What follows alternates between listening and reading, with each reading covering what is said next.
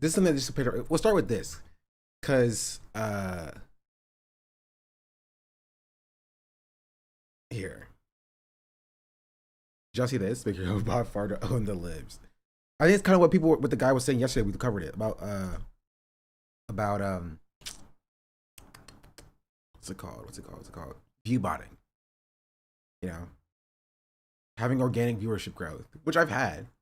It's kind of meaningless when people can just bot their way to the top, and people can bot their way to stay at the top. It's just it is what it is. But this just appeared on my feed. I think it's funny.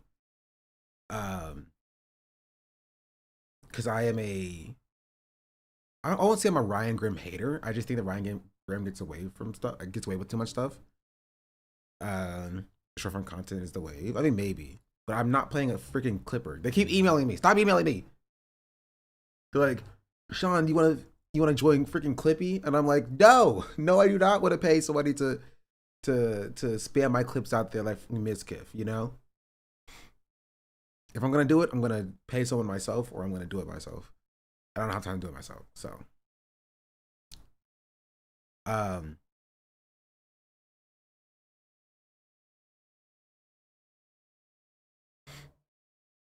was here when he fired that guy. He did fire that guy. People just kind of moved on past it because it's Ryan Grimm. He's a part of Dropout News, and you know, Dropout News. No, Dropout is Drop Site News. Dropout is the other thing, the propaganda thing.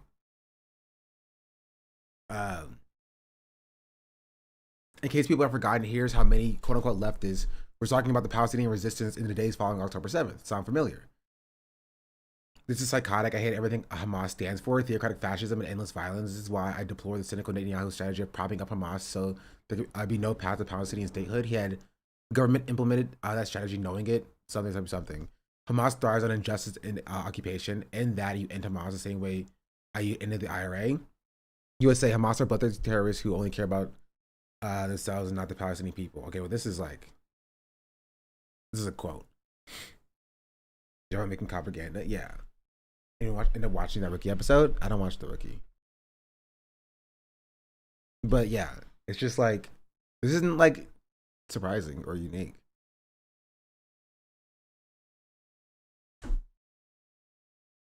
You know, but again, people kind of like hand wave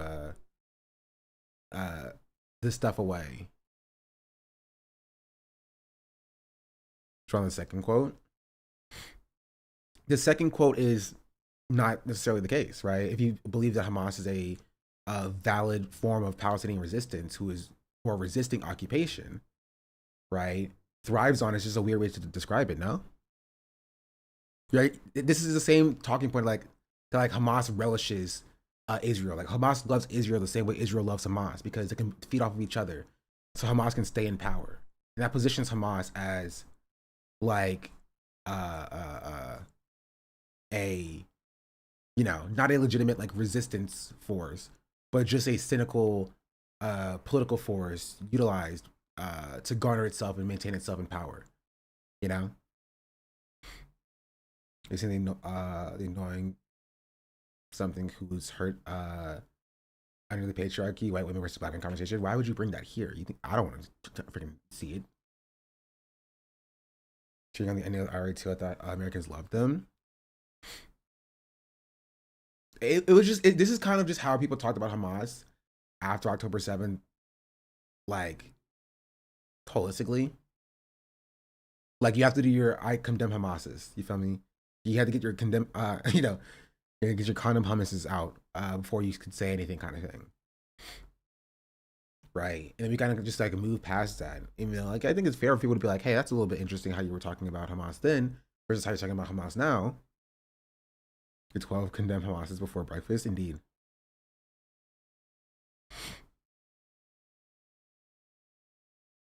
So there's something that appeared on my feed. I've just seen this was retweeted by the Tabernacle, I'm pretty sure. And he's been kind of popping off against like American leftists, which I have another one of the Tabernacle's tweets to talk about as well. Which was this one. They do 5 condemn Hamases to get hired. Yeah. This one. Most left-wing American. I'm an American leftist and I 100% in favor of continually having the most powerful military in the world. I'm sorry, but that's the unifying thing across the political spectrum in America. Socialists or fascists, we are all pro-military. We? Are you speaking French?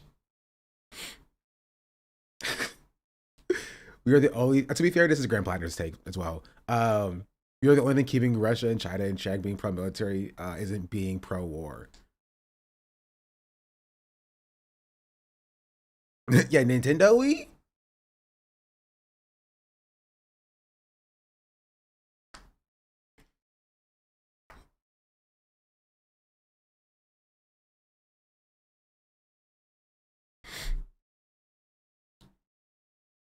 China and check. I'm sorry. When is China in saber rattling?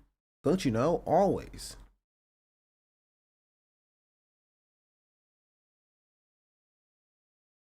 I think people forget that these are just random people saying online and not what's happening in our communities. No, this is a very leftist thing. Like this is a comment because people say things online, sure, but like it is a common thread about how people will act in regards to like the U.S. military, right? Even if a lot of people, like a lot of leftists, don't say this, like directly, like they imply it, like the cat, the cat post, like utilizing weaponizing the freaking navy, right, to supply arms to Taiwan is that same sort of thing, keeping America at the top of the pecking order, right? Weaponizing and utilizing American, imperialist forces to enact its will across the world. I think it's so wild. It's on the right of Lindsey Graham. Yeah, and you have freaking Dylan Burns who are like, what? People are so mad at I left this actually having a position to stand up for Ukraine and Taiwan. It's like, dog, of course you think that. You went to freaking Ukraine to fight. or something. I don't know. He was on like war tourism or something. I was like, I'm gonna go fight for Ukraine. I'm like, okay. So no wonder he thinks that. No wonder he thinks that. Um, America be belonging to fascism or national socialism. Yeah, those are the only two options.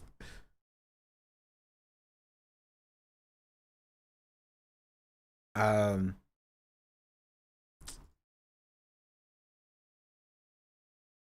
I also made this tweet. Also, I put this in the Discord. Um, but I muted Graham Plattner's name because I was like, I'm tired of the discourse, and I will literally never. I will become the worst enemy online. And so I posted this, and I was like, I'm protecting my peace. I wake up today, bro. I wake up today, and this is what I see on my feed. Troy Jackson endorses Graham Plattner in the main Democratic races. Marine vet Graham Plattner urges U.S.-China cooperation in main Senate race. I'm like, what is the purpose of the mute word button if I will immediately be assaulted with two more Graham Plattner trending posts? This is worse than it being on my timeline. How can I help you, doggy? You want this sticker?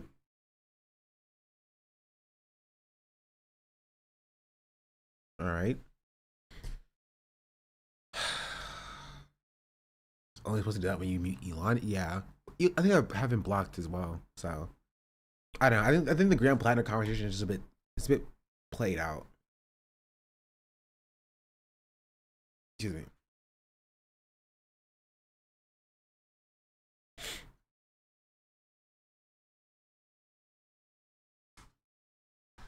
Oh, and I will also say, not to defend Nina Turner on her running defense for Jasmine Crockett. I think some of what Nina Turner is saying is dumb, but I do think Nina Turner had a decent point on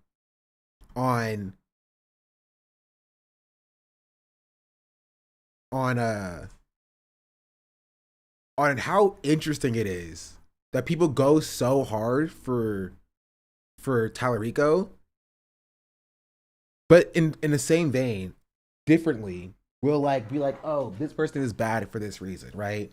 Like, I don't know. Like I saw a tweet somewhere that was like, that was yelling at Cat for like not supporting Medicare for all. I think somebody came in this chat and said it as well, right?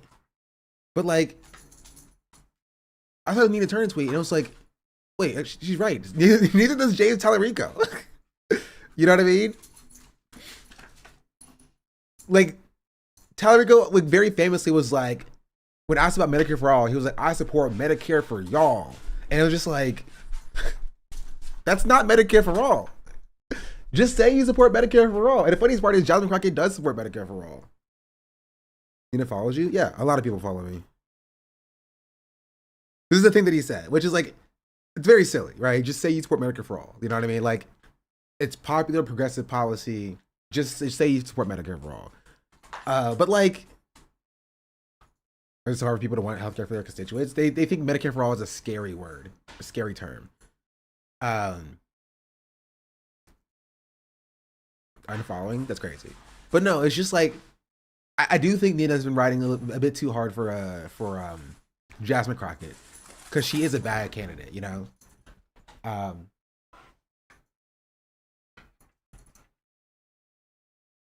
does she have? We literally, I took her to the dog park this morning. This is why Nick's frustrates me sometimes. I took her to the dog park this morning at like 5 a.m. Right? We get there, she's like pulling me to get there. I get there, I put her in the dog park. She just stares at me. And so I take a ball and I throw it, like, go get it. And she like goes, runs up to it, and then comes back without it. And then she just stares at me. And so I'm just like walking around the dog park and she's like, you know, just following me around. And then she sprints to the door and sits down. I'm like, okay, she wants to go. I take her back here, and now she has all this energy that she wants to use. I'm like, why didn't you use this energy back there? She was just like, nah, I'm not doing that. She's friends to play with. Well, there were no dogs at the dog park this morning. There usually is. There usually like one or two dogs at the dog park that she loves running around with.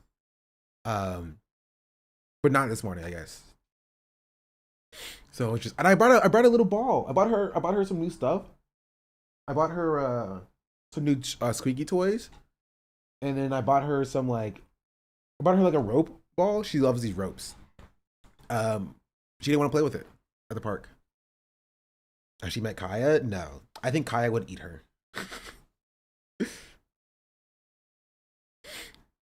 think you need to get her a sibling? Definitely not. I already told you this is my last month of my least performing month as it pertains to like making money. I cannot afford to have two dogs. And my sanity also cannot afford it.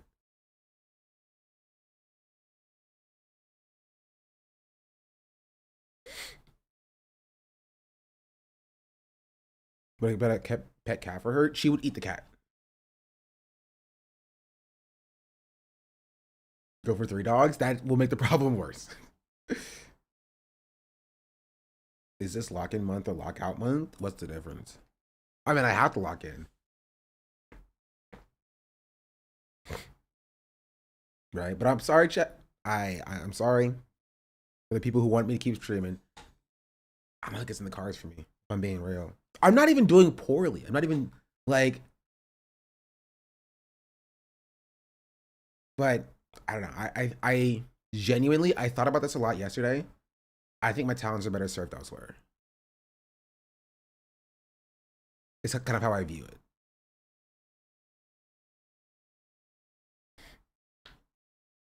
So, you're quitting? You knew this at the end of the year. I'm out. I'm gone. Join the Miami Heat? Nah. What you can do instead? I'll probably go back to school. I have a project that I'm working on that I'm hoping to dedicate a lot more of my time to as well. And so you'll still see me. Like I'll still have my Twitter and stuff. I'll be posting updates and stuff there. But I have a project that I've been wanting to work on that I think will be more impactful on society than like my streaming. You just not stream at all? Probably not. This account probably go cold.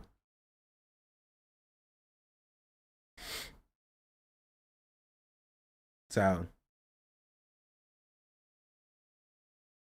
I don't know. Maybe like in a few years, I'll like come back and I'll like play a game or something to like the 20 of you who will be like, oh, I remember when you used to stream back in the day. Uh, but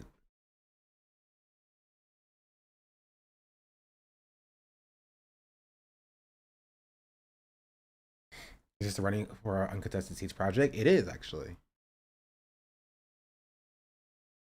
You're gonna quit streaming to hold a Congress seat in North Carolina? Nah. I also thought about it. I don't think I would win if I ran for Congress. I think maybe I could swing like a house seat in the state house or something. But even then, like I don't know.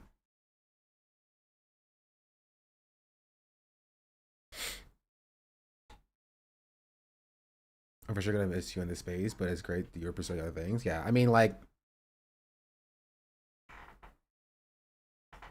again, I'm not leaving yet. I'm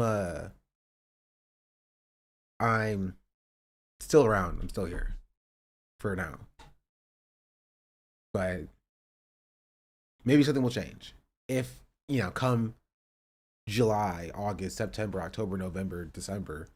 I'm at like 5,000 viewers or something crazy like that. Then maybe I'll consider staying, but it would need to like be so insane that like I literally would be like cutting off my toe, like leaving.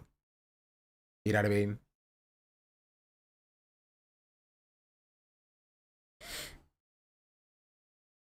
I was thinking something things we try pops up randomly and goes, I'm the new Shine of Black for a day.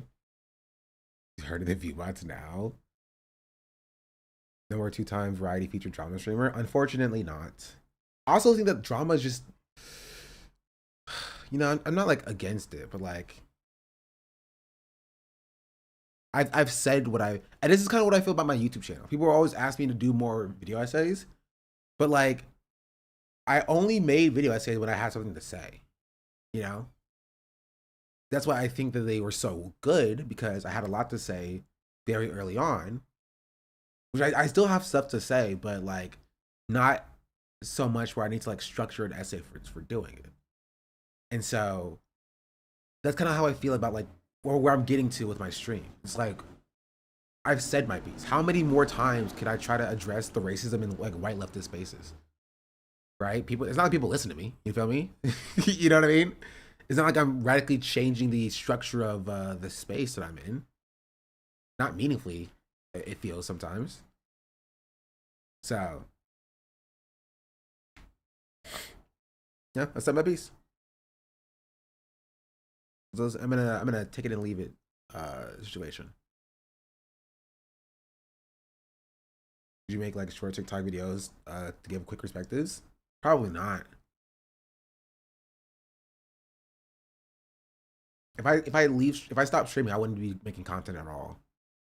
If anything, I would go back to like making like a video essay, maybe like once every 3 months or something.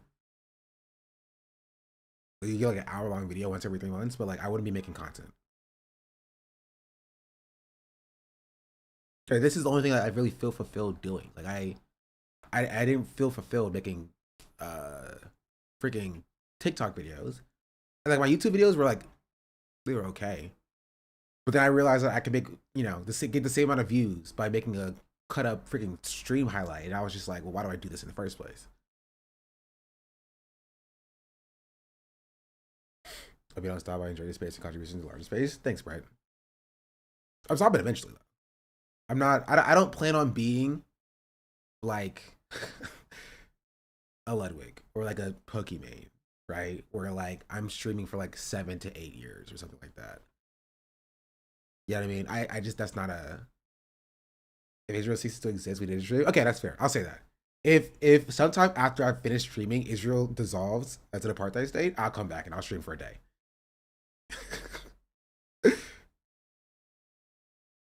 Or to see Israel stream, yeah. I also feel out of what you're saying. It is exhausting, yeah. I just feel like my talents are better suited elsewhere. Like I was working on a project yesterday, which I mean I've already talked about it before. And so like if you ask me like what will I do when I leave stream here, I'm gonna go full screen and talk about this. I think this is more of an important thing to cover. I'm working on a project now. I don't know if I leaked the name before, but it's called Open Seats Project. It's a project that is sort of like this civic dashboard that allows and empowers people to run for office. So like you could be like, I want to run for office. You go to this website, you put in your zip code and your district and whatever, and you put in like your age, and it tells you what offices in your area are that you're eligible for. It will tell you who is running uncontested in that area, how long the seat has been uncontested, what policies and issues using like scraping like RSS feeds of like news stations of the local news. What are the top issues from that area? And kind of like giving you like a step by step, like here's what you need to run. You need to fill out this form. The deadlines are this. You need this many signatures. Here are some local resources that you can connect to in your local area to run for local office. That's what the idea is. Because again, and this is it's ever since I heard this, it's been stuck in my head, right? It's just that 70% of elections are uncontested. 70%, 70%, 70%. We need to be getting socialists and communists and leftists, even though leftist is kind of a useless term, right? Into those offices, right? We don't garner power by just running for the presidency every freaking 4 years or whatever, right? We don't even garner power by just running people for Congress. You need people in local offices because that is literally what's the most impactful. How do we support? I mean, when I release it, you can just like my tweet about it or whatever. I mean, right now, you watching my stream is supporting me because my stream is basically paying me to make this. I'm doing this in my free time.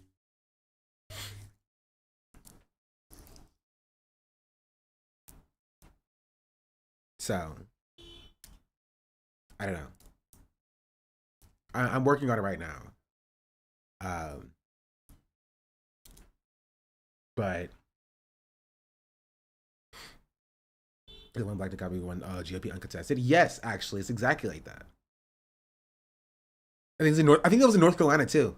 In like North Carolina district, what was it, like 9? Sean the Black says she's my African princess. Somebody ran who was a lifelong Democrat on the Republican primary ticket, ran uncontested, got the Republican nomination, and so now in the general, it will be a Democrat versus a Democrat on the Republican ticket. So no matter what happens, somebody go get that. A Democrat is going to win that seat. And we need to be doing stuff like that. Stuff like that. I'm telling you, it was an uncontested seat. And we can be using that. Why are we not using that? Why are we not doing this? And so it's little quirks like that we can be like, I don't want to say exploiting, but like utilizing to like further like the left-wing flank. Right? Especially if you're in a deep red area. If you're in a deep red area, you don't run as run as a socialist. You just run on the Republican ticket saying, I'm going to fix the roads. You know? I'm going to make sure that the working class people here get health care. And you run uncontested. Nobody contests you. You win the nomination. And it's a deep red state. The Democrat's not winning anyway. And then you win. And even if you don't win, then the Democrat wins. And it's like already, making the country more blue. Like, why are we not doing this? Why are we not doing this? This would destroy the two-party system? No, it 100% would. I'm still for, running as a third party outside of the two-party duopoly, but like, there's Nyx is chewing on the thing she's supposed to. No, she is a bone. No, she's good. I think she appreciates you checking in though.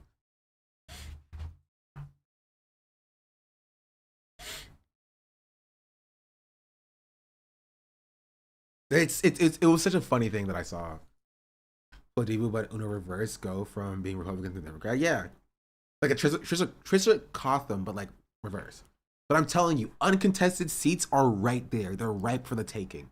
And I think a lot more people would run if they had the information that they needed to run. Right? A lot of people are scared of running because they don't know what they need to do. They are afraid of how much time investment it would take. and just providing all those resources to people in like one centralized place. And imagine that for the entire country. You know what I mean? And imagine that like extending to like ballot initiatives. Like, how do I get an initiative on the ballot? How many signatures do I need? Where do they need to be collected from? What are required for the signatures? Right? And then having a map of like the most progressive areas in your space, in your state, or in your city, so you know where you can go get those signatures from. EDC money, let us know and I'll give you money. Right now I'm chilling. Because right now y'all are funding it. So I have put some of my own money into it, but it hasn't gotten so crazy because luckily the most expensive startup cost for like doing a startup like this is one, the data collection, but I'm doing that myself, and then two, the development of the site, which I'm also doing myself. And so I have a little bit of technical know-how to figure it out. But right now I'm starting with a very small localized area, and then hopefully as I use that proof of concept, I can get foundation money, and then I can hire people to help me out, and then kind of build out from there. Are you a small business? I'm a single person business technically, in two regards. But hate to see you go. Love watch you leave, go do important work. Well, I'm not gone yet. I'm not leaving yet. But also Mike Bishop, thank you for the 21 months, and Maddie Boy, thank you for the 5 gifted subs. But I miss, are you running? No, I'm not running. Maybe I'll run sometime in the future, but I don't necessarily have a plan on running now.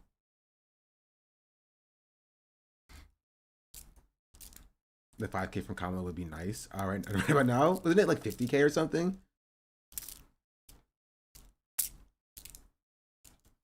If you run for president, I'll vote for you illegally. I would probably never run for president.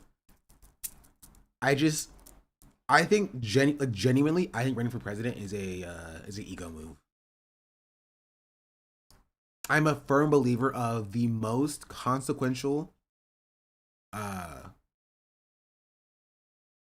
seats are the seats that are closest to the people. But student council president, even more ego. People run for president to sell books, not actually lead. Yeah. Comptroller is a seat.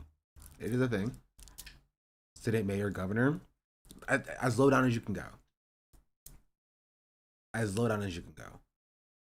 Right? You should be running for the city council. You should be running for the general assembly. I'm not saying like somebody needs to run for president. So I'm not saying you can never do it.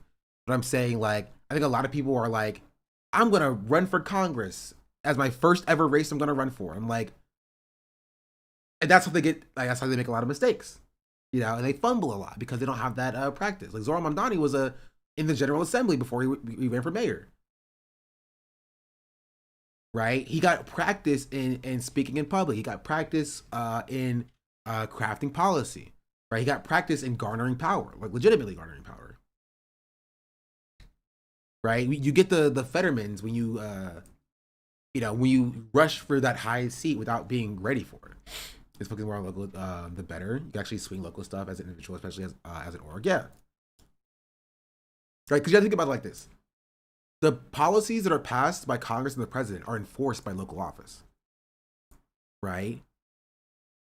And it's like not trickle down, but like local office supersedes higher offices a lot of the time. Most time they will defer to the lower office, right?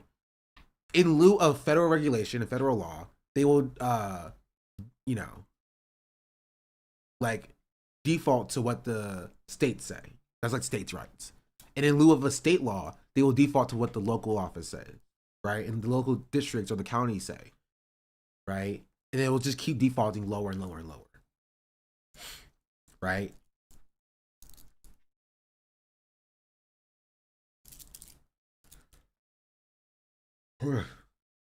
That's the idea. And so like you can make a lot of change as it pertains to. So I mean, take Roe v. Wade being struck down, and federal abortion bans, right? Like, if that's why you have like sanctuary cities, right? And safe cities for abortion. Because the cities and the states are like, no, here we're safe. And we can make laws that govern what happens in our borders, right? So long as it's not like crossing, into other states, it becomes a federal crime or whatever. Local office is a lot more important than people give it credit for. But it's not as flashy. Also, you don't get paid as much. So, I think the pay for a city council member in my hometown is like $13,000 a year. And the pay for Congress is like 170 something. You're making over 10 times the amount if you are in Congress than if you are on the city council. And so I get why people look towards that that higher seat, because you just make more money there. New York City, it's 140 for the city council. I mean, it'll make sense for New York City, right? But in a smaller town, I just think that if we can get all 21-year-old socialists who are straight out of college to run for office, because they are the people who could probably get away with taking a $13,000 salary for 2 years, right? And we just keep cycling them out. So by the time they're 23 years old, they can go off and they can do something else, or they can go for higher office, making more money. But I understand when people are like, I don't know about running for a freaking city council because they're only paying me $15,000 a year.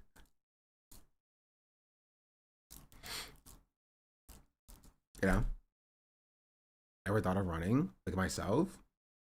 Mostly business owner, because most people can't afford to make $30,000 a year. Yeah. So Kirk, you're describing the Chinese system. I'll answer the question. I never thought of running. I mean, I've considered it. I don't think I would win. But if I do run, I'd probably go back home and do it. I wouldn't run in California. I'd go back to my my purple state of North Carolina, and I'd run there. I think it'd be more impactful there. J State rep salary is $24K. Yeah, I mean, I would honestly, I would consider doing it if I could still stream. Stream can be my main source of income, and I just go and I do my freaking job in the General Assembly. That way, I don't have to worry about the pay. I'm waiting for the Sean v. Gavin race. Well, Gavin's running for president, so doesn't dope folks in North Carolina. They passed the anti-Israel policy platform in the DNC there. W. North Carolina is on the come up. You couldn't take subs? I don't know if that's the case. I think it really depends.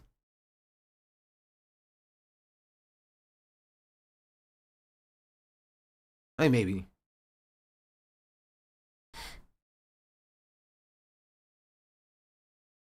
I consider gifts. That's interesting. I don't know. That's a good question. See, these are questions that I think people would have would want the answer to. That I think would be nice to have in one little dashboard in an FAQ about what would running actually mean.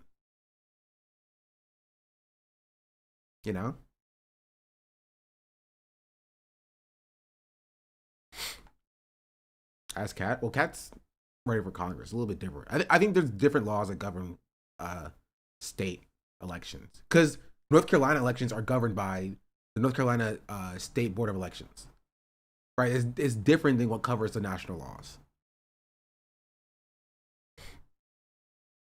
So it really depends. That's kind of the hardest part about my idea, and that is it just depends. We see we usually do money laundering campaign finance violations with streaming. Yeah, but that's kind of with campaign. Also, I mean, it's reported. I don't know. It'd be interesting. What if you get paid from a job? Can you not have a job and run for office? Because your job can be money laundering through you. There has to be some regulation about it. Maybe you're official money launderer. No. Actually, really interesting. The background stuff we work on a campaign. Currently helping a candidate go up against Sean Caston. Where's Sean?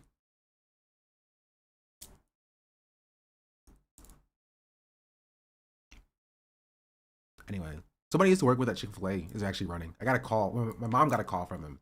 It's like, hey, I'm yada yada yada from this place. I was like, I know that name because he has a very distinctive name. I think he lost. Hold on, let me check.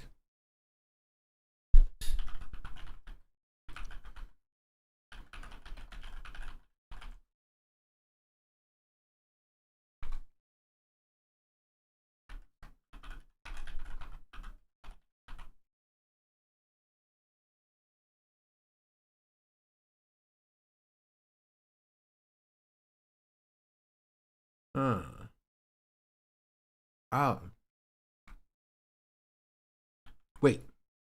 Did he win?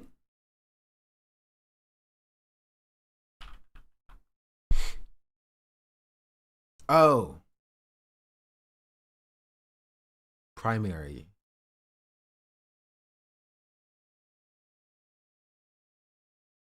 Oh no, he's not gonna beat her.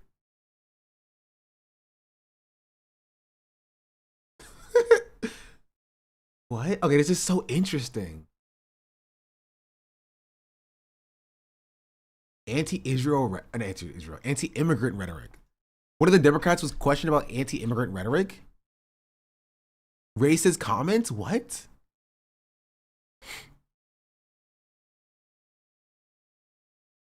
We are frustrated by her behavior because she's promoting the same racist and xenophobic divisive discourse that racist whites promote at the same discourse made against the African American community. She's doing against the immigrant community. She said that in July debate that all cultures are not the same and that immigrants need to assimilate. Oof. Ooh, that's a roughie. That is a roughie.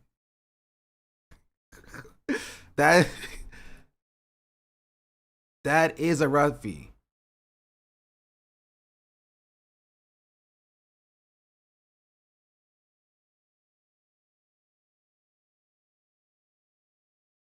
And she's black. Lady.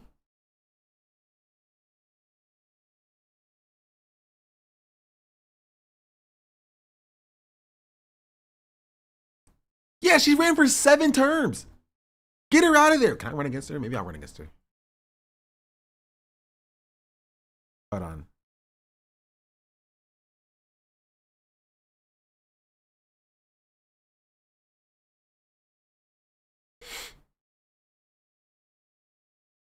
Issues. What is his thoughts on Israel? This is the guy I used to work with. Hold on. Raising state minimum wage, ending homelessness, criminal justice reform, term limits, infrastructure, okay. Climate, affordable housing. I mean, okay, it kind of makes sense that like he's not like running on like we need to eradicate the state of Israel. He says Medicare for all, but his guy's kind of sick. Maybe I should have him on the stream. Israel. Israel. This guy, his name is Vermano Bowman. We worked together at freaking Chick-fil-A. His platform is Medicare for all, invest in public education, affordable housing, climate, raising the state minimum wage, ending homelessness, criminal justice reform, term limits, and infrastructure. Can't see? Oh. There you go. Automatically, he's better than Kat and Tellerico, because neither of them are running for a Medicare for all. Insane website. The coloring is interesting. It is an interesting choice for sure. But his platform is fine. Fix it for him. I would not be doing that.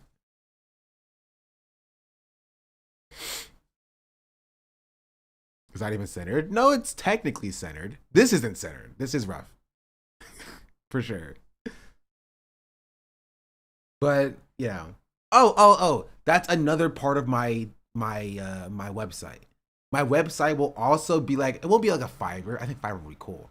But it would be kind of like, I want a section of the website where it's like connections, where you can connect with people in your area to get you stuff like, you know, campaign resources and policy crafting and public speaking events and trainings, and, you know, software development, and like you can like connect like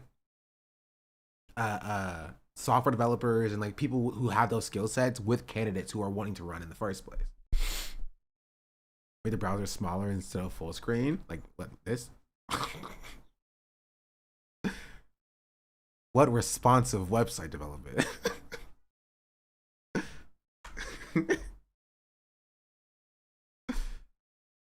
Anyway, please don't vote now. I mean, maybe he wins. Good luck to him though. This is worse than the Bowman College Socialist Club website. No, it's not. No, it's not. That's Cope. That's Cope. That website was horrendous. That website was really bad. This at least is readable, right? To a certain extent. Is it? I mean, you can read the stuff on it. That website had like 17 pictures in like a square box that was like this size. You know what I mean? It was really bad. It was rough. Not coping. No, it was bad. It wasn't good. I was on a website for candidates a while ago before voting on the primaries. I definitely seen way worse. He made this in PowerPoint.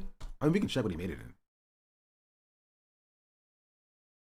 There's always hints to websites if you go looking for them.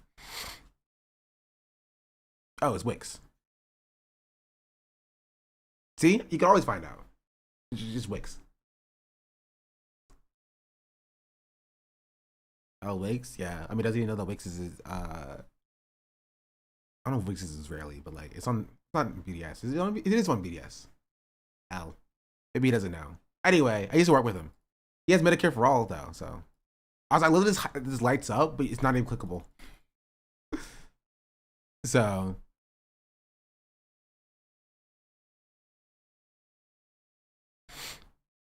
he has a town hall. He had a town hall on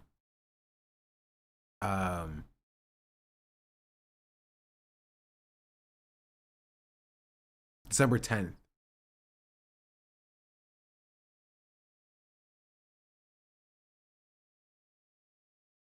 This article got 14 views. Awesome. And that's his last update. Let's check. Okay, let's check Wikipedia.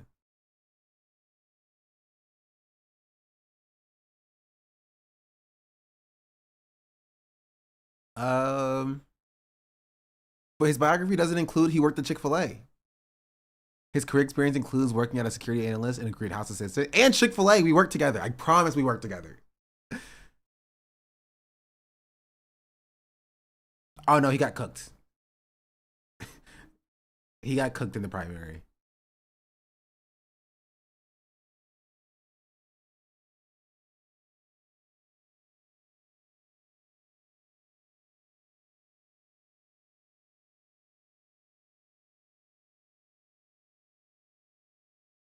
Yeah, he got kind of cooked. He had 900 votes. That's something. But like Rodney Sadler cooked him, and I know because I kept getting freaking messages about it. Is he Let's see. Is he progressive? Campaign website.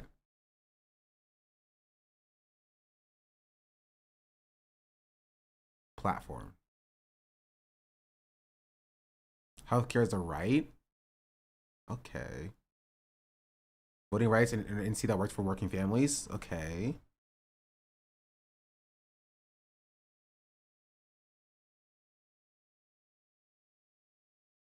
Are we champion for universal single payer healthcare? That's not bad, actually. That's actually not bad. And he won, so I guess. Quality healthcare is a fundamental right for everyone in North Carolina, and not a profit machine to make billions of dollars for a few healthcare executives. Yeah, and he did have a better website, and they beat Carla Cunningham, who was the lady who said the racist thing. That probably did not help her votes, if I'm being real. She was the incumbent too, and he fried her. He fried her. What racist thing? Oh, she said, I was reading this out. She said in a debate that not all cultures are made the same and that immigrants have to assimilate. Supporters have criticized the representative for making a series of comments they described as inflammatory. Wait, hold on. Also, criticism came from joining Republican vote to overrule Josh Stein's HB 318. This process ensures that ICE agents can detain undocumented persons. Wait, hold on.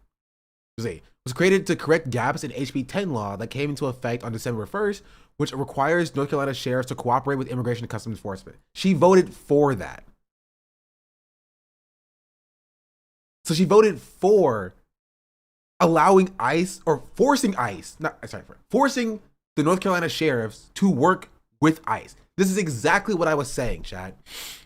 This is exactly what I was saying, right? About like how local office is so important, right? Because Trump sending ICE into in his DHS sending ICE into North Carolina is one thing, but local officials, right, voting to force the local law enforcement to work with them is a direct consequence of local office. You know what I mean? And so we need more people in office who are like, we're not going to do that. Our sheriffs are not working with ICE, not forcing them to do so. And she's a Democrat, but this is a Democrat. You may be like, oh, why would a Democrat do this? Also, we can look at the video in a second as well. But she made a divisive speech where she said, all cultures are not the same and that immigrants need to assimilate.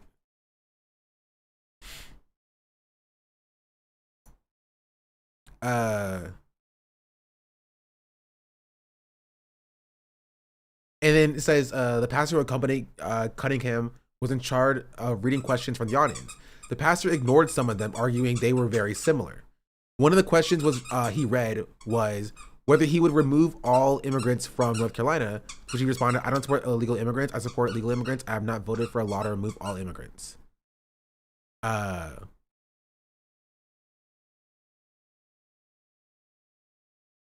confused. Why is he answering for her?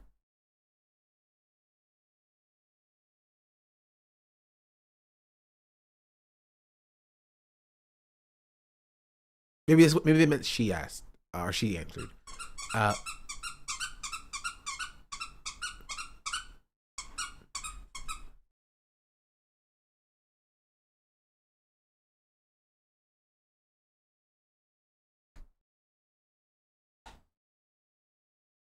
Anyway.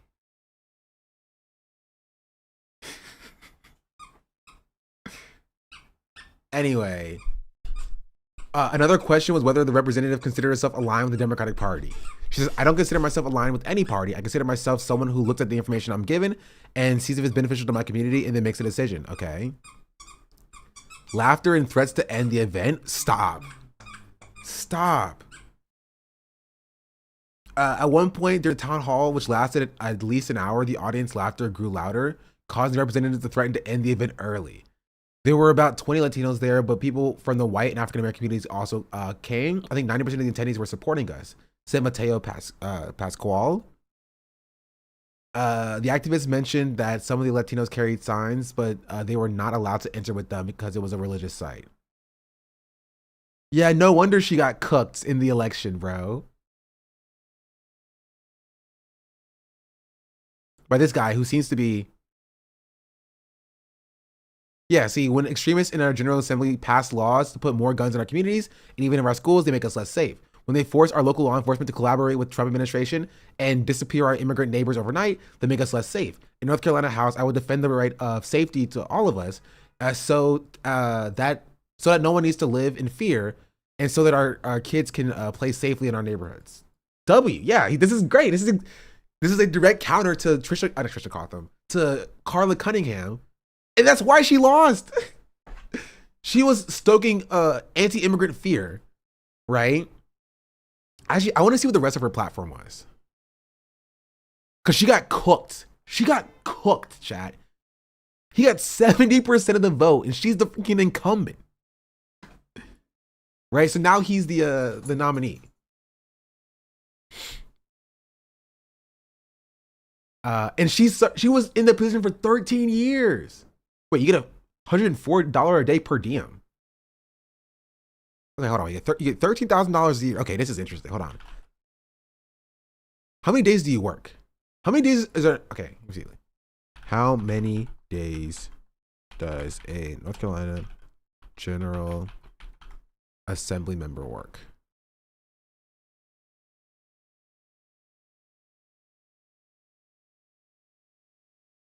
$40 legislative days per year? Well, that's the AI though.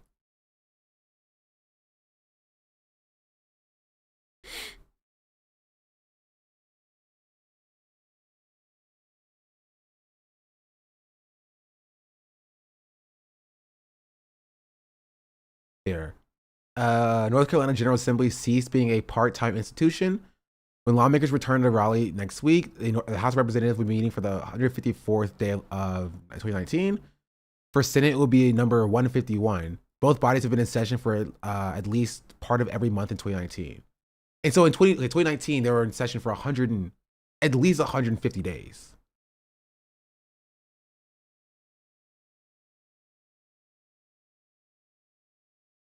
In stark contrast, North Carolina legislators earn a base salary of $14,000 plus a daily stipend of $104 while the legislature is in session, plus a mileage allowance. All told by the average lawmaker, puts somewhere in between the range of $30,000 to okay, this is the answer. $30,000 to $40,000 range in a typical year. They do receive healthcare insurance and other benefits, but stiff allowances are tiny. Lawmakers in leadership positions do a little bit better, but the basic premise is the same. General Assembly service is treated as a part-time gig. Okay. While some lawmakers, like House Speaker Tim Moore, manage to maintain a lucrative law practice, and others hold jobs with public and private employers, that clearly cuts them loads of slack in order to reap the benefits of having a state lawmaker in the payroll. For most average state legislatures, holding another full-time job is not a viable option. Hence, a high number of retired lawmakers and lawmakers with income-producing spouses. This is actually a huge problem and a huge issue as it pertains to local office. This is actually, I want to save this article. This is actually a good article. Ooh, okay. I know what I said about making videos, but I think this is like actually a decent video to make about why do people not run for local office? Why do you see a certain type of person run for office in general, right? Why do we keep seeing, again, I think it's two things. One, running for office and holding elected office is self-selecting, right? The type of people that can do it, or the type of people that want to do it, are either people who want power or people that want change. But the people that actually want change, who are affected by these policies, can't do it because of the pay. And so you're left with people who have the means to run for office. And by and large, those same people are going to be the people who are the most removed from the effects of the policies in the first place. You know what I mean? And that's an interesting dichotomy. I mean, I'd run. As it currently stands now, like, so long as I could keep Twitch streaming, I don't know if that would be the case. Then there may be a gray area there. But if I could keep Twitch streaming, then I'd consider it. But even if I can't, if I go back to my old job, technically, they would cut me a lot of slack. And so they would probably pay me, and I could probably get my work done, and I would be chilling. Actually, no, I don't know if I could work there and get paid, because this is technically a nonprofit. I don't know. I gotta think about this a little bit. But this is actually a very good. I like this article. Sorry, we'll get to the other stuff. I promise. I know this is not as flashy as you can do what Hassan, what you hoped Hassan would do, interviewing and hyping up other potential office holders. Yeah, but Hassan is actually doing that now. I don't know if y'all saw his stream yesterday. He had two guests on. Cam Kasky, who I don't know if Cam is actually still running for office, and somebody else. I didn't know who that was. Which I told y'all. I told you that he was, his stream's gonna be different than it used to be, right? Because I think a lot of people are seeing Hassan as a kingmaker, and the more people that he has on, the more people will view him as. Let me. Give me 1 second. I want to go over here. Then I want to go. Here. Sorry, I'm saving this link for later. I can close this and close this. Hold on. Ultimately, two of the biggest impacts of this fiction-based salary structure at the General Assembly are A, making it impossible for most average citizens to even contemplate running for office, true, and B, making it much easier for legislative leaders and wealthy special interests to control and manipulate non-wealthy lawmakers who must cobble together an income and struggle consistently to make ends meet at home. Exactly. That's why AIPAC is so impactful, right? Like AIPAC is not necessarily going to like General Assembly members holistically, but like that's why lobbying, like it's including like Israel lobbies, are so impactful because they take advantage of the fact that this pay is so small. The people who are in that office need to like either struggle to survive or sell out to a lobby to make ends meet. Right?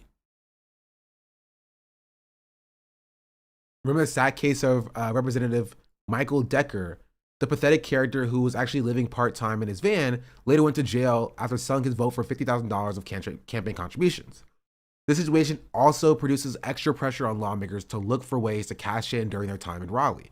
Witnesses witness the recent reports surrounding Moore's pursuit of a lucrative UNC system presidency and a story of House Rules Committee Chairman David Lewis' receipt of a highly questionable personal loan for a man who subsequently indicted for attempted bribery of a state official, and the widespread rumors of Lewis's campaign to become the next executive director of Golden Leaf Foundation.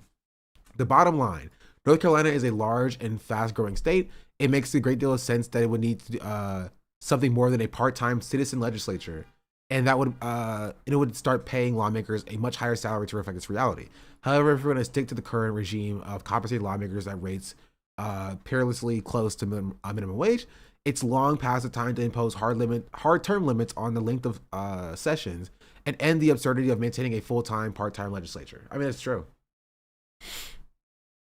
It's true. This is correct. Right? But these are conversations that are literally never had because I think the left is so focused on like national level politics, which I understand why it is. Right? But you don't get conversations like this. You don't get to address the actual material reasons why people don't run for office. Right? And as I said before, and I'll say it again, the left is reactive. Right? The left is purely reactive. We wait for somebody to want to self-select themselves to run for office, who can afford to run for office, to have progressive politics, for us to be like, yeah, you're our guy now. That's how we end up with Grand Platiners. We're reactive. We wait for Grand Platinor to run, and then we're like, okay, well, you have policies that are close to ours. We will support you now. Instead of actually building infrastructure. All of this money. Right? We don't have as much money as the Democrats or the Republicans, obviously, but we have a lot of attention. We have eyeballs. We have, online capital. You feel me?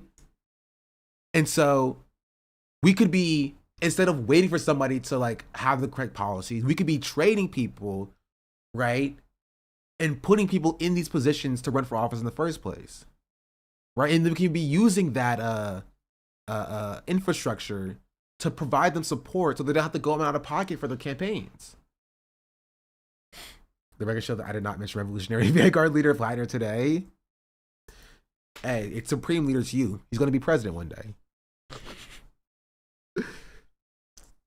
I get frustrated with the lack of investment in these small spaces. Investing in these small spaces is how infrastructure and coalitions are built. Yeah, but nobody cares about that, Not really, not particularly. Like, people are not going to be tuning into my streams if I talk about, like, North Carolina,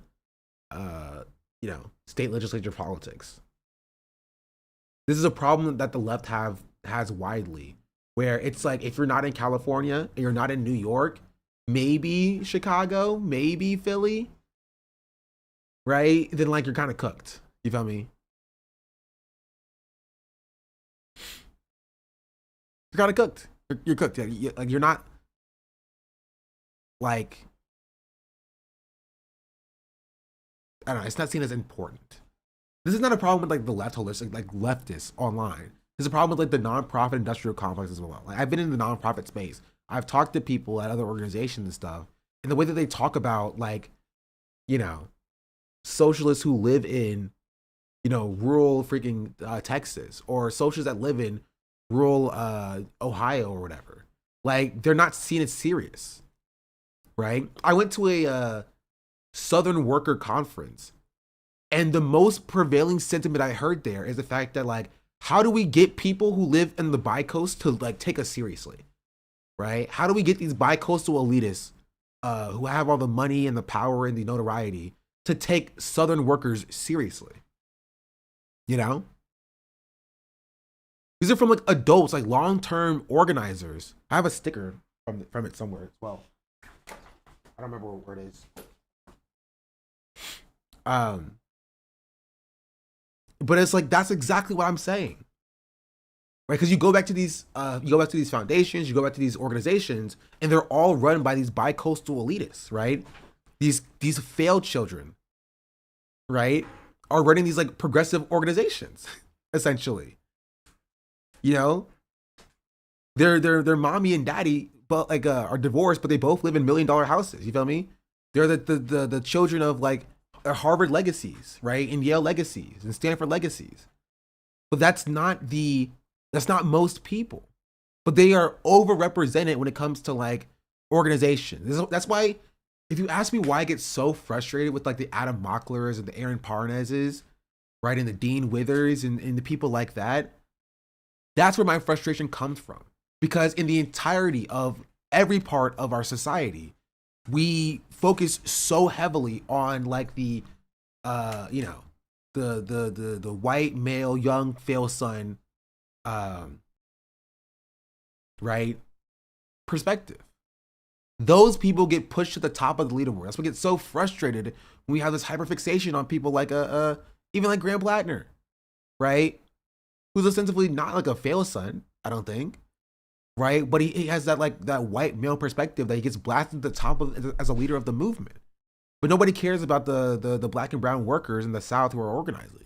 Nobody cares about them. And I know nobody cares about them because I've talked to them and they've said nobody cares about us.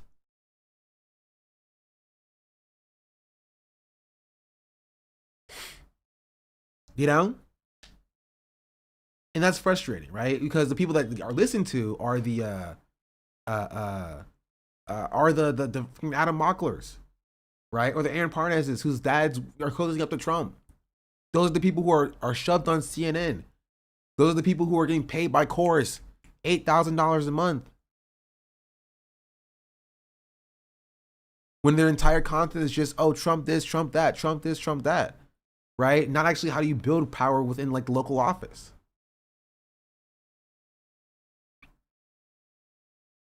Nobody really cares about these workers.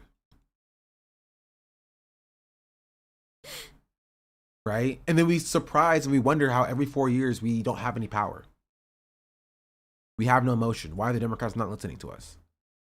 We have surprise Pikachu face. You know? But if you talk about that, if you discuss that, oh, you're doing identity politics shit. Right? You're being a wrecker. You need to focus just on universalist policies. Right? Even if there are people who are black and brown who are doing that, they're still not taken seriously because white supremacy is still a part of that conversation.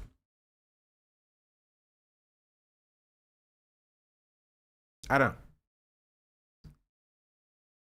know. It's frustrating. It's frustrating. It is. But that's my thought and my slight rant about local politics. I think it's important, but I don't know. Maybe people don't think that that's the case. Maybe I'm the outlier here. But that's my take. That's my take. Take it or leave it. I don't know.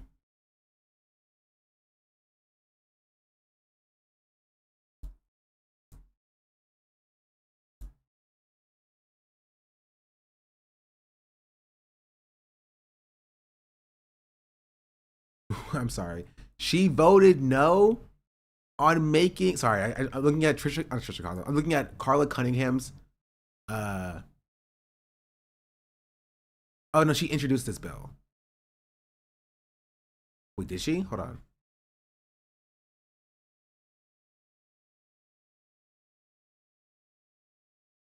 Oh, these are all the bills. I thought she voted no on this. Votes.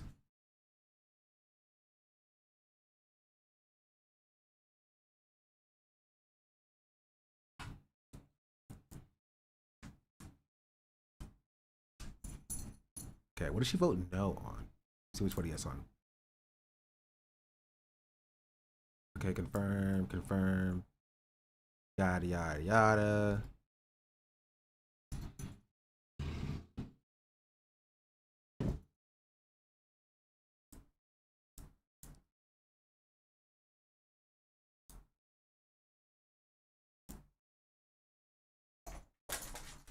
This is interesting.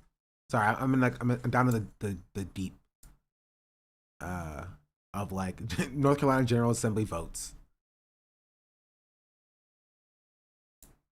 Yeah, no, she did vote yes on HB 318. Look at it, like siege communism, win small cities in space and move to a larger city later. Well, that's not what people are doing. Which I know how to run for office. I don't even live in a city. You live somewhere. You live in a district. You live in a. You have to be represented by somebody. Now, no taxation without representation, unless you're Puerto Rico, in which case, L, I guess. So you live in a county.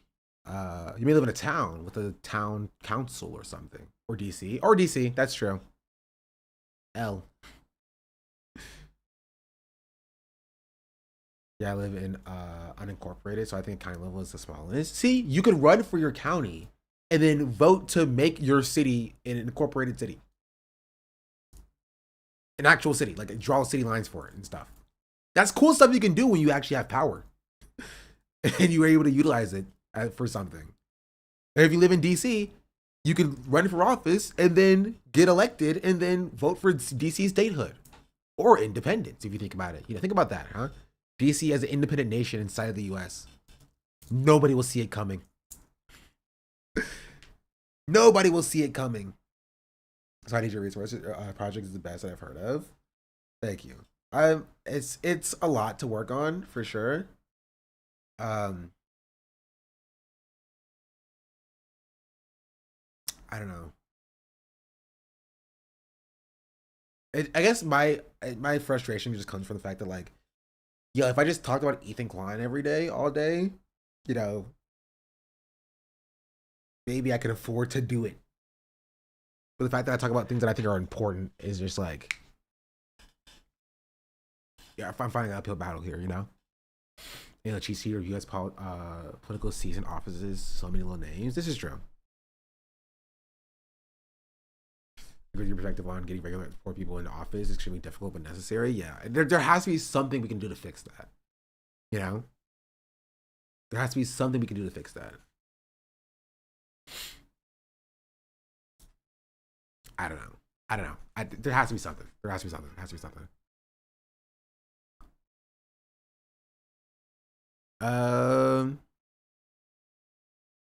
Regardless, let's get started on actual stuff to talk about.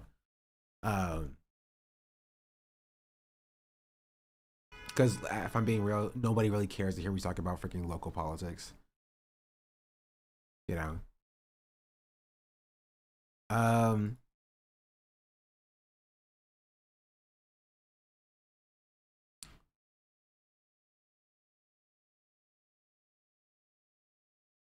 I did what I'm weird. Yeah. I mean, I don't know. I mean, I think I have to.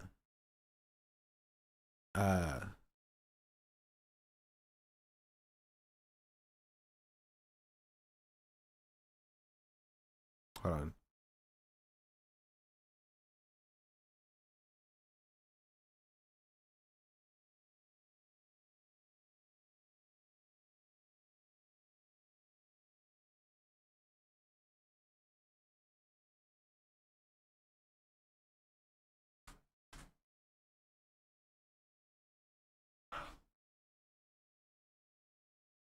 I forgot what I was saying. What was I saying? I forgot.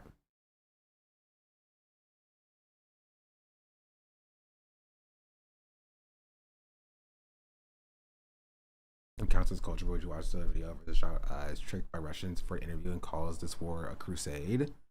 If you send it, I'll look at it.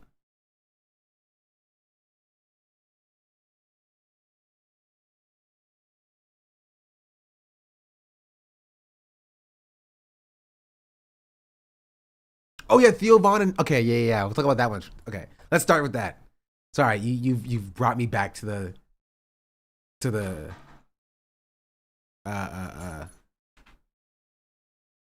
you've pulled me back in.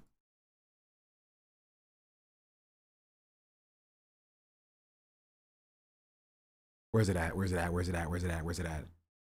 I also didn't talk about Jasmine Crockett and stuff yet, but we'll get to that. We'll get to it.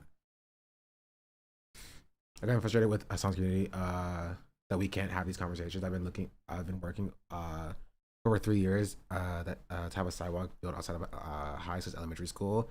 I live like a capitalist every single day, Shank. I live as a capitalist, okay? I live when I believe. T Streets just subscribed. R.I.P. B.O.Z.O. Lou Holtz died. Who's Lou Holtz?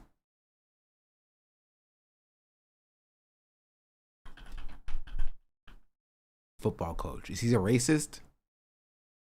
Wait, he coached for North Carolina State University? What's going on with North Carolina, bro?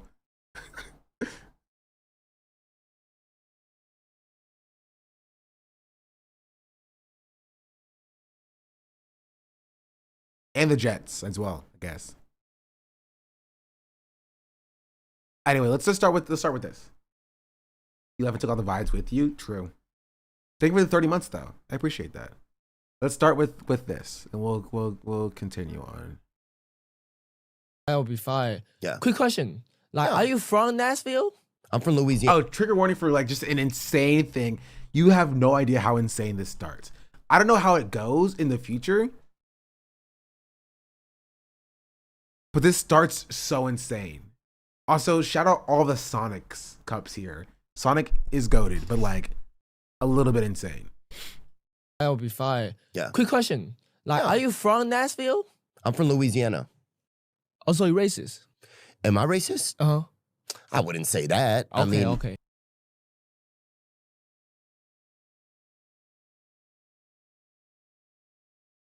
Sure.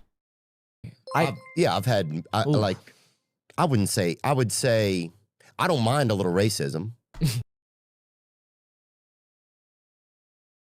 You can just say no. Am I crazy? I may be the crazy one here. Maybe I'm the crazy one here. I am crazy. I'm the crazy one here. It's me. I'm the problem. It's me. Let's continue. Me too. Yeah. We're on the same bro. page. Beautiful. Yeah, that's what I'm saying, brother. I mean, Yeah, I'm glad we finally get bro. to meet up, brother. Quick question. Now, Yeah, you've been saying the N-word? No. I mean, I've thought it pretty loud a couple times, but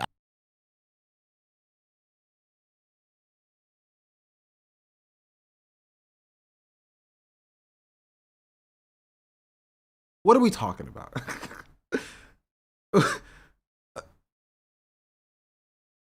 What are we talking about?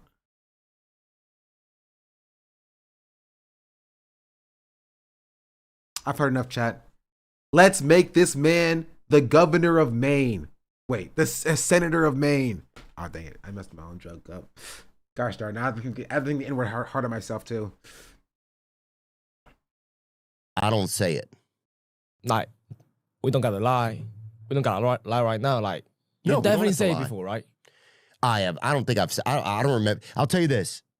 I've never. Maybe if I was like at the dentist office when they give you that stuff, you know. What stuff? You know, at the dentist office when they give you the for your molars or whatever. Novocaine. Novocaine. Yeah. Okay. And then, you know, sometimes you say stuff or whatever. Mm. But no, I don't say it, man. There was a time. Like, yeah, you want to say, like, but, like, you just control it. I don't think it's worth saying. Yeah, but I'm gonna keep it about you. I say it one time. You say it one time Yeah, I say it one time on stream. on Like, I'll stream. sing a song. I got whole. You know that song? Yeah. Yeah. I seen that song and it was on stream. I just said the whole R. I'm not even saying the N-word. I said the whole R by accident. I think if you're singing, what time was it? Was it past 8 p.m.? Yeah, it was past 8 p.m. It wasn't, but it was in Japan though. It wasn't here. It was in Japan. So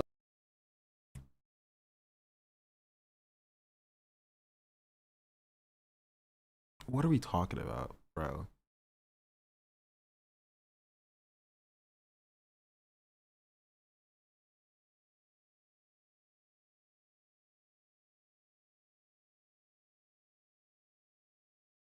What are we talking about?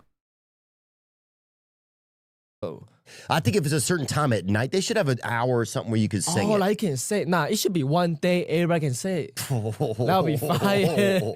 I'm gonna be spamming, yo, what's up? Feel me? I'm gonna be spamming that shit like that. Bro, I hope we they can should make it day, bro. definitely, you and me should do a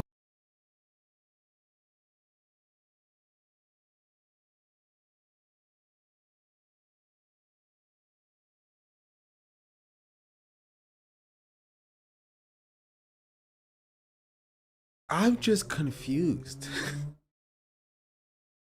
What are we talking about? collab where we like Say the N-word? What are we talking about? like no, we can't do like a we can't do an N-word collab, bro. Yeah. Ray, you're setting me up, bro. Nah, I'm not, You are a bro. spy, bro. I am a spy, but like we don't gotta say it out loud. Like, But we already said it. oh my god. I mean, damn, bro. Let's start over. Yeah, let's start over. Let's restart. Yeah. podcast. Yeah. We'll keep it in, but we'll Okay, okay. restart.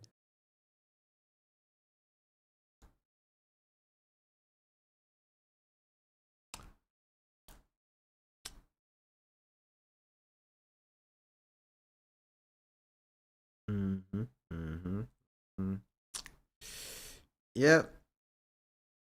Shout out to all the people who still collaborate with this guy, but yeah, it's whatever. It's not like people care actually.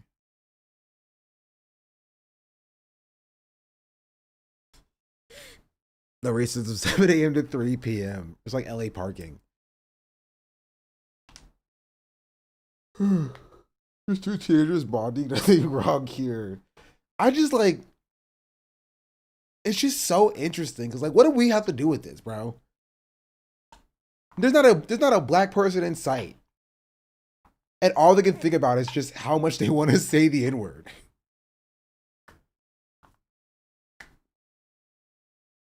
Like, all right, I guess.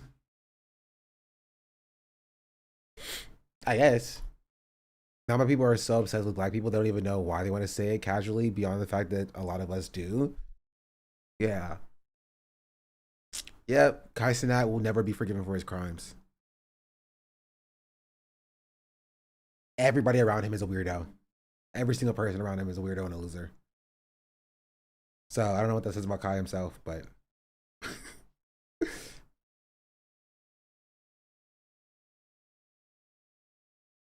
nary a melanated individual within a 2-block radius, and we still get this trace. I agree. Indubitably.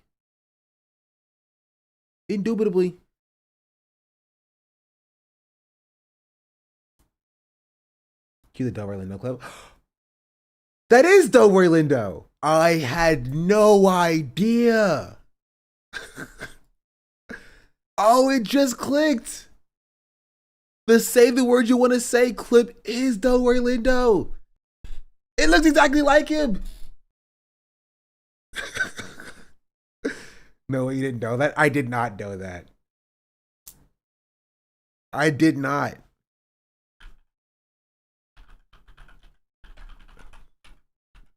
Ah.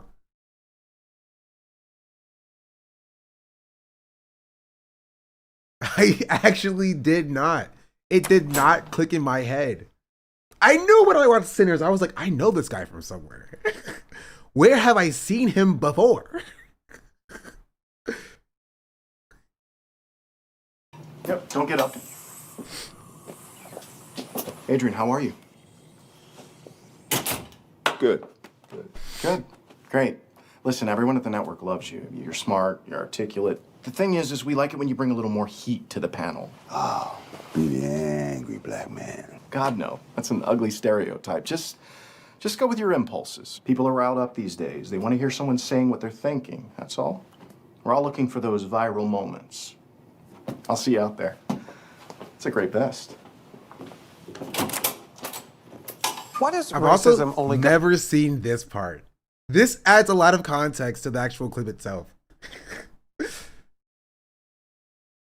Go one way. That's what I want to know. I see racism against whites every day, every single day. Yet I'm a racist for pointing that out. Adrian, what's your take? Take on what? What Chuck just said. Is racism just a one-way street? I think that's his opinion. Look at your firm, Adrian. You get the benefit of no bid contracts because you're an African-American firm. Now, as a white lawyer, what am I supposed to think of that? I don't know. I think Chuck is pointing out a double standard here, Adrian. I mean, take hip-hop. We've talked about this on the show before. You have African-American rappers saying N-word this and N-word that, but a Caucasian can't. So say it. Say what? Say the word you want to say. I'm not saying that I want to say it. I'm just saying that I can't. Sure you can. Say it. Say it right now. I will say it with you. Okay, this is hypocritical. You know we can't. Sure you can. This is America. Both of you. Say it. All right, I think we can move on. Why? Why move on when you want to say it? Both of you want to say it. Huh? All together, everybody. Wait, did this say Kurt? did the splash card say Kurt? All together, everybody. He's like, and it said curse. You just see curse just across the screen. All together, everybody.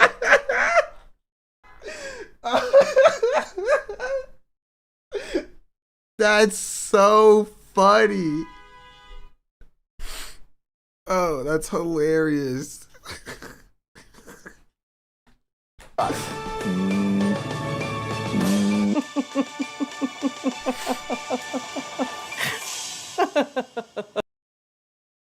Oh, that's actually pretty funny. That's actually pretty funny. Sean, Anonymous, thank you for the Alexis, tier she's my 2 African for princess. 34 months. Anonymous is just keeping me here. subscribed.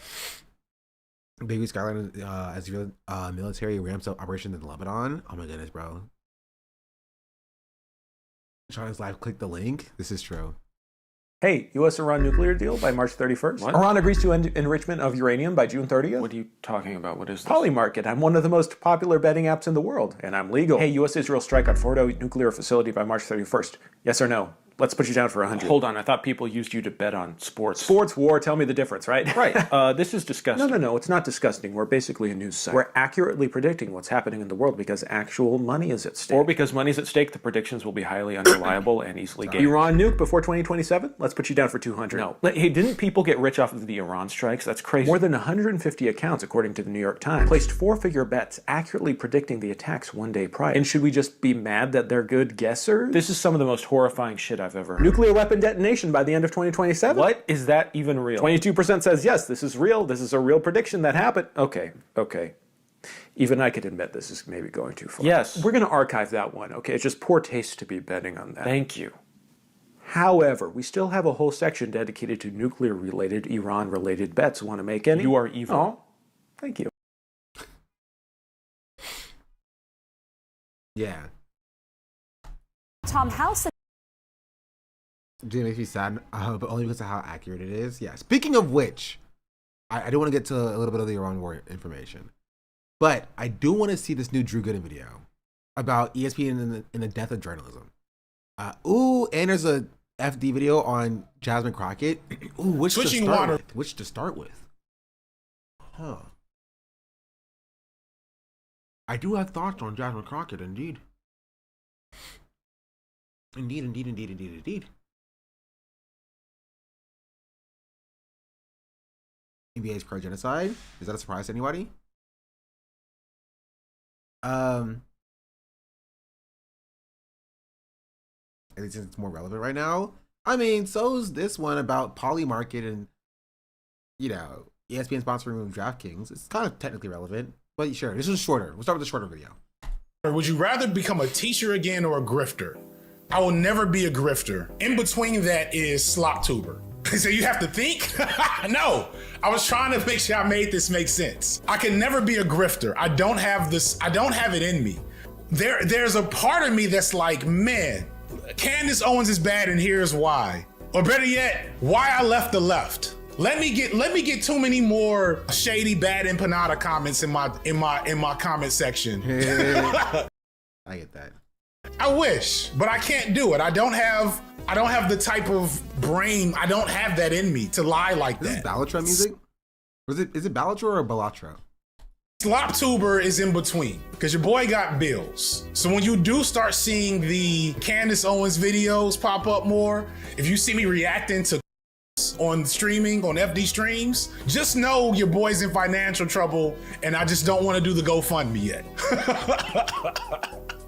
Once you start seeing me reacting to what's the dude's name? Gay black conservative. I don't remember this cat's name. I hate him so much. He got glasses. He makes the same fucking black culture is bad video every like once a month. It's good that y'all don't know him. No, not the DNC dude. He on my radar though. Wait. Let me be a little shady. I'm gonna tell you who I got my eye on. I'm just waiting for him to fuck up. This motherfucker right here. Isaiah Martin? Bro, Okay. I'm not mad because I've been on these people's asses forever, but I'm mad because I've been on these people's asses forever and I don't get paid for it. Gosh darn it. People always come around to the position that I am at and they're making bank. And I'm here struggling making 10 cents on freaking AdSense because Twitch wants to take away my ad revenue. Gosh darn it. Right, but too early.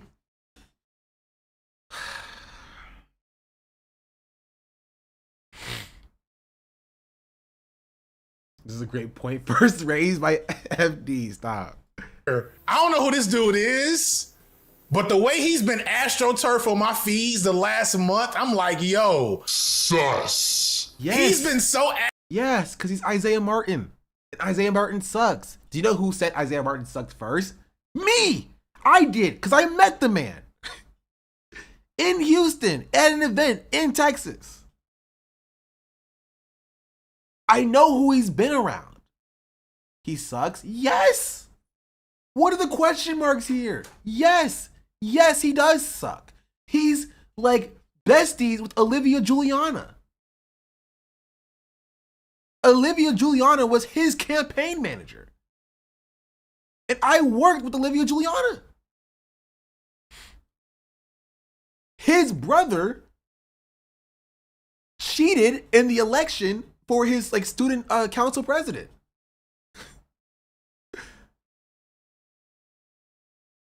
His campaign is being sued for theft. For theft. For not paying the people who they contracted to do like a campaign analytics. I've covered this. I've talked about this. I'm telling you, chat, I have my ear to the pulse about these people. So when I tell you about a person, just know that I'm right about them. There's not been a single person that I've told you about. Please find me one. Find me one, right? I don't oftentimes like saying that I'm always correct, right? But find me a person where I have not told you this about that I was wrong about.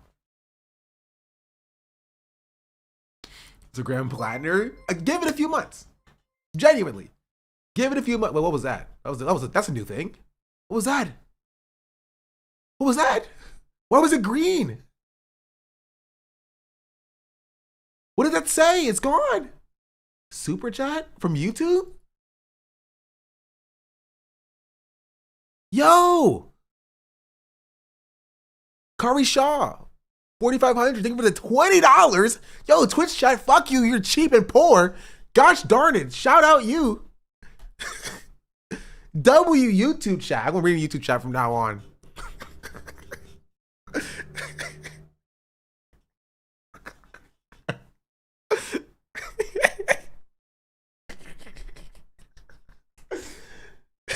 Much appreciated. launch factual statements at me. Oh, also I can combine the chats now. I had to figure out how to do that.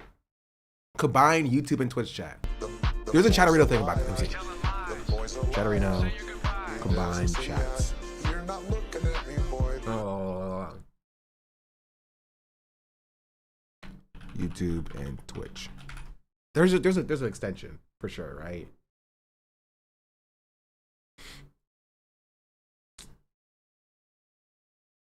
Somebody sent me an extension.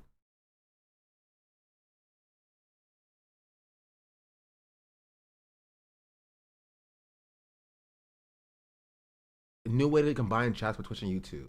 StreamerBot. StreamerBot.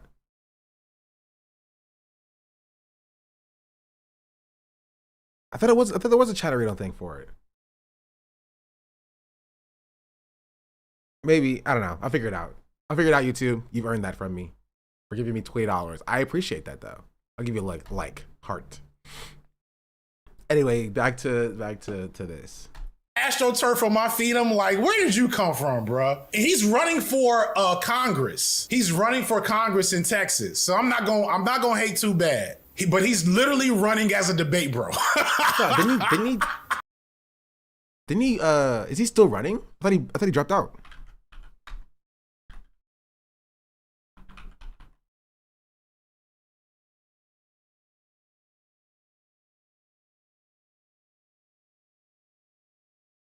Previous campaigns. Texas 18th Congressional District special election. Yeah.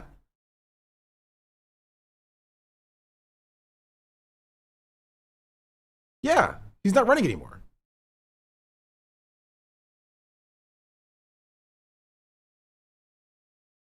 Yeah, he got cooked. I was right. It was last year. He got washed. Like badly. He got 5% of the vote. He got 4,000 votes. Yeah, I talked about this. I covered this.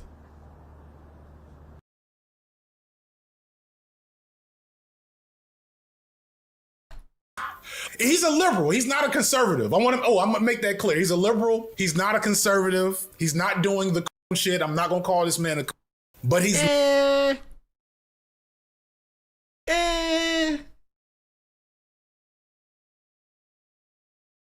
Same thing? Not even same thing. He has a picture with him with Greg Abbott, Chad. Y'all don't know this? Isaiah Martin, Greg Abbott.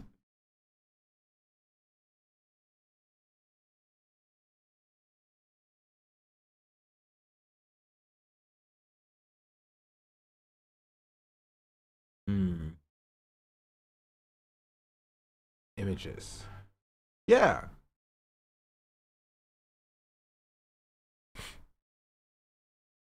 Well, you can't see this tweet anymore.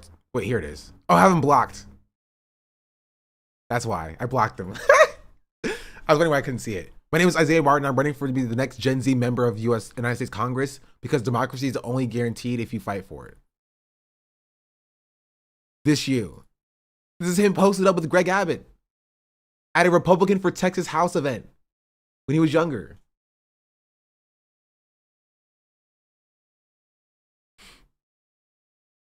Like, so I'm not saying he's not a liberal or whatever, but I'm saying that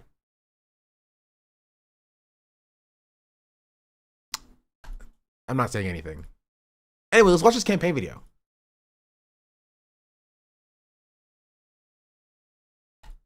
We used to take the word democracy for granted. You see, when I grew up, my parents used to take me to vote with them every single time there was an election. You see, back then, you probably would have seen me wearing some light-up tennis shoes, wearing the same little I voted sticker that the clerk would give me. Shoot, I'd wear it all day, peel it off, stick it on a new shirt, and wear it to school the next day. You would have thought, in all of these years, that voting would have gotten easier, not harder. But unfortunately, I'm standing right here at ground zero of voter suppression.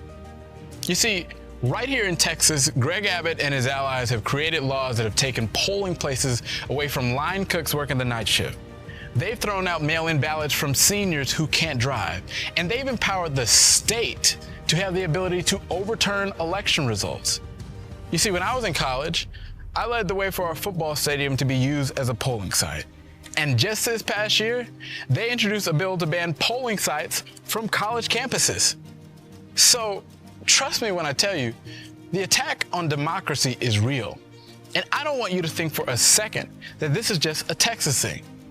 Because what we're seeing right here in Texas is just a snapshot of what's going on all across the nation when extremists with no vision try to hold onto power with division. Now more than ever, we need the federal government. I want you to know whether it's strengthening voting rights, protecting our kids from mass shootings, or empowering people on when, if, and how they become a parent, we can tackle big issues when we're relentlessly focused on the future. To the folks, to everybody that's dead set on sending us back. Talk about his beard, right? My beard being a state sometimes too, but it's a rough look for your campaign announcement video, I will say. Well, they're about to find out. My name's Isaiah Martin, and I'm running to become the next Gen Z member of the United States Congress, because democracy is only guaranteed if we fight for it.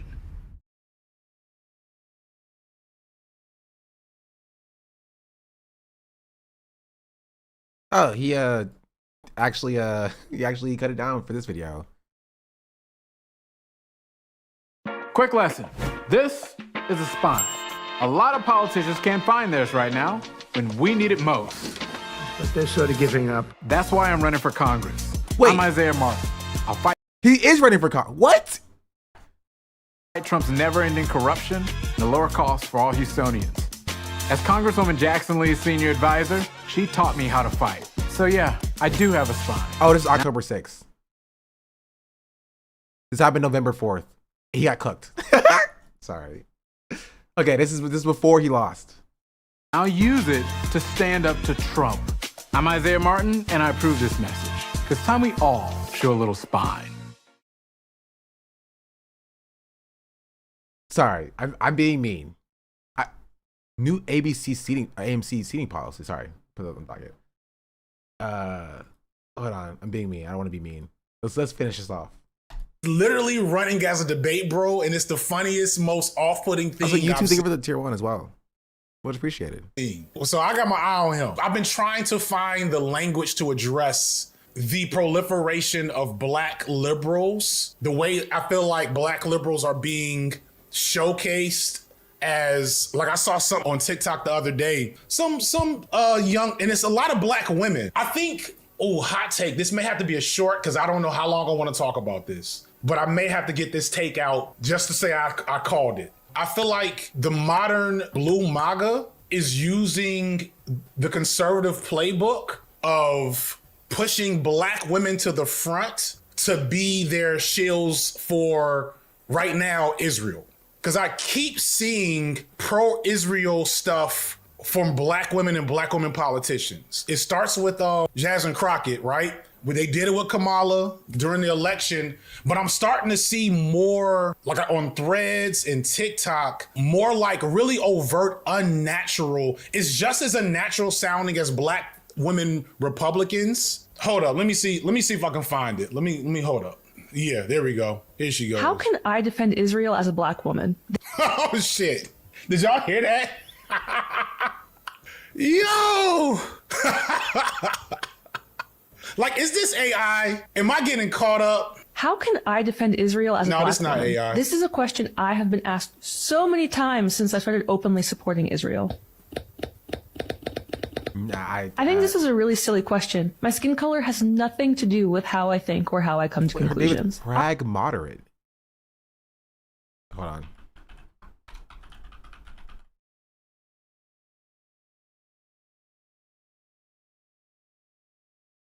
Pragmatism and fair. Oh, this has 14. No, it's AI. Right? This is AI for sure. Because it was posted by Prag Moderate.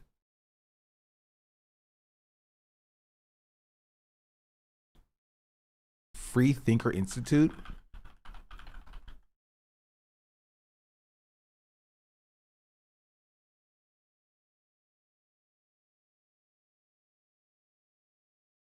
what we do.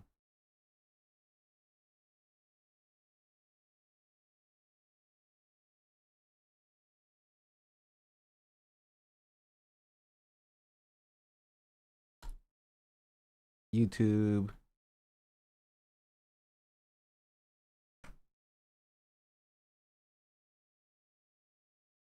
Free Thinker Institute. Science says reincarnation might be real. Consciousness, memory, and past lives.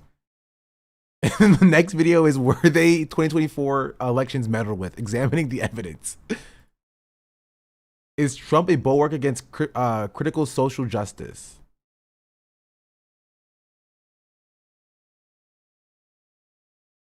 Yeah, no. Wait. Is that actually her? Hold on, I think I found her. I found her. Start off, I want to introduce myself. My name's Garrett Lang. This is not her. There was another black woman here. Where is she at? Wait, sorry. Okay, introduce yourself, please. Thank you. I'm curious.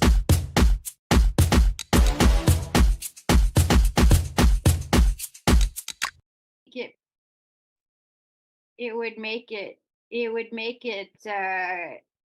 fair. It kind of gets around the fairness issue. I'm kind of agnostic on all religious ideas, but I like the idea.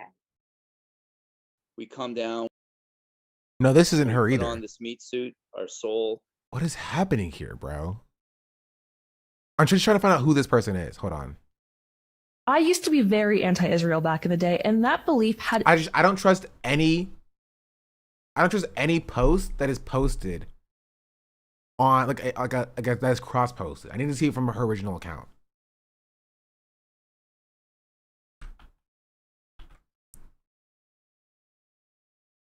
Objective Standard Institute. Ex woke, ex leftist, ex non-binary. Currently advocate for a secular liberal right.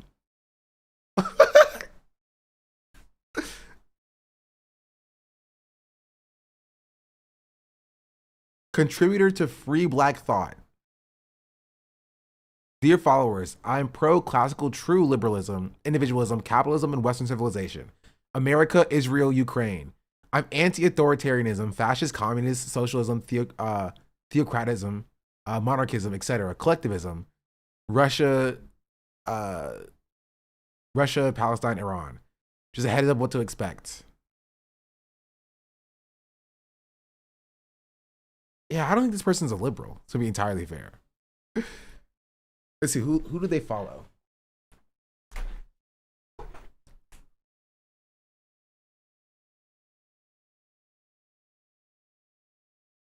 They follow John Fetterman, the founder of the Jerusalem Post. This person that I blocked, whose name was Proud Jewish, Proud Zionist in the bio. Anti-left market media literacy person. Caleb Hammer. Basil.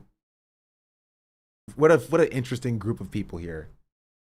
Everything to do with my skin color and nothing to do with using my brain or using facts or logic. Do you see how it's literally? She's a Republican. After you went through her posts and the people she aligns with, yeah, she's very right wing. Really the same exact angle. Mamdani won yesterday because the education system failed my generation. 75% of voters under the age of 30 supported Mamdani. Wait. Contains AI generated media. All right.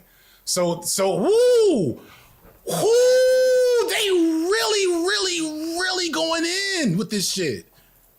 Where the fuck? I'm not a Republican, but defining woke is actually pretty easy.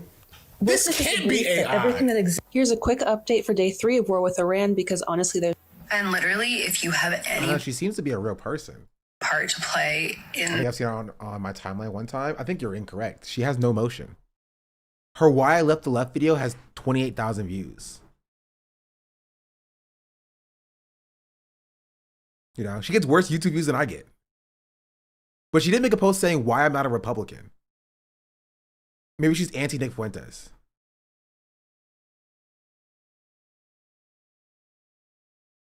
The American military industrial complex, literally, fuck you. I hope you never make it home. I'm so serious. This woman is a traitor to our country and a disgusting human being who does not deserve to enjoy how amazing America is. Oh, that sucks though, because she's American. Suck it. Suck it, lady. She's American.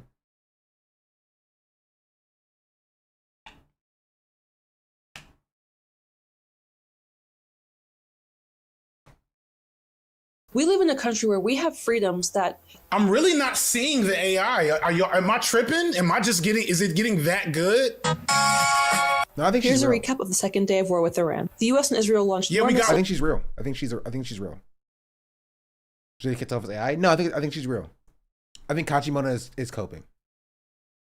I think she's real. Words in the background, her hair is different. The U.S. just bombed. Here's a recap of the breaking news. Israel just bombed. If the U.S. strikes the Islamic Republic... All right, I'm looking. Yeah, that's irreversible damage. I'm pretty sure I know that book. Yeah, I'm pretty sure this is real. Wasn't this a weird anti-trans book?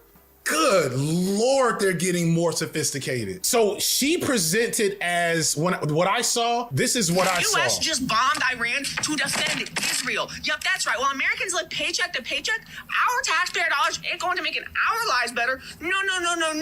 It's going to bombing innocents overseas to defend a genocidal terror state. Israel derangement syndrome is a hell of a mind virus. Let's put aside for a sec that people like this obviously know nothing about Israel and probably can't even define terrorism or genocide. Kaya. So now I went to her Twitter. So Free Black Thought. Wait, we did the exact same thing. He did it in the opposite order though. I went to her Twitter first, and then I went to her TikTok. And he went to her TikTok first, then went to her Twitter. To current advocate for the secular liberal right? For the what? What is a secular liberal right? Does she just mean 1990s Republican? Oh, Kaya, I wish I could be like you. I'd make so much money because I'm way more charismatic and talented. I wouldn't even say that's Clinton. Is that Clinton Democrats? Yeah, that might work. All right, so Free Black Thought. Honoring Black viewpoint diversity for the sake of our democracy. So I don't know what to make of this. This is giving ADOS. Yeah, this is giving ADOS. Woo, that's another video I need to do. Is this AI on their splash page? The Kirk assassination and the death of debate. The party that forgot how to win. Is this is fucking Glenn Lowry. These black conservatives. Y'all niggas ain't slick. Ex-woke, ex-non-binary. Y'all niggas ain't slick. And what was this one? Objective Standard Institute? Is this Ayn Rand? Ex-non-binary got me. I've literally never heard ex-non-binary before. I've heard detransitioner. I've heard ex-woke. Why I left the left. Never heard ex-non-binary. It's just an interesting thing to choose to like grift onto the right on. I used to be non-binary. I mean, I guess.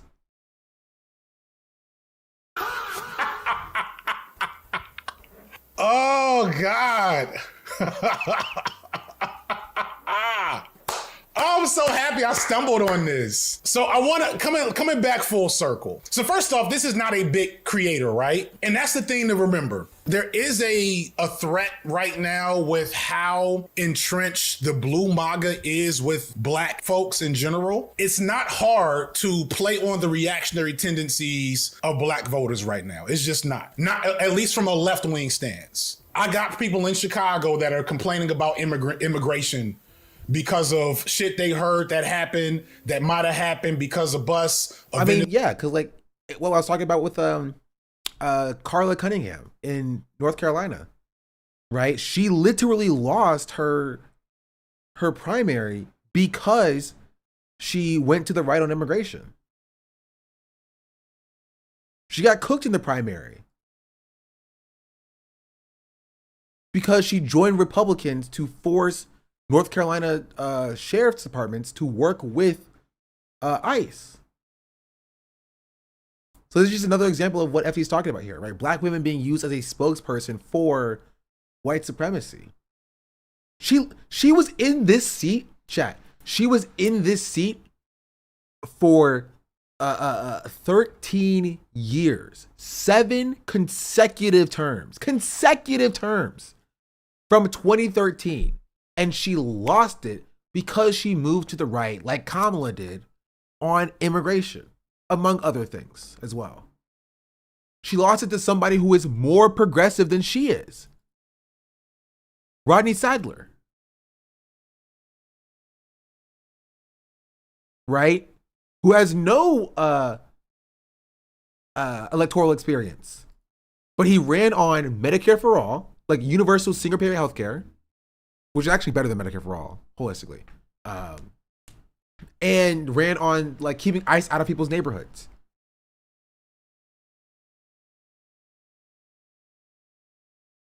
Honestly, this sounds exactly like the Jasmine Crockett situation a little bit. Jasmine Crockett didn't necessarily like go to the right on immigration, but like she was like so stuck on defending Israel and not giving any real policies in that way as well. Let's finish this off though. Venezuelans came to Chicago and Brandon Johnson, like one of the first socialist mayors, did this, that, and the third because white people and Venezuelans. The Democrats are doing stuff like this with Jasmine Crockett, and I see it all over threads, where they're playing into culture wars, gender war stuff to kind of like ease in a lot of this blue MAGA nonsense. When I talked to the Jam Boys, they were talking about Trump's ICE. And you see the Hakeem Jeffries of it all. What they're doing with Jasmine Crockett right now is so sad and so frustrating. She didn't get a check. She ain't even getting a check yet. She ain't took no AIPAC money. She's doing it for the love. She's doing it for the promise of a check, I'm assuming. She's letting them know early on, hey, I'll do it. They're really trying to subterfuge neoliberal fascism. They're trying to use the Obama playbook. That Obama playbook was effective. Folks be clowning me. Shout out to Think Beast Tribe. I never forget when I first told Think Beast Tribe how much I loved Obama when I was his age. And he laughed at me. Nigga laughed. That wasn't nice. Think Beast Tribe chuckled. He was like, damn, nigga, how? And I was like, you wasn't there. Y'all wasn't there. Y'all don't understand how slick this shit was in the moment and how there was no left tube in 2008. We were going up against 50 years of counterinsurgency and media manipulation. Yeah. Dang. I'm trying to get like FD, bro. 15K views in 1 hour. I need that. That's what I need, chat. I need a second channel. By a second channel, I mean like now a third channel. Because I already have a second channel technically.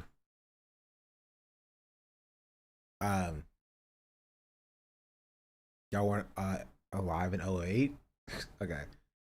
But you actually have 4 channels already? Technically, I have 5 channels. I have, this is my stream channel. And then I have my rapping channel. I don't even know what this one is. My main channel, my VOD channel, and then my live channel that I don't post on. So I would probably be posting videos like cut down of me talking about something onto my live channel. And leaving my main channel. Because I think my main channel is just a bunch of different other stuff. You know, it's a bunch of stuff.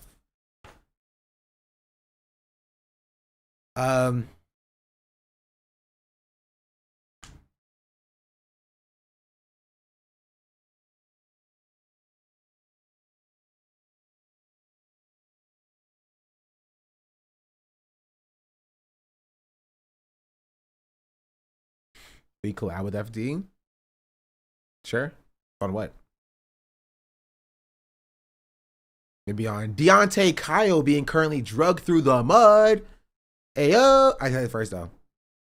Oh, this is where I want to keep this one. Birthday cards? Definitely not on birthday cards.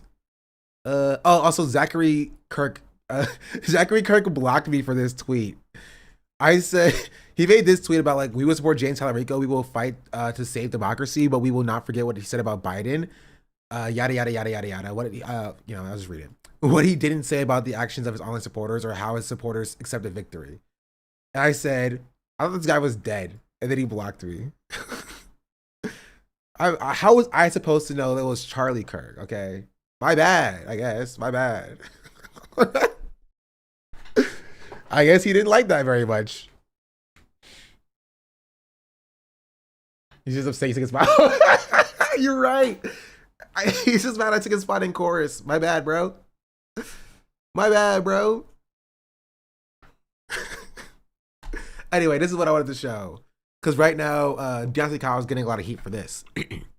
He said, Deontay Kyle on Jasmine Crockett.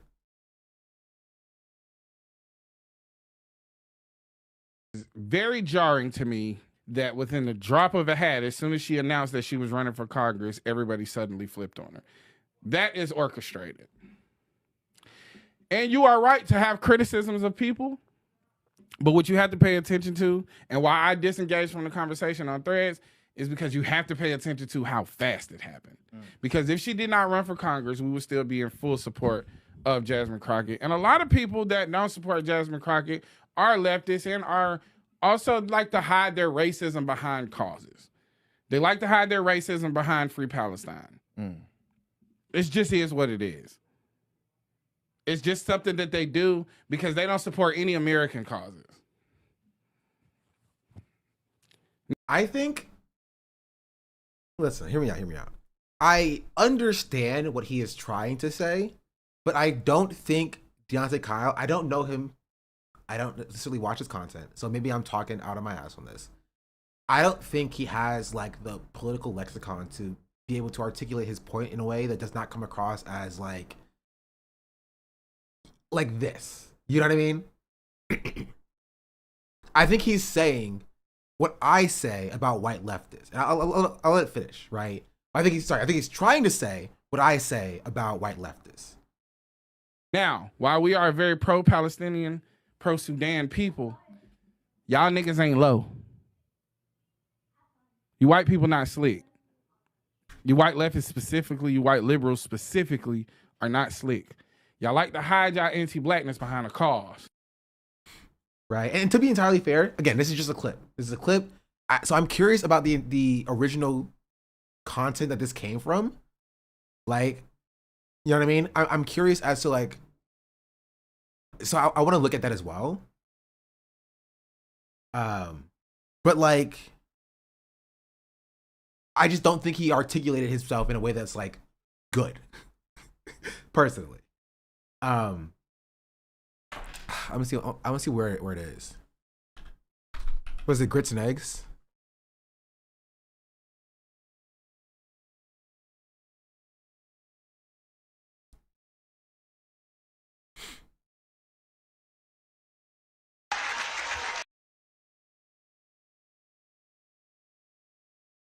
No, he's wearing something different here. Okay, it's not this one.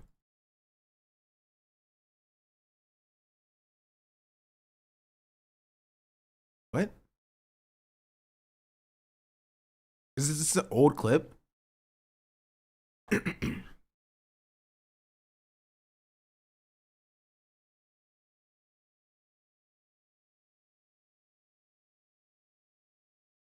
I tripping?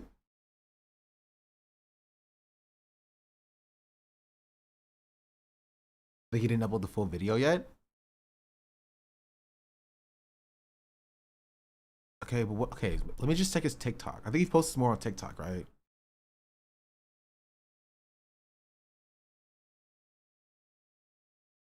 Because where did this person get this clip from? Is my question. This might be a super old clip.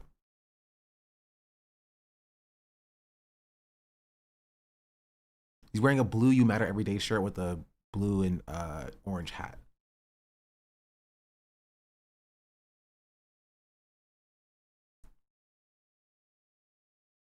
Here.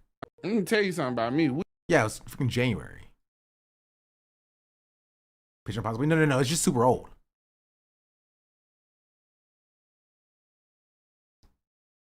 So it'll be from 2 months ago.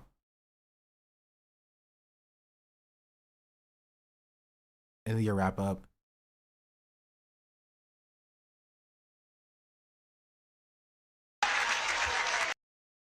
Not this one. Know it. Not this one.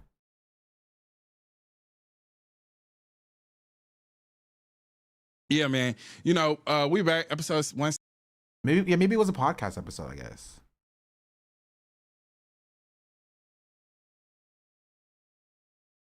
I guess.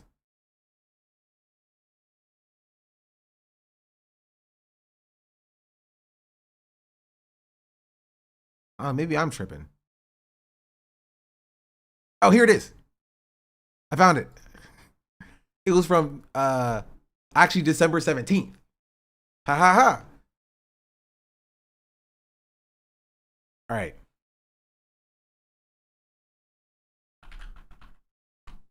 Here. Because I want to see his take. I want to see his take, like his full take. I've had my disagreements with Deontay Kyle. We love context here. I do this for everybody. Like I even for people that I hate, right? I look for the context of it. Because I think, one, it's better content. I can clip a better YouTube video if I have more stuff to react to. You know what I mean? It's good for me, and it's good for them because they get to have their full take out there. I'm not taking them out of context. Is literally as incompetent as they come. Now, you know, we've seen the conversation surrounding Jasmine Crockett this week. As soon as she announces her run for Congress, we like to flip tables. Now, I will say this. She does have a very pro-Israel stance, but she's also condemned Benjamin Netanyahu and... Yeah. Nah. Nah, that's nah. There's no buts there. There's no but she condemned Netanyahu. That's not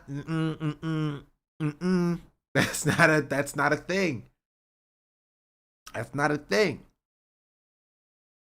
The government that currently resides in Israel. But Israel has been occupying Palestine since 1948. So I don't really see any pro-Israel anything, regardless of the government or anything. And, you know, the thing is that Jasmine Crockett has represented herself well. So I don't know what he means when he says, I don't see anything pro-Israel. Is he saying that, like, he doesn't accept even Jasmine Crockett's criticism of the government because of Israel's occupation? In that case, I think he's correct. And that's fair. Or is he just saying that, like, you know, he's excusing it? I think that's what he's saying, so I'm going to operate based on that. Right? I think he tried to add a little bit of context about what Jasmine Crockett actually believes, but he said that still doesn't matter because it's still Israel. I'll give him that. I'll give him that one. Okay. Well, in politics, she's always spoken. Run it back. And the thing is that Jasmine Crockett has represented herself well in politics. She's always spoken her truth to power and the truth that many of us... He doesn't accept it. Yeah, that's what I thought as well. I got to make sure that I'm representing him correctly. Whole, especially when it comes to this incompetent government as it sits, she's willing to call people out. She's willing to hold people to account. And I believe that she wants what's best for Texas. And I think that she definitely has a vested interest in what's best for Black people. She seems to be a very proud Black woman, very pro-Black, very openly pro-Black as well, which is all of the things that we want in our leadership as Black people, because that's not something we see often. We would hope that she would change her stance on Israel.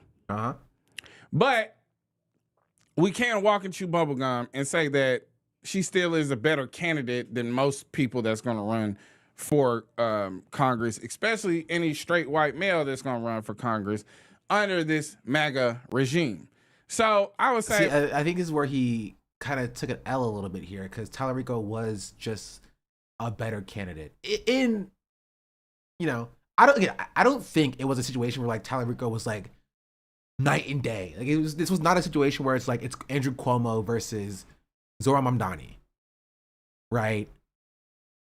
But he is still a better candidate than just in his policies, right? Jasmine Crockett,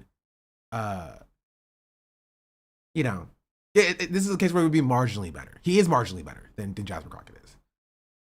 Like, I don't necessarily think that, like, Tallarico himself is like a hardened socialist or whatever, but I do think that he presented himself as better for the people, while Jasmine Crockett was so stuck on being anti-Trump.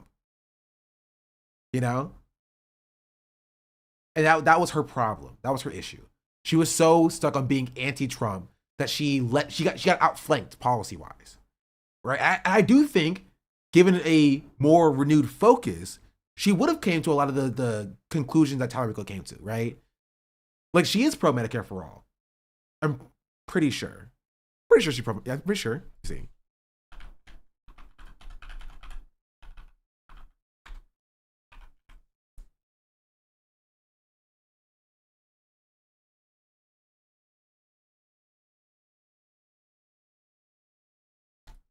I'm gonna say that. Did her say that out of her mouth? I'm pretty sure she spoke about Medicare for all before. It's hard to tell because this is very. Okay, this site sucks. Horrible site.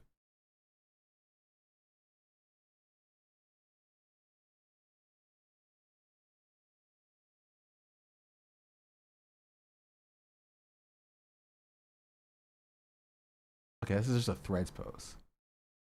Maybe I'm wrong. Maybe I was just giving her more credit than she deserves.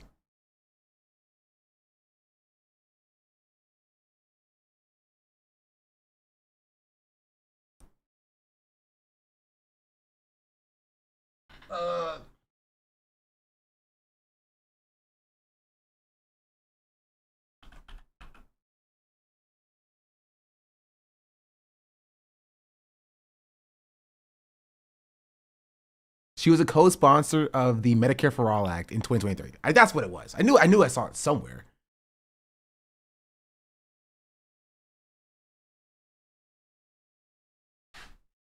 Now, why she didn't run on this and campaign on this that's another problem. It should not have taken me this long for me to find this. She did the Harris thing. She's not for. Yeah, but neither is Tallarico. That's the thing either. He's also not for Medicare for all. Right?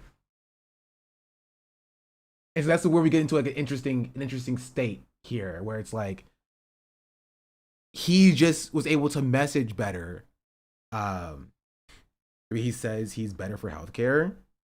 He's for better healthcare. Yeah, I mean, so does Jasmine Crockett.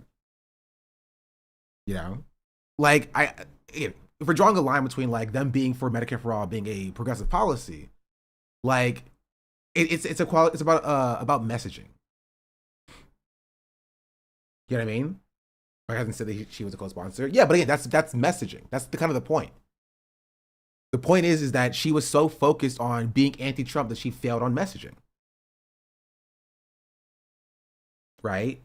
And that's the main issue, the main problem. Right? And so the point is what Deontay Kyle was talking about here is that like, would Jasmine Crockett have gotten into the Senate and actually done Medicare for all? I don't know. No, maybe not.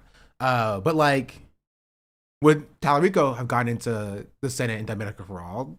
Maybe not. We don't know. There's no conclusive answer on that for Medicare for all specifically. But he was able to message better, and she was so focused on being anti-Trump. She was so focused on just being like, you know, optically oppositional to Trump, and not actually being like, I want to do good policies for you. You know, and that's the problem. That's the issue. At the very least, Tallarico was like, hey, I want to get you more healthcare, even if it wasn't Medicare for all. And when people are forgetting, Tallarico announced his run in late 2024, meaning he ran a campaign for an entire year. Jasmine announced in late 2025 and only ran for 4 months. No, that doesn't have much to do with this at all, really. Right? Because she has the name recognition, right? And it was a close race holistically. Right? She has name recognition. She's already in Congress. Like, I don't think her campaigning for only 4 months means anything. If she was a nobody, then maybe. Right? But that can't necessarily explain her loss. Tallarico winning was a surprise thing to happen. Depends on what you mean by surprise. I said it was going to happen.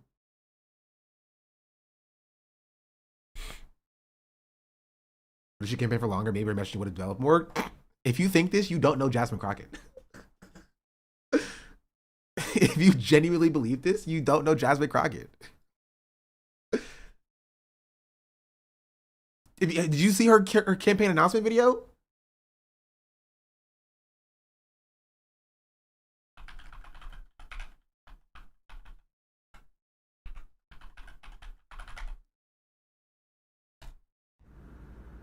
How about this new one they have? Their new star, Crockett. How about her? She's the new star of the Democrat Party, Jasmine Crockett. They're in big trouble. But you have this woman, Crockett. She's a very low IQ person. I watched her speak the other day. She's definitely a low IQ person. Crockett. Oh, man. Oh, man. I remember when Hassan looked at this ad, there were people in the chat being like, well, I like Jasmine Crockett. She's a fighter, right? But I remember what I said, right? I said on the stream, I said, she's too focused on being anti-Trump. I remember saying that 2 months ago when there were people in the chat being like, but I like she's a fighter. Before Tallarico came out and started making a show, right? She was too focused on being anti-Trump. And it's true. The entire thing is just her being anti-Trump.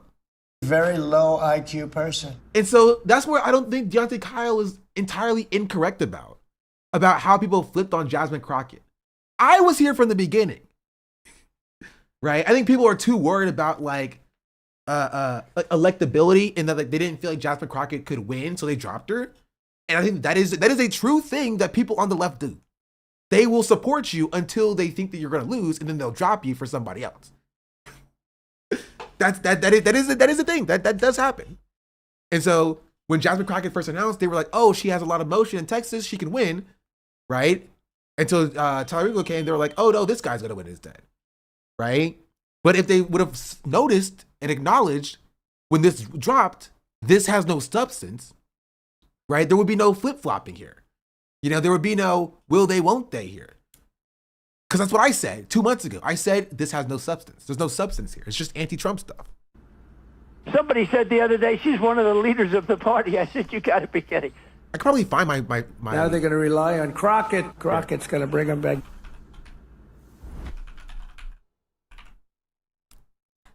I want to see if I can find my my VOD about this. Because I do remember saying it.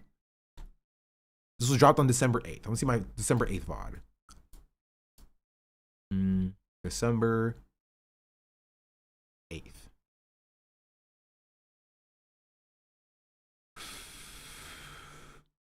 Oh, wait, no, I was talking about FaZe at this point.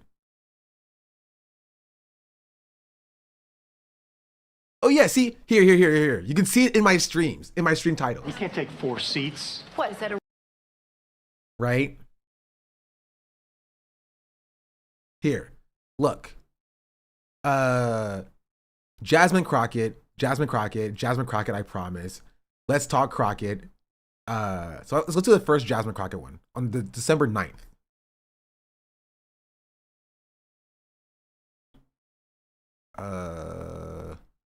Let's see. I want to go to my VOD channel.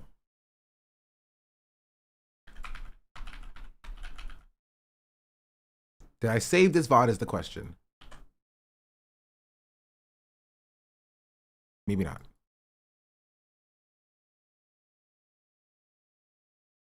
Oh my goodness. Sorry, hold on. Content. Bow. Crockett.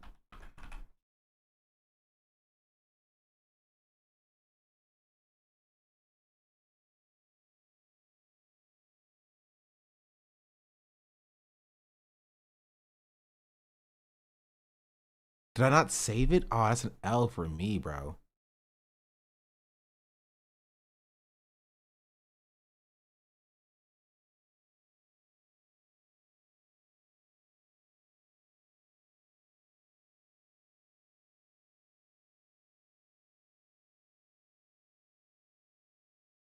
No! Gosh darn it!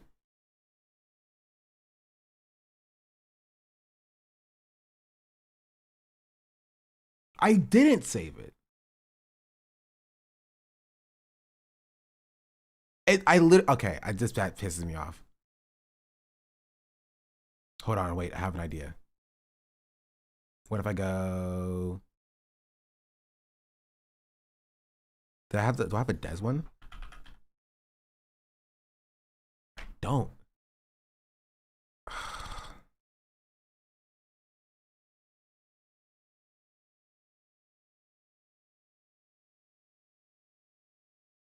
I hate myself sometimes, bro.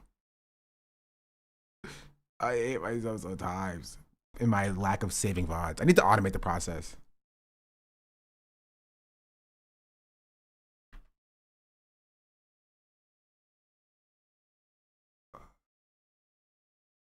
Let's see.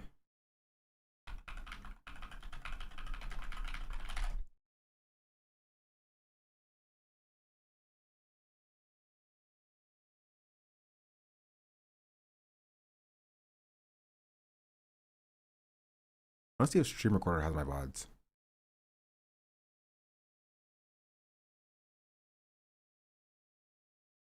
It does not. Anyway, you just have to take my word for it, I guess. This is why I started streaming on YouTube again. Wait a minute. YouTube stream. Hold on. Hold on. There's one thing I can try. Was I streaming it on YouTube? 2 weeks.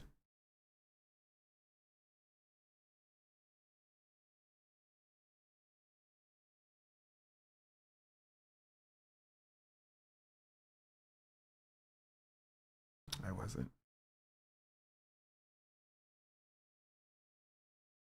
I wasn't streaming it on YouTube. Gosh darn it. It's lost media now. It's lost media now, but you have to believe me when I said that I did call the Jasmine Crockett thing, I guess.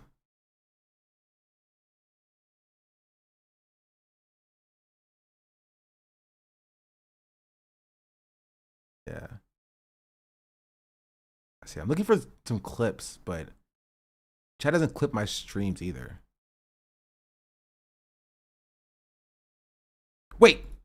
Wait, I found something. I have a clip. Yes.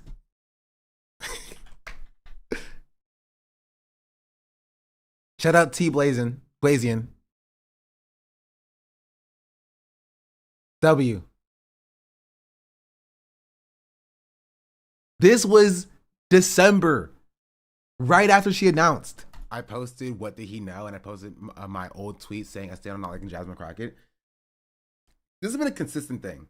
Like I said it when I was on Hassan's stream the first time. I said it when I was on Hassan's stream the second time. I've been pretty consistent on this. I've hated Jasmine Crockett for years. Could not hate it. Hated is a strong word. I've just disliked her persona. You know what I mean? And her positionality as like a fighter when it was all like lip service. I feel the same way about Jasmine Crockett that I do about Gavin Newsom. Right? She's literally just like the black woman version of Gavin Newsom. Like purely just like a fighter in rhetoric only. They know how to clap back and that's it. There's never any substance behind their critique of the. I posted what did he know, and I posted. What did I tell you, Chad? I told you I said this. I told you I said this. I told you. I knew I said it. I found it. Gosh freaking darn it. Right? So again, y'all are new to this Jasmine Crockett hate train. I've been on it. She never had any substance. But the people who were like, to be fair, Deontay Kyle is correct. People loved her because she was a fighter. But I felt the same way about Jasmine Crockett I did about Gavin Newsom. They were fighters only in name, right? They weren't going down and actually standing on a protest line. They weren't actually protesting. They weren't actually putting their bodies on line. They weren't actually being arrested. They sat and they clapped back, and that was kind of it. It was all verbal. It was all rhetoric. It wasn't anything real or substantial, right? But people were like, no, I'm so glad that somebody's finally clapping back against Trump. I'm so glad somebody's actually taking a stand. I'm like, that's not taking a stand. They're not taking a stand. They're doing verbals. They're tossing insults. This is why, I hate to say this, and people are going to get mad at me for saying this. This is why Woke 2.0 is going to fail. I keep seeing tweets that are like, Woke 2.0 is if you are a bigot, we're beating your ass or whatever. If you're a bigot, we're going to call you names. That's going to fail. I'm sorry. I hate to be the bearer of bad news. I hate to be the bearer of bad news. It's going to fail. It's not going to work. It's not. It's not going to work, right? Being mean back to bigots is not going to actively change people's material conditions. And it's so weird seeing like materialist people, like people who do material analysis, you know, engaging with that. That's not changing people's material conditions. That's not garnering power. It's not. They just want to be mean. And I wish they would just say that. I wish they would just say that. We're not doing this in Woke 2.0. Somebody who wasn't a part of Woke 2.0. Yeah, because they were Nazis back then. They were fucking Nazis back then. And they're being coddled and nobody wants to say it. They were fucking Nazis during Woke 1.0. You know? They were Nazis during Woke 1.0, and now they're being like, okay, now I'm going to lead the Woke 2.0 movement by bringing my Nazi reactionary shit to this woke movement now. Thinking that we need that shit here. We don't. I'm sorry. Take that shit back to the Nazis. Go back there. Because when the Overton window on slurs continues to shift, guess who's going to be the people who are the most harmed by it? Not the edgy white Twitter posters who like to pop off with the R slur. No, it's going to be the black people, the disabled people, the trans people. We're going to have to take the brunt of that. Once the slurs that you are normalizing are starting to be picked up again and weaponized by, you know, the reactionary base to be like, okay, we need to up the ante now. Okay, if you're saying the R slur now, then we can say the N word now. Because like, if we're doing this thing.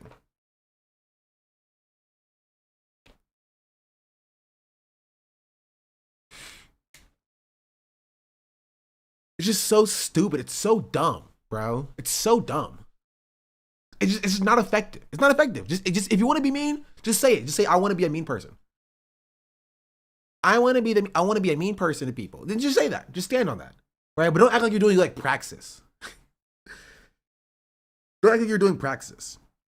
Because I'm sorry, like Woke 1.0, like the original version of Woke was never about like being nice to bigots. That's what you fuckers were doing back then. It was always about holding people to account, and y'all were saying, oh, you're being too mean to the bigots. What's your top 3 favorite politicians right now? I don't have any. 0. None. Because I don't have favorite politicians. I think that's a fucking stupid idea.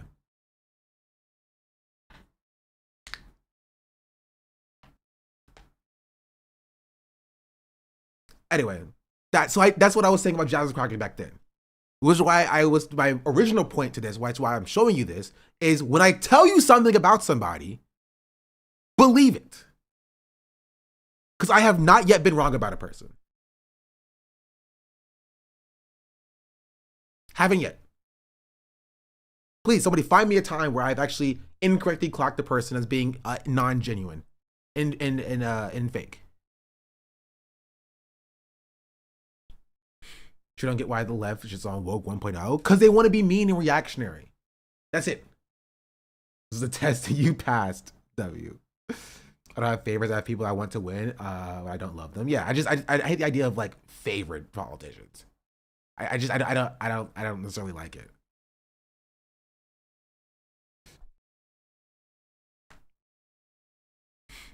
I like that one guy who's taking Jasmine Crockett's seat, and I like this other guy.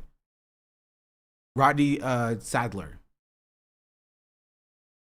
A little bit. Not like, I don't know. I haven't checked what he said about Israel, but like, yeah, like there's people who are decent. Everyone's looking for permission to be mean to their ops. And they can be mean, but they're like, I want to attack people based on their race. Please, black people, please give me permission. There's an example of someone using Nazi rhetoric before who is now part of Dark Woke. Kyle Klinsky. Weaponizing anti-Indian sentiment to dunk on, I don't even know who was dunking on, somebody. Just cause.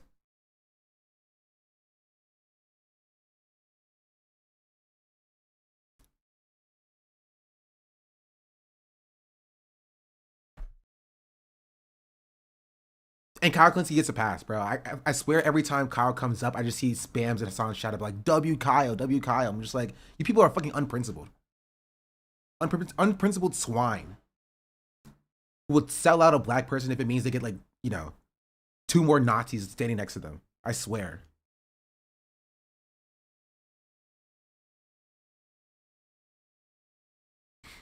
Because loser thinks using slurs are still cool, to be honest. And he's only so successful because people think it's okay and fine. But let you call it out. Let you call it out and you're the fucking wrecker. I swear to fucking God, bro. Hey, we still need to support, even if we don't support Israel and the genocide, which is a big but. But all them niggas support Israel. So it's like, you know, she really just following. Okay, he's correct about this too. He's right. There are a handful of pro-Palestinian politicians that I will are out say, there. To be fair to Deontay Kyle, things have changed in the last 3 months. I will say, to be fair to Deontay Kyle, things have changed in the last 3 months. Things are different than they were 3 months ago. So you will see people out here being more pro-Palestine and anti-Israel nowadays, as the tide has continued to shift. The Jasmine Crockett's problem is that she didn't shift with the tides. She's so rigid, right, in her positions that she will never be amenable. She will never let herself be molded by what the voters actually want to be like, okay, maybe I should be more, proactive on touting my support for Medicare for all. Talking about Michigan? No, we're talking about freaking Texas. Dude have Snake Newsom reading the room? Yeah. To be fair, he wasn't doing it at the time of this clip. Right? So like Deontay's not entirely incorrect as it pertains to this. That are also great choices and great people to support and to follow. I am of the ideology that our entire government is corrupt, regardless who sits in what seat and wears what color. True. I do not, believe our government has the best interest of its citizens in mind at all, regardless who's sitting where. True. She hasn't taken any AIPAC money, but she has been very pro-Israel in her stances, and she will not denounce her pro-Israel stance. But True. all of these, for the most part, the majority of the American government is pro-Israel. I completely agree. Newsom did what he would normally do. Even his recent part of the comments got walked back by his PR. Just in his belief in genocide got walked back when confronted by Shapiro. Yeah, but the fact that it even came out in the first place shows that things are different, right? That's more showing that Newsom is spineless, less about showing that things aren't actually different. Things are different now. Voters are tired of seeing Israel be the money that should be paying for their mom's freaking surgeries going in Israel.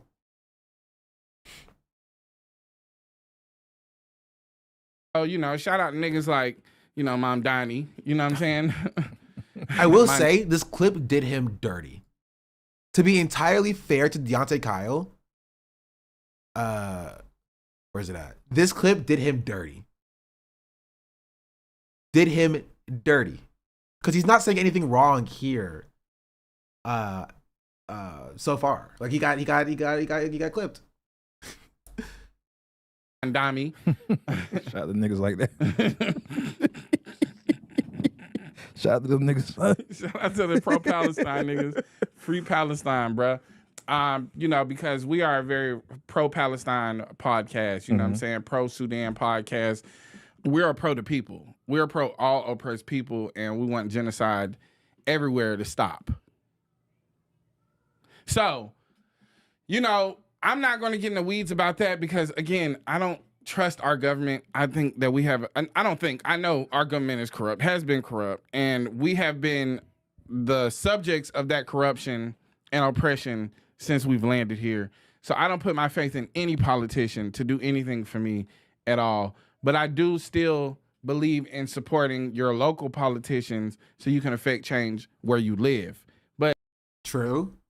I agree with that too. Okay. Yeah, like he's right completely. Once it gets to big government, yeah, man, you know what I'm saying? They got that shit on lock. All corruption, all the time. You know what I'm saying? They doing their big one. they're still sending money to Israel. Mm-hmm. And they're not, no signs of stopping. Meanwhile, there is going to be no discussion amongst the maggots or the citizens at large that will compel them to change the gun laws so that we can avoid mass shootings like the one that just happened at Brown University. You're already taxing people and arming a leg to attend these colleges. They're going to be in debt. Okay, what is Tyler Rico's stance on sending weapons to Israel? Someone in chat probably knows it. Severely for the next 15 to 20 years after they graduate. 50-year mortgages. Hey, man.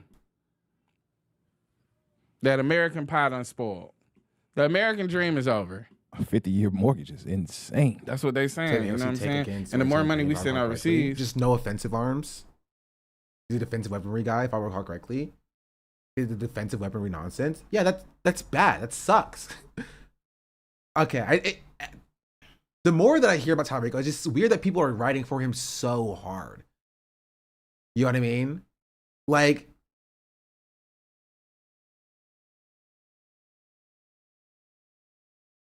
is just mentioning in his rhetoric, but like, what's weird about this is like people were so ready to be like, we're not voting for anybody who gives any money to Israel.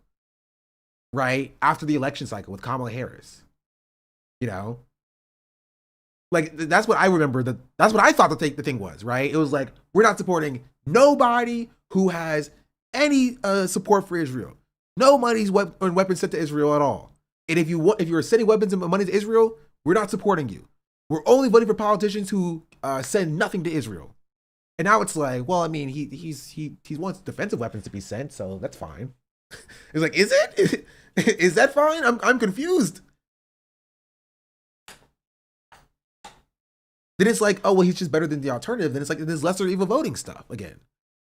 Maybe that's where I'm confused about the Tyler Rico thing, about freaking Grant Plattner. I just like it feels like it's just always down to like lesser evil voting, even though like we were just like we don't care for lesser evil voting to begin with. You know what I mean? You're not confused, you're reacting to hypocrisy, but it's just so weird to me. It's just so weird to me. Again, this is what I said earlier. I said Jasmine Crockett's problem is that she's already in Congress and she has an on-record voting history, right? Voting against the Block the Bombs Act. That's her main issue. The issue is not even what she believes. The issue is that she's on record voting for it. Tyler Rico, who could have ostensibly voted for the same thing and by all accounts probably would vote for the same thing if he was in Congress, just doesn't have that history, right? He just doesn't have that voting record. And so people are projecting onto him that he's like monumentally different, right? Now, if people were saying, listen, Jasmine Crockett, you voted against this, against blocking bombs to Israel, so we're going to punish you by electing Tyler Rico, who is moderately better than you. Honestly, I would respect that way more, right? I get that, right? I get that. I'm like, in good conscience, I cannot vote for you because you voted to send more arms to Israel. Tyler Rico did not vote for that, so I'm voting for him. I'm like, okay, that makes sense to me. Genuinely, that makes sense to me. Right? That makes sense.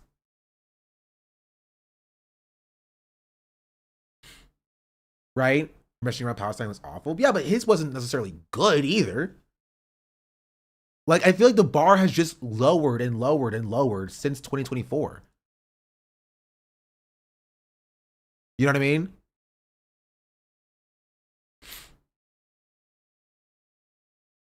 Like, it's just the bar has just sunk so low. I wish everyone hated politicians equally. At least it throw the moral debate out the window. That's where I'm at. You know what I mean? Which is why I'm confused about this entire conversation around these elections. Like, people are like, I'm standing Tyler Rico, but also like, you know, free Palestine. I'm like, can you stand somebody who wants to, you know, because people are like, not like, I mean, I guess people stand AOC, but like, his was way more about what he didn't say, versus hers was more like Israel has a right to defend itself. Yeah, but again, the difference is that she's in Congress. He's a teacher, bro. If he was saying Israel has a right to defend itself, it would be way more indefensible than actually being in Congress and having your stances challenged. You know, I'm not even to defend Jasmine Crockett, but like, it's a little bit of a different state when you were actually in Congress and you were being asked about Israel than just never being asked the question, right? Like it's just a little bit different.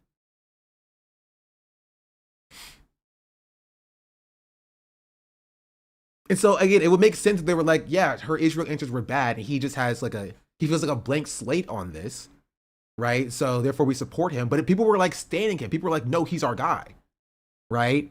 I need him to win. Be clear, Televigo has hit a right to defend its people. To be fair, his website's good though. His website is way better than the other ones we looked at today. Let me see. My North Star will always be to protect innocent life. October 7th was the deadliest day for Jews since the Holocaust. And Israel has a right to defend its people, but Prime Minister he's doing the same thing. I don't. Okay, so let's continue. Prime Minister Benjamin Netanyahu does not have the right to bomb civilians, restrict aid, and use forced famine and collective punishment tactics as tactics, with tens of thousands of civilians killed and unimaginable human suffering in Gaza. America must lead with moral clarity, prevent any U.S. funds from being used to harm civilians. Yeah, it's just like offensive weapon stuff, right? And to be fair, I can acknowledge and admit that but is there more? Oh, there is more. Trickle Friends website, is that what this is here? Protect innocent lives by stopping offensive weapon sales to Netanyahu government while supporting defensive systems like the Iron Dome, alongside I thought I heard something. Agreements that American funds will not be used to harm civilians. All use of America's financial and diplomatic. That's the word. Leverage to secure a two-state solution that disarms Hamas, establishes a democratic Palestinian state, halts Israel's offensive illegal settlements, and respects the sovereignty of both nations, and promotes long-term regional cooperation and defend American interests and its against adversaries like Iran. There's such thing as defensive weapons, and any claim otherwise is nonsense. The asset that compromises the Iron Dome are still operating in service of genocide. Yeah. When I'm saying groups down there view him as more malleable and are trying to get better Palestinian advisors for him for future stances of this stuff.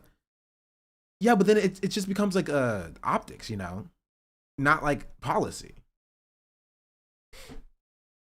Right? And again, how much of that comes from white supremacy? You feel me? Because that doesn't not play in this a situation. Right? How much of that comes from them thinking like, oh, Jasmine Crockett is just a mean black woman who doesn't listen to anybody, right? He don't take no back talk kind of thing. You know what I mean? Because that is white supremacy, and that is a question that I think people are fair to be asking. You know? I meant malleable on policy, but that's sort of the same thing though, no? So fair and stick to your morals. I really appreciate that. I mean, I try to. She's a known defender of Israel, but he's unknown. But he's not unknown. That's my point. My point is that he isn't an unknown, right? Given the opportunity to support a Block the Bombs Act, he would vote the same way Jasmine Crockett did. You know what I mean? And so I think that is a part that I think people are not being honest with themselves about.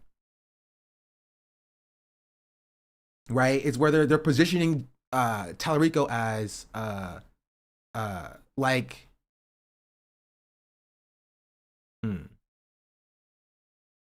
I mean, I don't view it as a way. Maybe people see him as less dug in. I don't know, but that's my point, right? That could come from white supremacy. You know, Tariq did call it a genocide, right? I feel like he's not getting money if he said that. It's not about getting money or not getting money, chat. Because Jasmine Crockett also isn't getting money, right? I think, to be fair, I think she did very recently, but like at the point of these conversations, right, she wasn't either, right? I think people are trying to like dig deep trench between Tallarico and Jasmine Crockett without acknowledging the fact that they're very similar, right? But they need to find some delineating line so that they're not like, doing he's just more presidential. He has more electability. She's too loud, She's too outspoken, right? She's too abrasive. Because again, that's white supremacy. You feel me? And so that's where I think that there's an interesting conversation. She's pro-Israel, and he is too. That's the point. So is he. This entire thing is about him being pro-Israel. He is. What's what we're looking at here? He's doing the same thing. Like he will give Israel money to fund the Iron Dome. That's what he's doing. That's what he's saying. That's being pro-Israel, unless I'm wrong, unless I'm mistaken, unless something has changed in the last 2 years. But I remember people being super heavy on AOC, right, for saying that she wants to fund the Iron Dome, right, and Bernie for saying that she wants to fund the Iron Dome. And at this point, hundreds of thousands of Palestinians have been killed, and not just a few, like 1,200, right? To 50,000. You feel me? Like, that's the point. Whatever the difference isn't between the two isn't wide. He messaged better and stuck to the needs of the people. Her campaign was very me on paper. She could have messaged the same way because they're not that dissimilar. And that's my point, right? I'm not coming at you for voting for Tallarico. Again, I do think that he messaged better, and of course he won, right?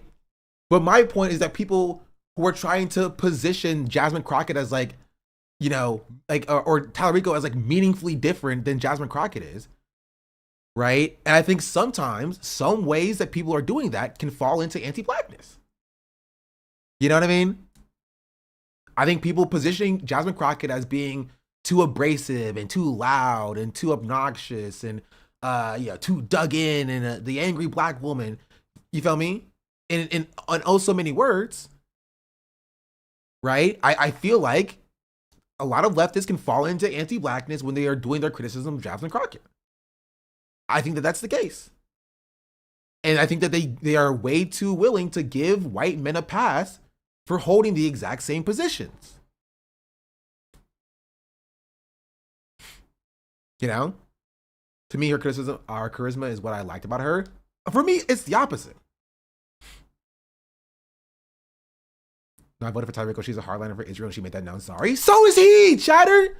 Did you not read what I said on the screen? So is he. He's giving money to Israel too. There's no difference there. Like, right? This is not crying. This is objective fact and reality. You don't want to acknowledge that maybe you hold some anti-black belief in your mind. Explain to me how he's not pro-Israel. Explain to me how he's not trying to give money to Israel.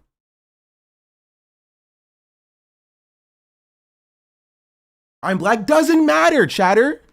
He's pro-Israel. He is, objectively so. He's doing the same shit that you would have criticized a year and a half ago.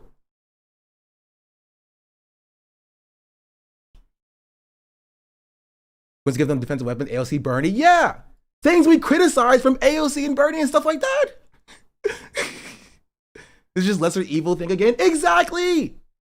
In the state house, I didn't like neither of them. You were trying to draw a distinction here. You did right here. You said that I voted for Tallarico because she's a heartlander for Israel. And he's the same thing.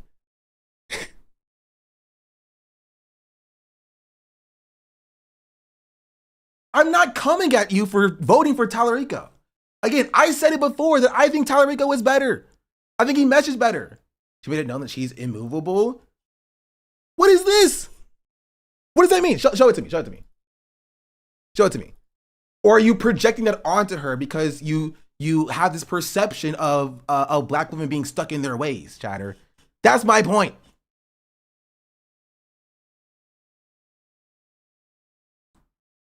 That's my point.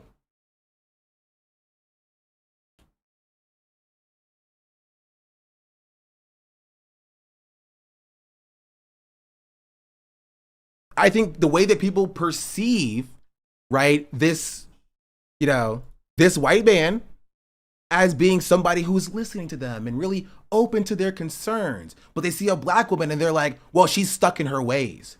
You know, she has that traditionalist mindset. She won't change for anything. Is white supremacy. Hoping he's movable in Israel is lesser of the two evil voting? Yes. It could also very well be based in white supremacy. This isn't crazy. This is the very basis of unconscious bias. I'm not saying Jasmine Crockett would have been better on Israel. I'm not. She does on a black podcast and YouTube shows being asked by black men and women. Okay, show me what you think from Tallarico and Jasmine Crockett, where you think that he's more movable than she is on Israel. Where either of them would not give money to Israel. Please, just show me to. Show me where Tallarico said that he would consider not giving money to Israel, and Jasmine Crockett saying, I will always give money to Israel. I'm a person, I'm a single person. I could not have seen everything. Show it to me.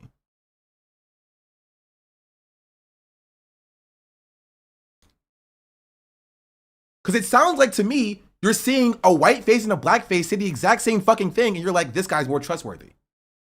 That's how it appears to me. Both are like, we will give defensive arms to Israel, and you're like, that one's more trustworthy. I believe that one. I believe I can change his mind instead. That's what it sounds like to me. That's how it's coming across, because they're saying the same thing. They're saying the exact same thing. They're both saying they're going to give defensive weapons to Israel. Jasmine Crockett has a voting record, right? Giving defensive weapons to Israel and saying that she will give defensive weapons to Israel and that Israel has a right to defend itself. And Tallarico has policies on his website where Israel has a right to defend itself and he will continue giving them defensive weapons. They never said shit she did. Yes, he did. We're looking at it right now. It's on his fucking website, Chatter. What do you mean he never said shit? He says it on his website. On his website. He will support defensive systems like the Iron Dome. And he said that Israel has a right to defend itself. Am I confused? Am I misreading this?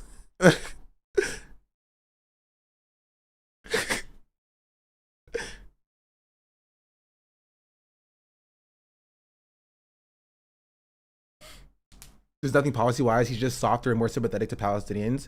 And people are running with that, thinking he's better on Israel when he's really not. Right? And that's fair, right? You have Jasmine Crockett's name on them. Shatter, I have been more anti-Crockett than any of your fucking favorite streamers. Name them. I've been more anti-Crockett than Hassan. I've been more anti-Crockett than Mike from BA. I've been the most anti-Crockett person here for years. Years.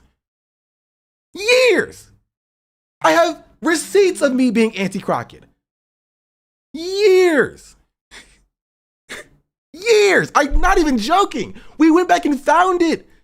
This is me months ago when she announced her campaign and what I was saying about Jasmine Crockett. You can't play this card with me. I posted What Did He Know? And I posted my old tweet saying I stand on not liking Jasmine Crockett. This has been a consistent thing. Like, I said it when I was on Hassan's stream the first time. I said it when I was on Hassan's stream the second time. I've been pretty consistent on this. I've hated Jasmine Crockett for years. Could not hate it. Hated is a strong word. I've just disliked her persona. Years. Also, now the goalposts have shifted. Now it's like, I don't like any of them, man. We're talking about margins here. I just like his rhetoric more than hers. That's not what you said, Chatter. You said that he was better than Israel, like better on Israel than her. That's what you said. That is what you said. The goalpost has now shifted and moved because you're fucking wrong and stupid. I didn't say, yes, you did. Yes, you did. You did say that. You did. Sorry, you implied that when you said I voted for Tallarico because she was a hardliner for Israel and made that known. That's it. That's the conversation. Win the goalpost. What am I supposed to take from that, Chatter? You said that she's better, she's worse on Israel than he is. You said that. That is what you said. You said that she is worse on Israel than he is. That is what this message is. And my take is that the rhetoric conversation, right, could very well play a part in anti-blackness. When it's about optics, when it's about rhetoric, when it's about how they're perceived, right? The truth of the matter is that black people, specifically black women, are perceived a certain way by society. And so her being seen as like stuck in her ways and unable to change her mind, right, has historical context in anti-blackness. Yeah, being aggressive, tough, stubborn, unwilling to change. Black people being seen as more conservative. Black people being seen as homophobic.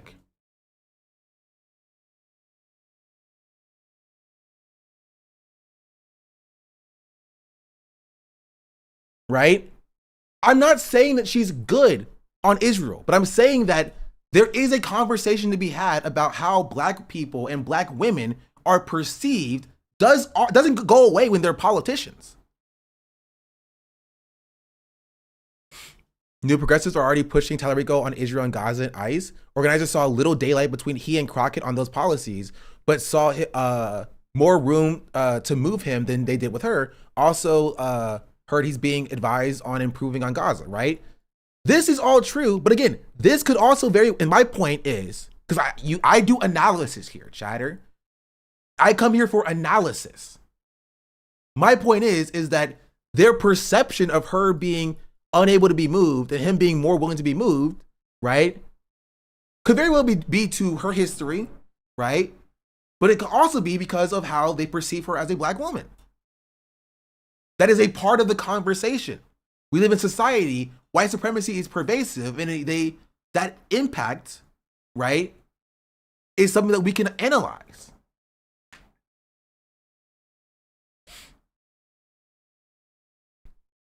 I don't doubt the anti-blackness is at play, but I think that there's two clips that usually go around surrounding Crockett that make her stance look abysmal, while Tallarico only had one clip that went around to make look very sympathetic. Yeah, I think that's the case, and that's fair, right? Again, I'm not defending Jasmine Crockett. My goal here is to analyze just how much of this did come from Jasmine Crockett actually being like stuck in her ways, and how much of it is from the perception of her being like aggressive and tough and mean on the campaign trail. And analyzing that difference and what that dynamic is important for contextualizing how black people, black men and black women run in the future. That's the point.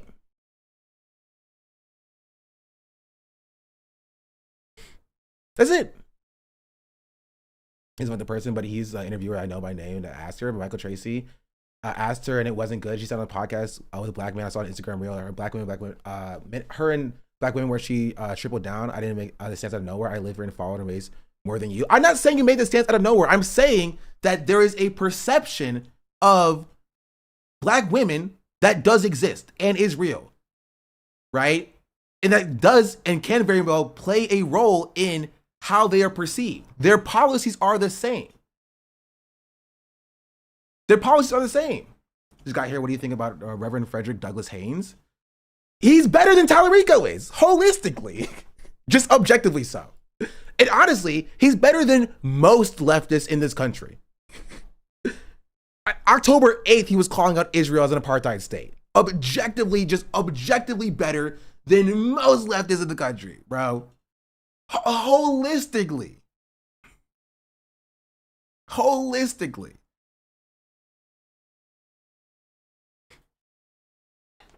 Holistically. Better than Jasmine Crockett, better than Tallarico, freaking just miles above everybody else. Objectively so.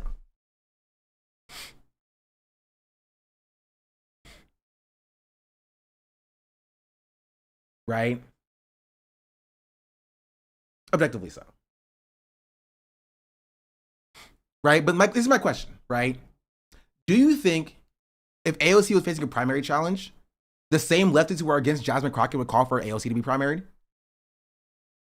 This is my question. Do you think if AOC was facing a primary challenge, the same leftists who were so staunchly against Jasmine Crockett would call for AOC to be primaried?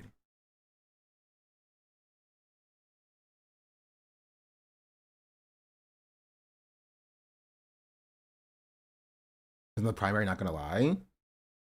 If she was being primaried by a white AOC, just a white man who was the same exact positions, essentially.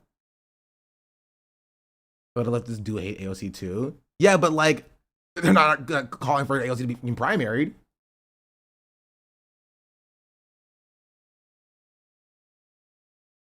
But better on Gaza. But Talarico's not better on Gaza. That's how we got here in the first place. You know what I mean? They have the exact same positions.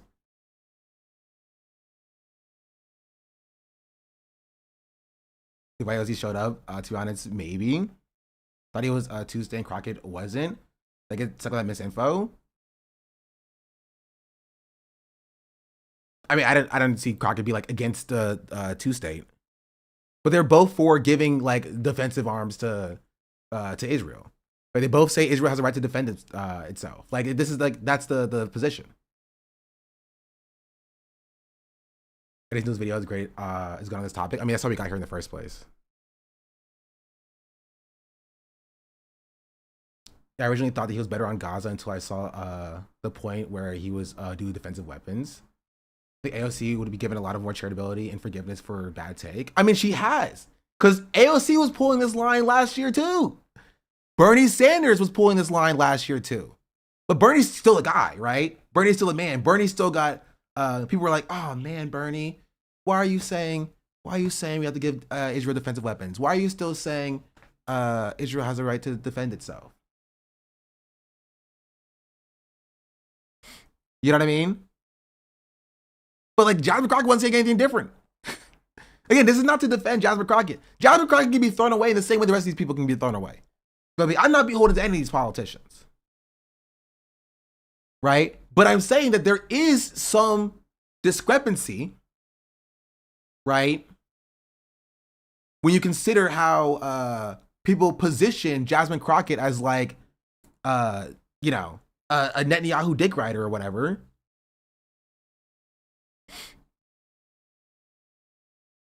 But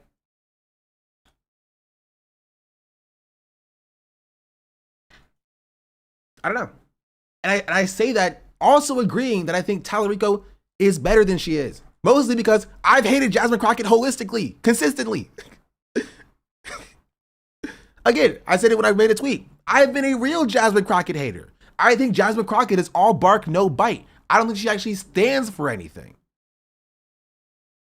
Right? I think that she claps back in a way that I think is like, okay, cool, awesome. You got your Twitter clip, you got your TikTok clip. What next? What now? But that's what people loved about her. They loved that. I didn't. I thought that was lame. I thought that was boring and lame and it sucked. And I've said so for years. You can go back and see me on Hassan stream 6 months ago, 8 months ago.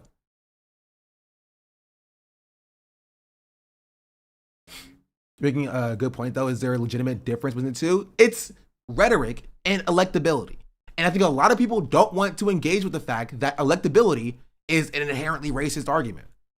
We live in a racist society, so we have to engage with electability. It's not something we can just throw away, right? Appeals to voters is an important thing for a society that we live in, right? But you have to understand that electability arguments are inherently racist. We live in a white supremacist society. Who do you think will be more electable? We live in a white supremacist patriarchal society. Who do you think will be more electable in that society? It very quickly turns into, maybe we should only run white men because white men can attract other white men and they are the biggest voting base, right? And that's what I'm trying to get ahead of. I'm trying to get ahead of that. I'm trying to stop that because that was the conclusion of a lot of people after Kamala lost. Maybe we should only run white men. Maybe we should maybe she had a white man running. She was the VP for. We could actually have won this thing, right? And that is an inherently a racist argument that a lot of people don't understand that that's where they're going to. You know what I mean? People don't want to admit that they are imagining a different Tallarico, how different Tallarico and Crockett are, when it's really just margins and better messaging. Yeah, and again, that's not nothing, right?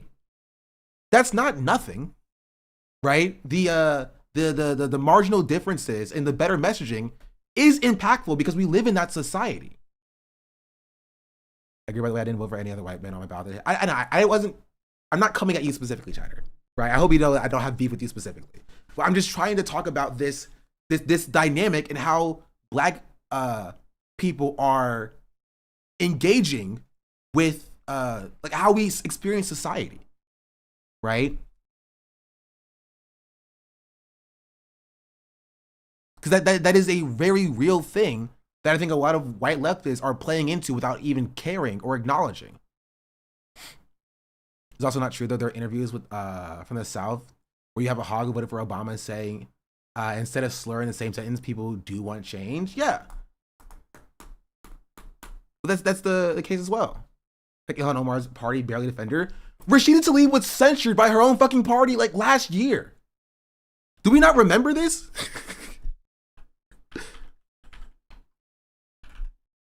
Like the way that people of color, right? Black people, women, Muslims experience the world is impacted. But I was looking for censure.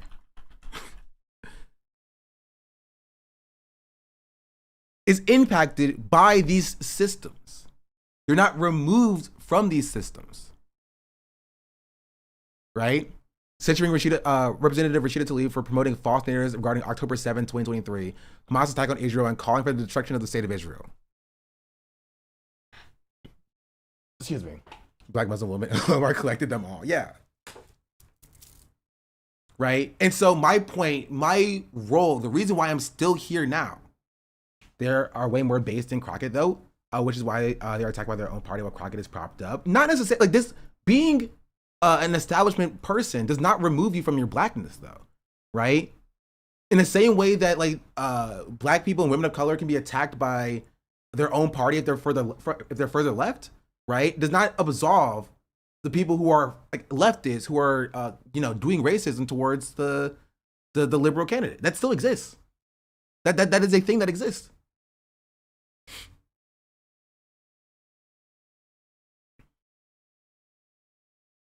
Right? And this happens anytime I hear the electability argument. That's why I hate the electability argument. I despise the argument about who's actually electable. That's how we got the Gavin Newsom conversation in the first place, bro. You know what I mean? If Graham Plattner was saying everything Ilhan Omar was saying, he would not be attacked in the same way. That's just a fact. Well, not even just wouldn't be attacked. He hasn't been attacked in the same way. Right? He's saying the same shit that the rest of us were saying a year and a half ago, but he's getting praised for it. He's getting endorsed for it. Look at freaking Zora Mandani for an uphill fucking battle, bro. An uphill battle. Getting called up in terrorist supporter for saying the same shit that Graham Plattner gets to walk out and say to applause.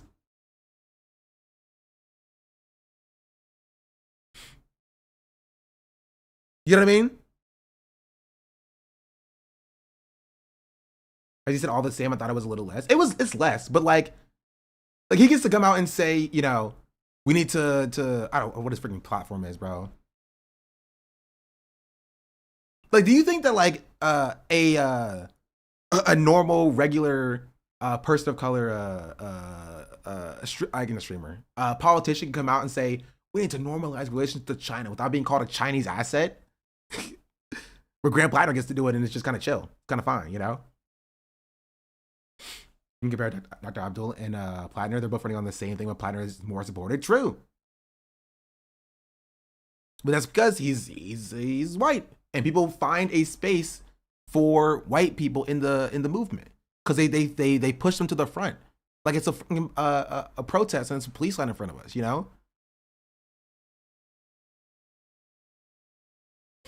You forget that Joe Biden held a grudge against Kamala in the primaries, bringing up his voting record and busing, and she got directed to border czar for that.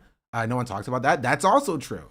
She got sidelined, and he dealt a terrible hand. And to be fair, that's why Kamala gets no respect from me, because she was like, I support this man wholeheartedly. I would do nothing different than him. She got no respect from Joe Biden, but she turned around and rode for him. That's the L. So honestly, she deserved her loss for that. But understand we need to build a bigger navy because China bad. Is he flipping? Yes, he is flipping.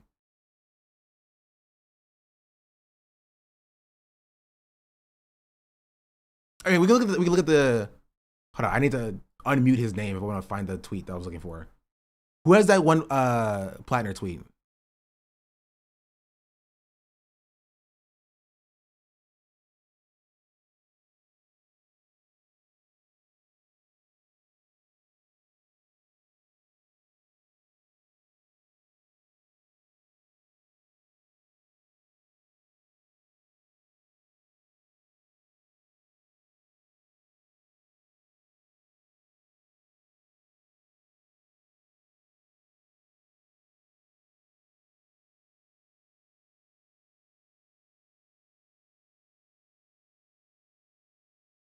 Day Platter Hate Hour. It's not Platter Hate Hour.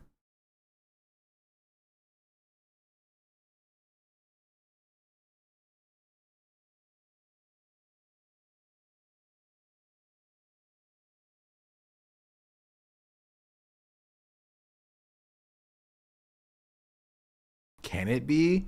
I don't think it's productive, but I will. About to go get I will that drop Eddie. a Plattner hate every now and then, just cause.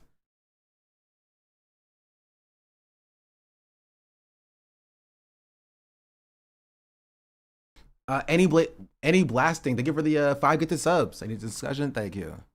Plattner was recruited by Bernie's being pushed from behind from the start. I mean, Bernie endorsed him like within like what, 2 months.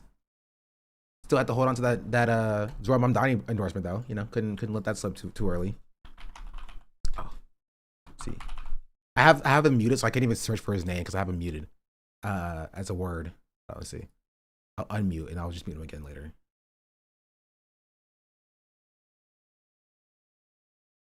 Not that it freaking worked, bro.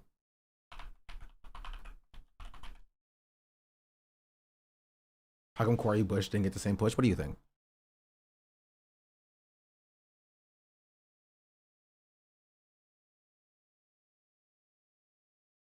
There.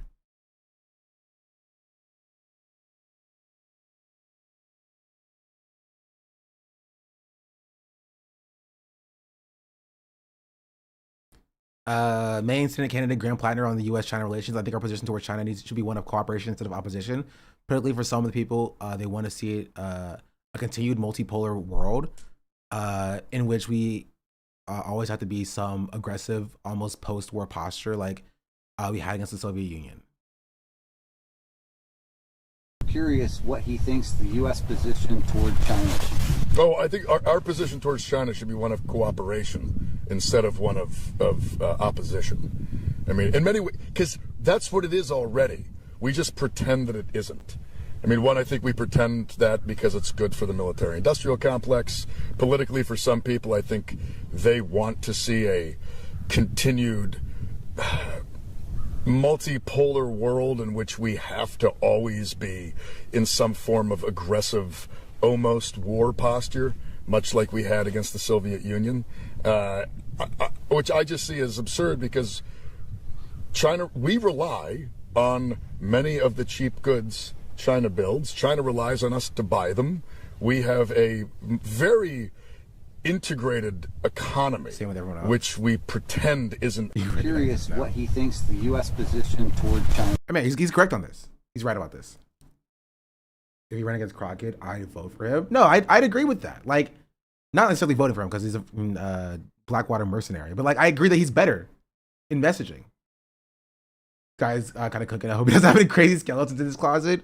Nah, he's already buried all of those at Abu Ghraib. I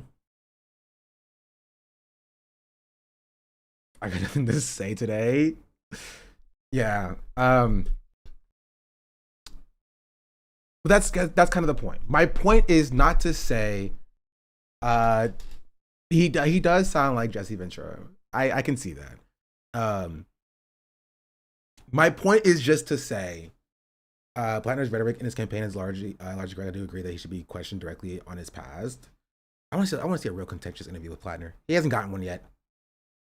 Genuinely, he hasn't gotten one yet. He doesn't earn my respect until he gets one. He's only gotten glazed interviews.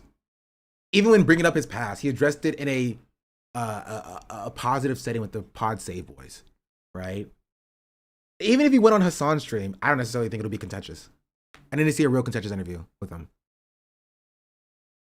Somebody who will actually press him instead of so because like even this China take, he admits here that he's just saying what our current position is, right? He's literally just saying this is what our current position is, because he's right. Our current business with China is one of cooperation. It's one of like neutrality, feeling each other out. We're good. You buy our stuff, we buy your stuff. You know, we're trading with you, and it's one of like military posture. And that's kind of what makes Kat's position so bad. That's what makes Kat's position so insanely bad. Because she's just like, yeah, let's just stoke the war flames with China just a little bit. He was asked about it again recently. Let's take a look.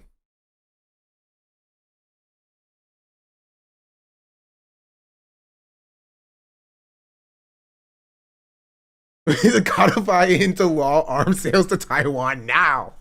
Let's just denormalize relations with China.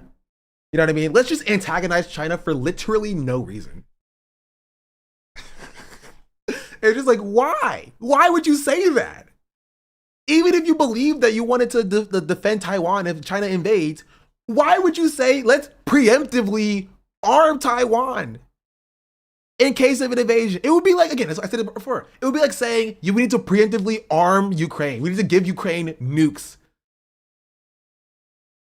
to just in case Russia invades. Like, yeah, that won't actually escalate to anything bad. That will not be a insane escalation towards another nuclear power for no reason. Just cause, I guess. China's saying China's going to invade now because of this war. I know they won't do that. I do not understand China at all. I mean, that's also true. China is literally trade maxing. That's what their goal is. But like, why would you antagonize them? You know what I mean? It just doesn't make sense. It literally doesn't make sense. I don't get it. Right? Graham Platter has the correct response here, which is just like, hey, let's just normalize relations with China openly in public. We're already at a point of cooperation, right? We are already at a point where we are engaged positively with China. Let's just not antagonize them. You know what I mean? Let's just chill out a little bit. And they're like, yeah, no, we should just give Taiwan nukes. That will solve this problem. You're like, why would you? I still know why she said that, bro. I don't get it. Anyway, let's watch this now. Main candidate Plattner today on his Nazi tattoo he had before the campaign. Okay, I don't even really care about the Nazi tattoo. I care about the Blackwater stuff, bro. Let's just see. You got anybody, Matt? You are fired. Yeah, they a lot of people have questions. They have a specific one. People have more questions about the tattoo stuff. And these folks want to kind of like some clarification, I suppose. Okay. Audrey? Hi, guys. Hey, everyone. Hello to the Holy Trinity. And Graham, just wanted to press you a little more, about the tattoo. You do continually refer to it as a skull and crossbones, and I would just like to ask you, as a World War II buff, if you know what they call that symbol, if you know what the name of it is. I do now. It's I've read, it's a Totenkopf, and I have read. So what do you mean you do now? Because if you're a World War II history buff, I mean, that was like, you ever seen... I don't find him as genuine. I just don't believe him. Exactly. I just don't believe him. The way he positions it of like, oh, well, now I know what it is. Whoa, what a surprise. This just kind of fell on my chest. And I've had it for like 13 years and I just had no idea. I never went to look at it. You know what I mean? it feels dishonest. And maybe that's why I'm so stuck on it. It's because it feels dishonest. I feel like he's lying to me. You know what I mean? Just say, yeah, I got it. I'm stupid and I didn't look into it. Right? I'm sorry, that's my bad. Because if he's genuinely stupid and he never looked into it, you should be apologetic for that. Right? It should not be like, hold on. We haven't got to the I'm not going to apologize part, but apparently he says, I'm not going to apologize for something that I didn't know about or do. Like, I'm sorry. That's white people shit. I'm sorry. What do you want me to say? That's white people shit. Like, yeah, just apologize for the harm that you've caused and not your intention of causing that harm. Just understand, yeah, people can be hurt by this. So I'm sorry that you were hurt by this. You not knowing is just extra context that's like, cool. That doesn't change the harm. The intent versus impact conversation is beating white people's asses, bro. It's beating their asses. Bro, if my personal hell would be describing to a white person intent versus impact. Literally. If you want to curse me to eternal damnation, what my hell would be is just making me forever explain to white people the difference between impact and intention. I cannot even imagine it, bro. Indiana Jones or like in a lot of movies, you know what I mean? So again, I think people view this person as like, oh, you're being a woke skull trying to bring up this past thing. Where it's like, no, I genuinely think I agree with this person. It doesn't make sense to me. Something's not making sense. There is a puzzle piece missing from this conversation. There is a puzzle piece missing from this conversation. It is weird that he's had this on his chest for like 12 years, 15 years, something like that. Never looked into it. Never asked, hey, what is this thing that I got on my chest?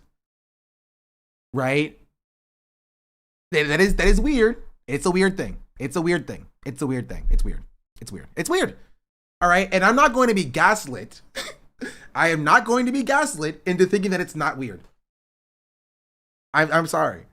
I'm not claiming that he's a secret Nazi, but I'm saying that like if he was genuinely unaware, he needs to own that and accept people being mad at him for it. Because I'm sorry, being an ignorant Nazi, right? You know, being so ignorant that to not understand, not recognize this anti-fascist symbol, right, is going to frustrate some people. And you need to understand that and be like, yeah, my bad, I'm sorry. I said the same thing about iDubbbz, right? But Ian, when he made his apology, when we watched it, I said, listen, Ian apologizing now is good, but he has to understand that some people won't forgive him from that, right? Some people will never forgive him. Some people will take a little bit longer to forgive him. And because that is in his past, he needs to eat that. He needs to understand that some people will not forgive him, right? And it's your job as somebody who's actually apologetic to just apologize, acknowledge that some people will never forgive you, and you move on. You spend time constantly apologizing. The average child would think you were weak and call you pussy. You fuck the average child. I don't give a fuck. I don't care. I don't tailor my fucking criticism or tailor my worldview around what the average fucking chud thinks. I tailor it around what marginalized people think, right? And to protect them. I don't think about, what does this fucking Nazi think? What would this Nazi think about it? Like, I'm sorry, maybe that's the difference between me and other leftists. I don't do that. My worldview is based around protecting marginalized people. If I just do that, I don't care. I don't give a fuck. If it's so much of a problem, find someone else. Pick someone else.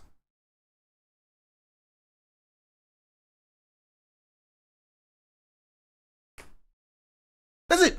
If it's so much of a problem, pick someone else. I don't think it's so much of a problem to be like, yeah, I'm sorry, I didn't know what it was. Right? But him being like, I'm not going to apologize, makes you look more callous, right? And so if you'd rather look callous towards the people on his side than to look weak towards the other people on the other side, then I'm sorry, he's not the guy for me. That's my take.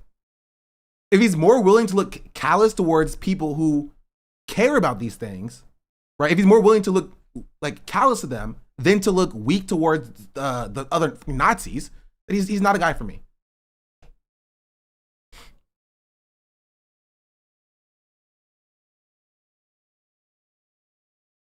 I agree with you that it's not a good look, and I heard the cosign it. I'm just saying it's the grand strategy angle that he's taking. I don't, because it still centers the white Republican moderate position. You know what I mean? And I hate centering that position. I don't give a fuck where you are, bro. I don't care if you're in Maine. I don't care if you're in freaking Idaho. I don't care if you're in Utah. I hate it. I hate it. It centers the people that I don't give two fucks about. I'm sorry. My take is specifically about protecting marginalized people. And I am not going to sell out those marginalized people by, excusing the behavior that I know is deplorable. It's not like we're asking for him to move a mountain, bro. He's not fucking Atlas holding the world on his shoulders. I'm sorry, it's 2 words. But it's a part of a common thread of white people being unable to just say those 2 fucking words, bro. It's like asking a white person to say I'm sorry is like, trying to turn the fucking sky gray, Or you're trying to move the sun out of fucking orbit. Like, it's not. It's not.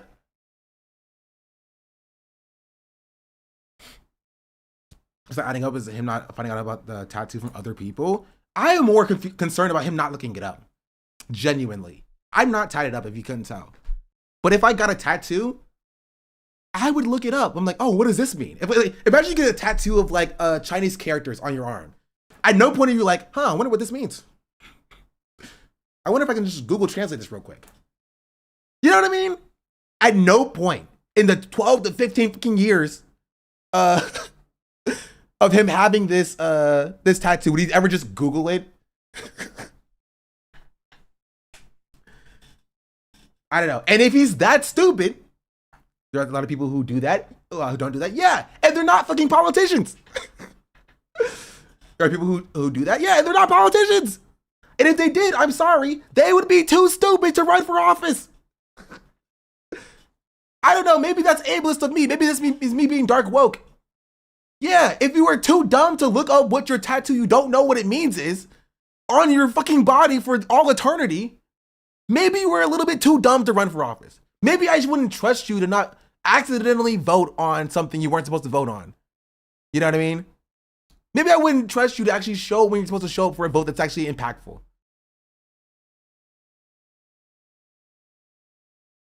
I don't know. Maybe that's just me.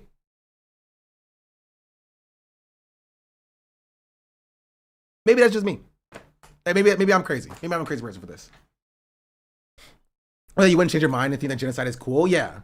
People were like, oh, well, he won't be Fetterman. He won't have a stroke. I'm sorry. Somebody who gets a tattoo on their body of a skull in Croatia and doesn't think, what is this, may have already had the stroke. I'm sorry. I genuinely. He's like, oh no, he won't Fetterman us. He hasn't have a stroke. Are you sure?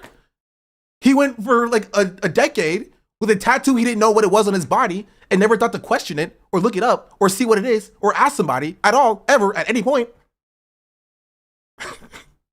Are you sure he didn't have the stroke already?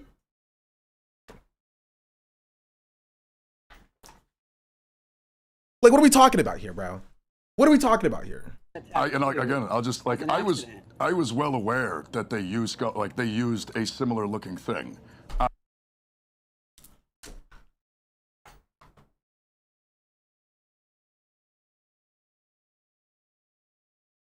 See, this is where the story comes apart, chat.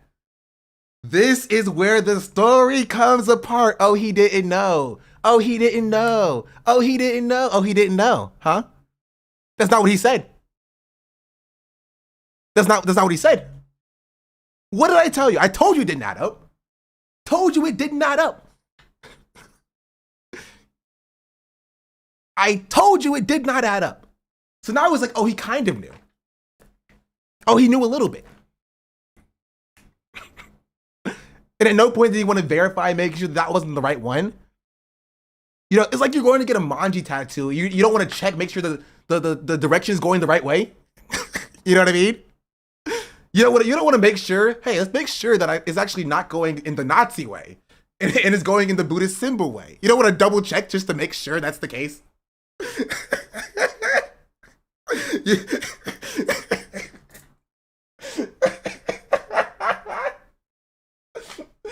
I'm sorry. I'm sorry. I'm sorry. I'm sorry. I'm sorry. I'm sorry. I can't. I can't. I can't.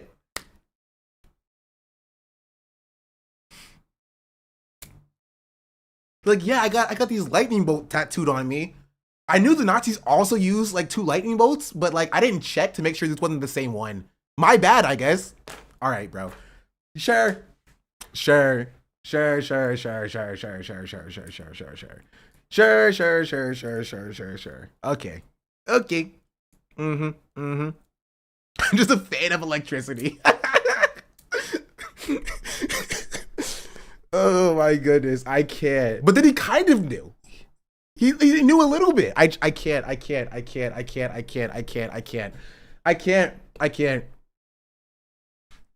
The Marine Scout Sniper insignia is a straight up SS symbol. That is the least surprising thing you've told me. Yeah, they stand for super sick or something. I think we're also forgetting how dumb Marines are too. Like the reason people join in the military is because they fail high school. But then why are we pushing this guy to be a fucking politician and then positioning him to be the fucking president? That's where I'm confused. That's where I'm confused. People are like, this guy should be leading our movement from now on. They're putting him in the same conversation as Mamdani. And that's so disrespectful. Mamdani is calculating. He's intelligent, right? He's eloquent. He knows what he's doing. He's maneuvering fucking the president to get whatever he wants. And you're like, oh yeah, this crayon chewer is the same guy as him. Yeah, sure. Sure. Right. Yeah. Okay. Yeah. It's Mamdani, Graham Plattner. Okay, bro. Okay. All right. Like they used a similar looking thing. No, Graham. You have to admit it's not a similar looking thing. It's the same. It's the same thing. Oh yeah. And no, it's and like so when put. You keep sort of dodging around it, but I'm not trying to just dodge. would like you to admit that you got a Nazi tattoo and just apologize instead of saying it could be interpreted that way. I can't because I didn't. And look at I'll just what? But you did. See, she's saying what I'm saying. You're just like, bro, just take the L. You did. It's objective. You got a Nazi tattoo. And he's like, no, this is why it's okay. You don't get it, all right? Let me explain it to you this way. This is why it's okay for me to have gotten a Nazi tattoo. And you're like, okay, well, yeah, you got a Nazi tattoo. He's like, no, I didn't. I didn't say that, actually. I didn't say that. That's not what I said.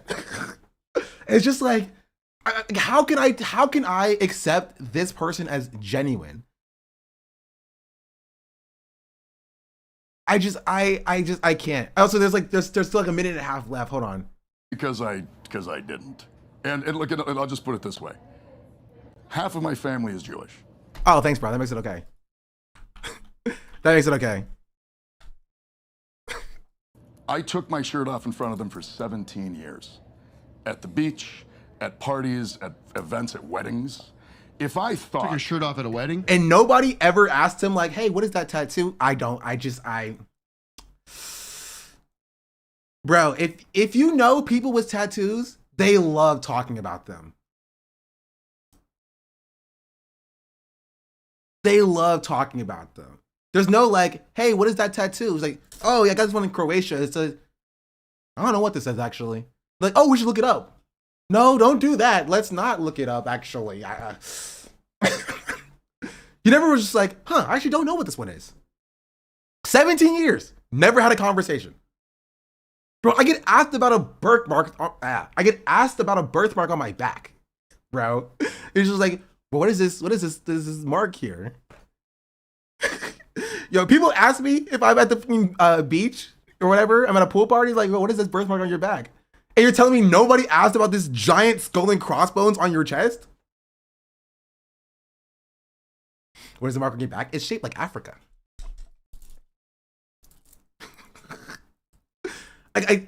Like, just genuinely, really? No, it's not shaped like Africa. That would be cool though. That would be sick.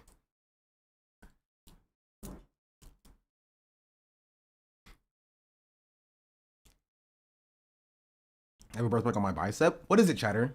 Oh, I'm sorry. You're not supposed to ask that about people. I forgot. I've been asked about a birthmark on the back of my neck before. No shot. Nobody asked or knew. It is a interesting story. It is an interesting story. I don't know. I don't know. I did. I promised. The famous video. I promised my brother and his wife that I was going to perform "Wrecking Ball" by Miley Cyrus in nothing but Marine Corps running shorts, and so I did when they got married. Audrey, your argument is that but- your argument is that he went into the tattoo shop and knowingly picked a Nazi symbol to be tattooed on. Anyone who's even remotely a World War II buff knows what that is. It's not just a skull and crossbones. I have to. Can I admit something? We're done with Platter. I saw this gym last night. What is it? Oh God. Okay, we'll get to that next. I consider myself a history buff. I like history. I was not personally aware of that. Oh my. He's doing the leftist thing, bro. He's doing the leftist thing. It was like, hey, I love history in World War II. I had no idea what that symbol was. But he said he did know. But that's the thing. Wait, hold on. Really, Noam got fired? Okay, we'll get to that in a second. We're almost done. Because that would be insane. If Kirsty Noam got fired.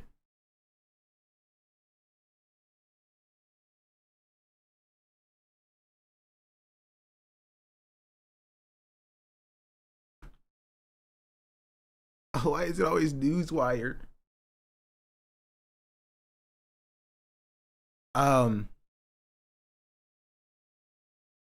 Okay, right. We'll spin the block on that.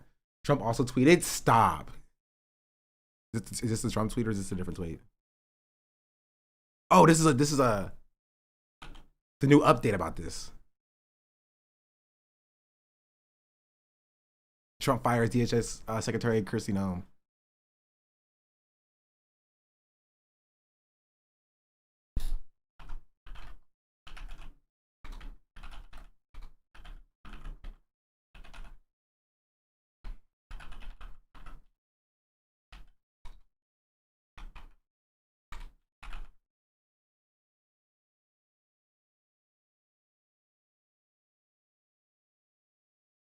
You and Hassan call her Kirsty. Oh, is her name Christy? That's a stupid spelling of Christy, bro.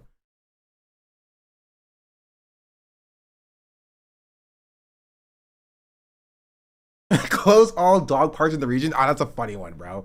He's gonna fire Pete Hegseth in about 4 months, a year. Watch. He will refuse the failures that occurred from this war. Oh, for sure. I'm surprised Kash Patel is not officially out yet. Okay, here we'll get to this in a second. Hold on. We're gonna rip Bozo. But I want to finish this out. Mark Wayne is replacing her. Wait, is that actually his name? That's a stupid name too, bro. The first name is Mark Wayne. No hyphen, no dash. So, I'm not trying to be argumentative, but. Well, I do believe you on that, Tim, but I will say that, I don't think it's that hard to apologize for a tattoo, and there has not really been an apology. There's just been I'm sorry if it resembles a hate symbol. You know what I'm saying? That's true. This person's correct. Well, but again, I'm not going to apologize for something that I didn't know about or do. I'm sorry. That's the most white male thing I've ever heard in my life. It just is.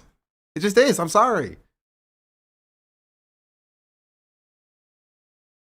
It just is.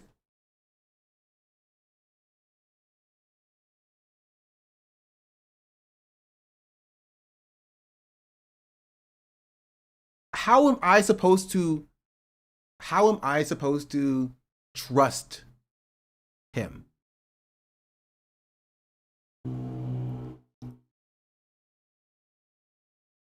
You know what I mean? That's where I come from. How am I supposed to trust him if he's unable to even take accountability for his previous and past behavior? unironically, this is IDPOL. Yeah, but IDPOL doesn't apply to white people. IDPOL doesn't apply to white people, chat. Don't you know? Don't you know? I mean, it is. I've said it previously before. Army asking about his murders. Oh, to be fair, I did start this conversation by saying this is not my chief concern. Puerto Rican vegan socialists, I'm right there with you. Right? I did start this conversation by saying, why are we not asking him about his term in Blackwater? Because I do care more about that. But like, again, the tattoo is like the least bad thing he did. It's like the lowest thing on the totem pole of the levels of bad that he's done.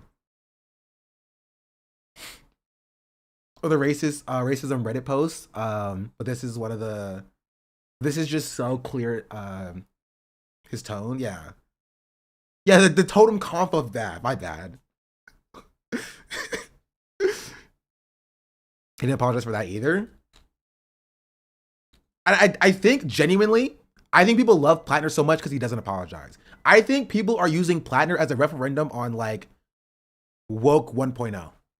Genuinely. I think that they're supporting Plattner as a referendum on like woke 1.0. And so him not apologizing is a positive, is a plus in their mind. Cause it's like, yeah, stick it to those rad libs, those liberals, those idpol freaking libtards or whatever. And that's kind of it. It's like a referendum on like, we're getting back to where we need to be. You know, politics by white people for white people kind of thing. Dark look is when you have a Nazi tattoo. Unironically, yes. You know how I said a few months ago that like people love the perception of growth more than they love actual being in the correct position? So Plattner going from having a Nazi tattoo. So the worst bad Plattner is makes his growth more explosive. Right? I drew it like this before, right? This is from yesterday, sorry. New paint. So like take a black person. And you have like on a scale of like this is like bad to good. You have a black person who started right here and ended up right here. You know, in like the white leftist dark woke methodology, this black person had like +2 growth points. Graham Plattner, however, started from I'll give him a pale blue color. Right here, and then he got to like right here. Right? Objectively not as high as this black person is, but he got +50. He went from super not good to like, okay. And so this is actually it demonstrates growth, right? I don't agree with people making Blackwater seem different and bad than the American military. It frustrates me. What do you mean? Like being in Blackwater is objectively worse. It is objectively worse. Holistically, it's worse.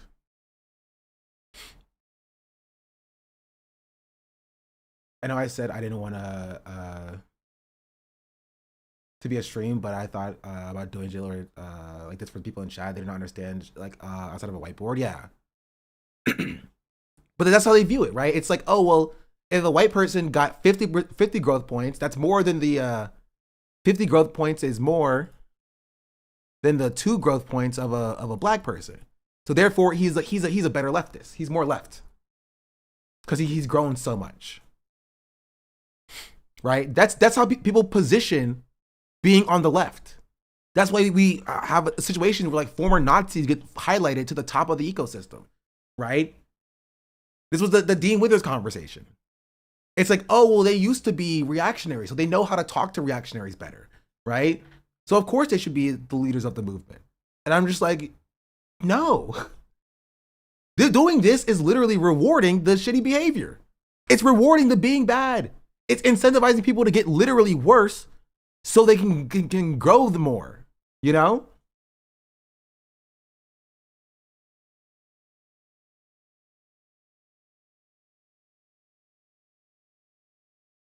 So you don't believe him that he probably rehabilitated from being a neo-Nazi U.S. military man? Well, it's not that I don't believe him. He's not saying that. If he said that, I can engage with that argument. Right? If he said I was a neo-Nazi military man and now I'm not, I can engage with that. I'm like, okay, that's fair. He didn't say that. He's saying, well, I won't apologize for being a neo-Nazi military man because I wasn't a neo-Nazi military man. Right? So what are we supposed to do about that? Right? The first part of an apology is an acknowledgement of harm, right? The first part of accountability is the acknowledgement of harm. Exactly. He's not acknowledging the harm. And people are just yelling at us being like, why do you not believe him? Accept him. He's grown. He's changed. Right? But I'm like, how am I supposed to do that when he's not even saying that he was bad?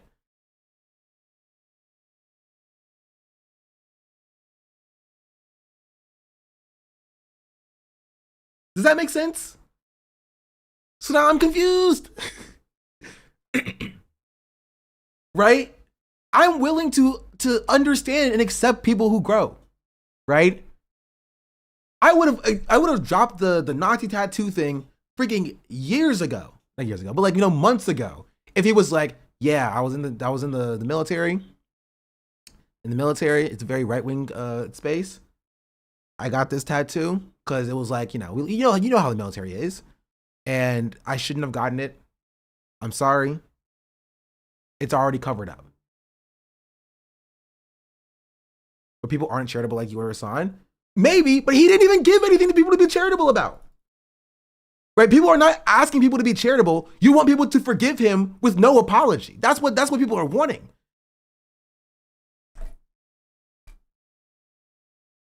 Right? And even if people don't accept it, I'm sorry, he should still do it. Morally. He morally should still do it. It is a thing that he should morally do.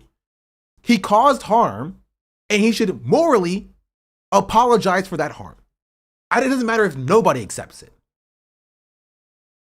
Right? If I do something wrong, I do something that harms marginalized people, and I understand that it causes harm to marginalized people, right?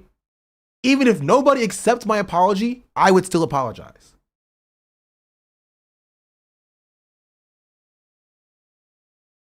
And he's not even doing that. He's saying, he's deflecting. He's saying, oh, well, I didn't know, but also I kind of knew a little bit, but like, I'm going to apologize for something that I didn't know about, even though I didn't know a little bit. You know what I mean? Like, so like, what am I supposed to do with that? How am I supposed to trust him? How am I supposed to believe him? If you won't even acknowledge that, like, hey, he's kind of no bueno. He did a baddie. He's bad. He's not good. He's going out of the way to say that he won't apologize. But here, I'll finish it.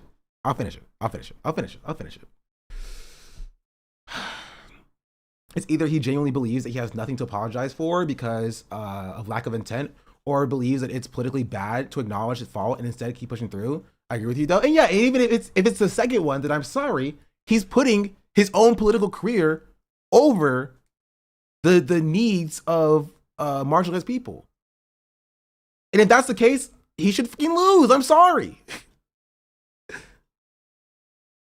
He's like, no, I'm sorry.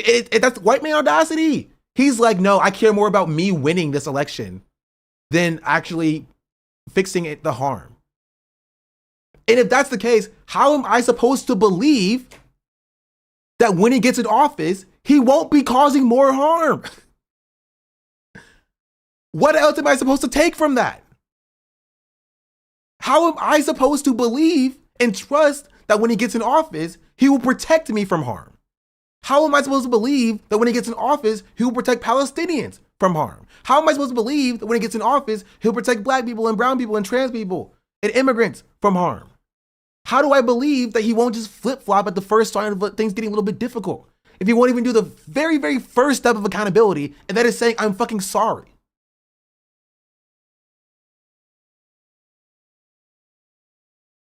But I'm seen as the crazy one for not trusting his persona when he can't even say two simple words. If it's so hard to say two simple words, I'm sorry, then how is it going to be easier to say the other stuff in Congress? Is it going to be easier to sit in the Senate and actually vote for things that actually materially affect my life? You know what I mean? I don't think so. It's only going to get harder from here. It's only going to get harder from here. And he can't even do this one simple little thing. Just they don't even care about any of that. They just want their own white social group to be more socialist. And they think that the dude, bro, like Graham Plattner gets them closer to that. Same dynamic with Fetterman to a T, to be honest. Yeah. That's it. It's a matter, and I said this before. They think Graham Plattner can appeal more to white men. That's all it is. It's that simple. White leftists, not even just white leftists, but leftists as a whole, think that Graham Plattner can appeal to young white men. That is a constituency that went a lot towards Trump, and they're like, Graham Plattner can appeal to them. Why do people keep calling me a tanky? I don't know. Do you like tanks? Hunter's first senior advisor was communication director for Fetterman. My mom raised me with accents still hurt people. So apologize, look on life. And I think more people need that. Not saying that I think him getting that was even an accident. I mean, yeah. What can you say to leftists who say focus on policies with Plattner? Fuck them. I'm sorry. I focus on harm. You can have the best policies. Would they vote for a Klan, like an actual like David Duke, if he had universal health care? The answer, probably yes. Right? But like my answer is like I would not vote for David Duke if he ran on universal health care. That is my response. Right? Policy is not all that matters. And that's how we keep getting fucking Fetterman, bro. Right? Because this is about policy. This is objectively about policy. This is about Graham Plattner being able to stand by something and to stand for something. If he won't even stand up for marginalized people now, why would he do it with his policies in office? That's my problem. He is not demonstrating to me, he might have to you, but to me, he is not demonstrating that he actually cares for marginalized people. And so I don't give a fuck what he's saying on the campaign trail. It doesn't matter. He can run for instituting communism for all I care about. Right? I can't trust him. Stuff like this is why I can't trust him. That's it.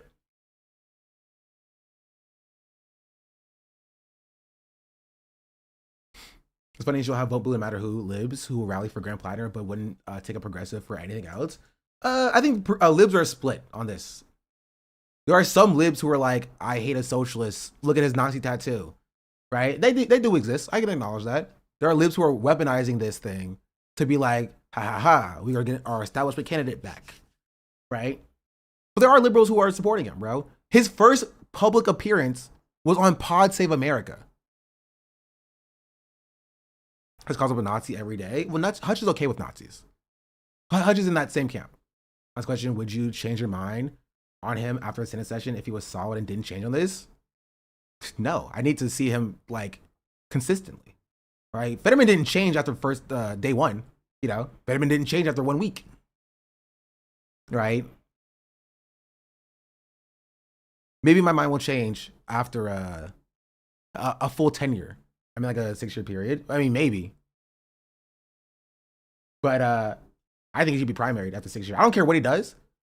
I think to be fair, I think everybody should be primary after 6 years. I think every 6 years you should be replaced by somebody more progressive than you. But that's just my thoughts on electoralism.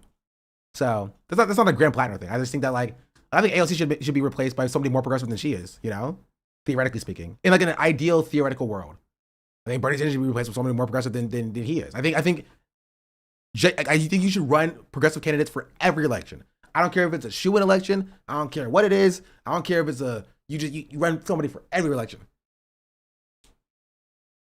Eventually, you'll get some through. You know, it's like the shotgun effect. Probably now is you have people clinging on to power, not giving a new person any chance. Yeah, this fought for Cori Bush, like how they fought for Graham Plattner. We'd be in a better place. I mean, true. This is why I want women running shit. They don't want to put shit for men and themselves. no matter who you are, if you're a Nazi, I'm going to throw you out of the government. That's not true. Kamala Harris was also saying she's going to do a genocide as well. So, you know, women will girl boss herself being genocide supporters as well. You can do it for Summer Lee, but she's right now she's always ignored. Yeah.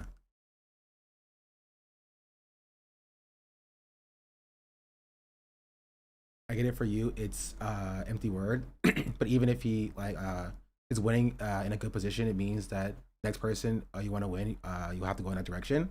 Not particularly. I mean, after Joe Biden, we got back to Trump. You know what I mean? It's not as simple as like, oh, we're going to always go in that direction. You know, I think that if the left gives up its standards for things, they're going to allow other shit to slide.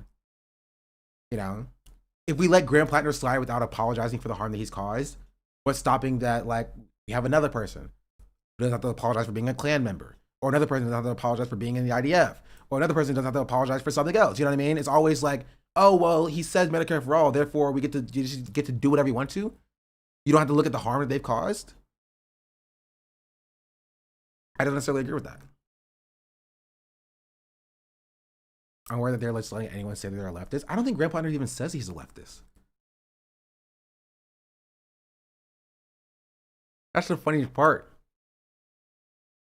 You know what I'm saying? But again, like I'm not gonna apologize for something that like I didn't know about or do. And in the moment that we found, like the moment that it was clear, and I was kind of putting it in that context, I mean, I got it covered because I don't want that on my body. That's also not true. This is a lie. He's lying. He's lying. This is an objective lie. It took him a month. It took him a month from the tattoo being raised as an issue to him getting covered up. A full month. 4 weeks. He's lying. This is why I can't trust him. He's lying. He did not get it covered up the moment he found out it was bad. He deflected and, contextualized it and maneuvered around it and then did a whole public showing on video of getting it covered up with a Celtic tattoo, which we don't talk about that part. It became an event to garner press in media. He's lying. So I don't trust him.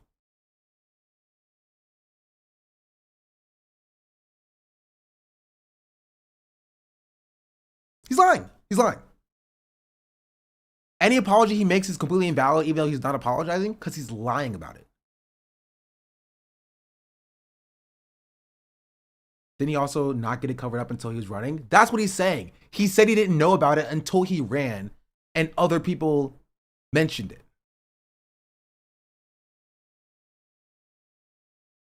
I think he's lying.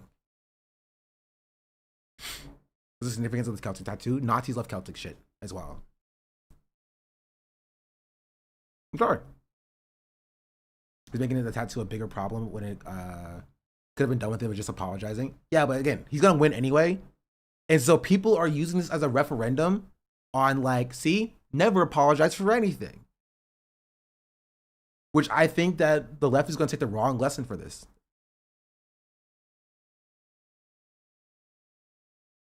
Where do you get the tattoo at? It was East Europe, right? Yeah, it was in Croatia. The tattoo probably had swastikas hanging somewhere then. Yes, but he admits it. He admits in this video that he knew what it was. Or he knew that the Nazis used something similar to it. He admits it in this video.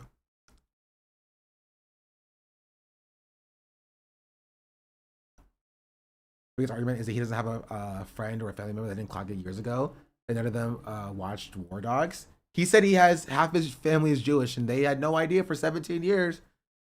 And again, I don't know if I fully believe him.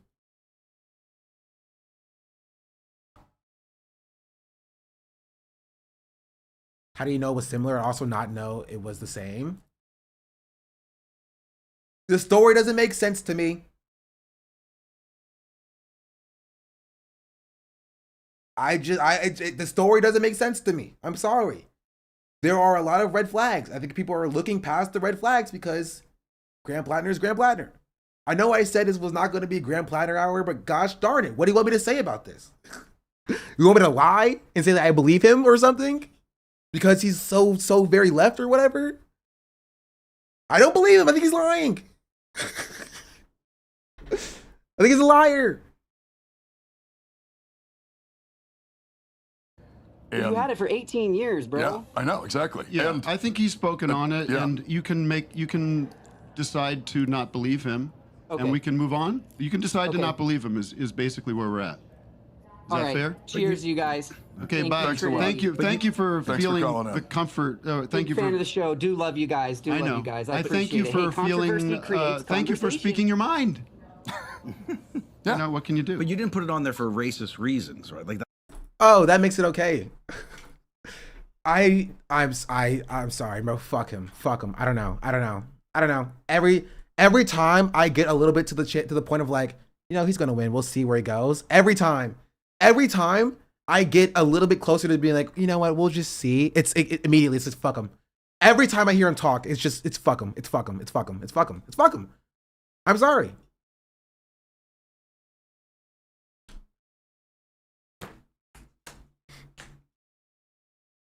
I'm sorry. I can't trust him. I cannot trust him. I can't trust him.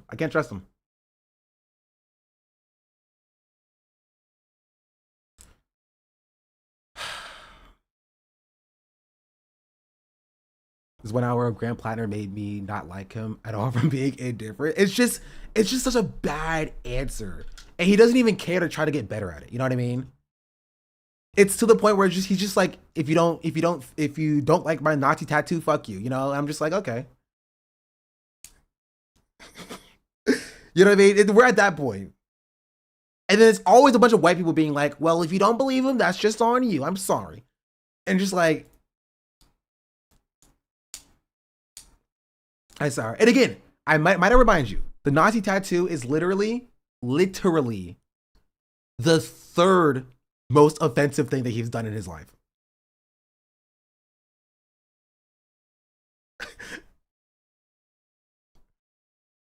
Genuinely, like, and that's the craziest part. You know what I mean? Okay, that we know of. That's a good point. What's the second? Maybe it might have been the CIA black site thing. You know, I don't know. Maybe that one. I actually don't know if him being a guard at Abu Ghraib is worse than him being in Blackwater. I don't know, actually. No, I would say Blackwater is still worse. Actually, we're talking about Kirsty Nome. I made a tweet about it, but like it's here, which is this is a W moment. But that's I don't know. Black tipping is the fourth. Honestly, it's not on the list for a lot of people, but yeah, it's pretty high up there for me.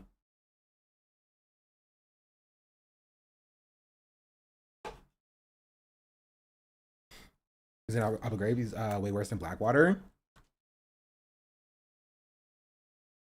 He was a guard, I think. That's what was said.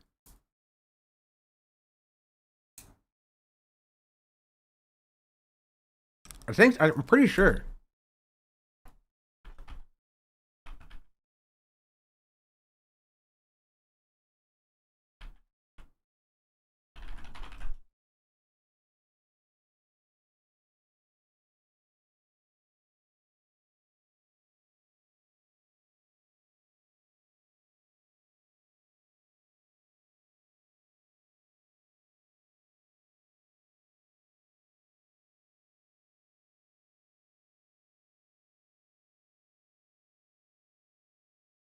Yeah.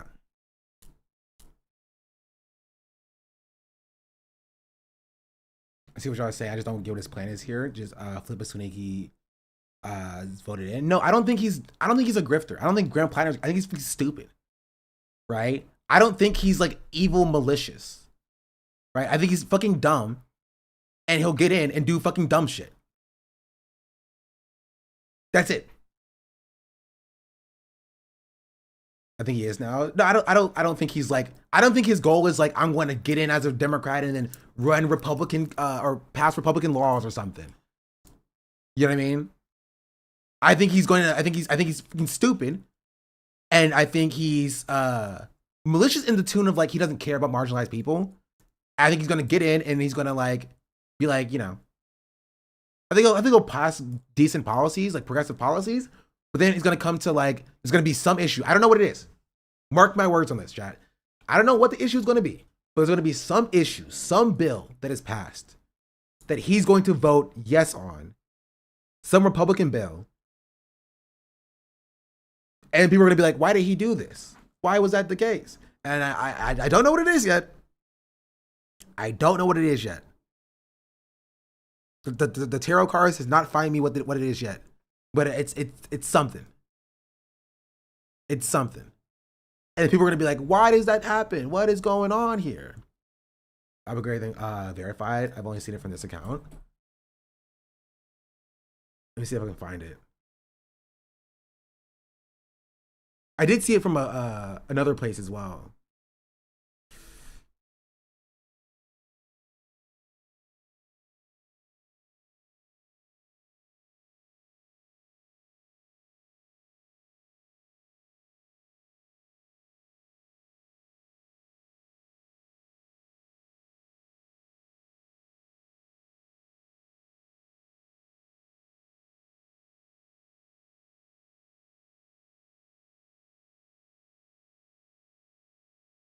Oh, this is a bunch of his Reddit posts.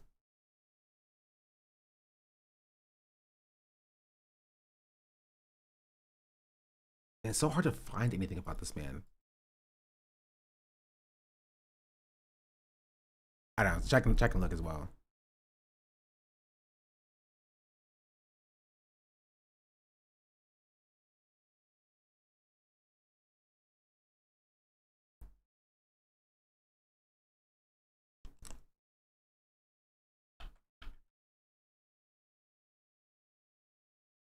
It's here. Oh, I don't have a link to the article because I don't have a.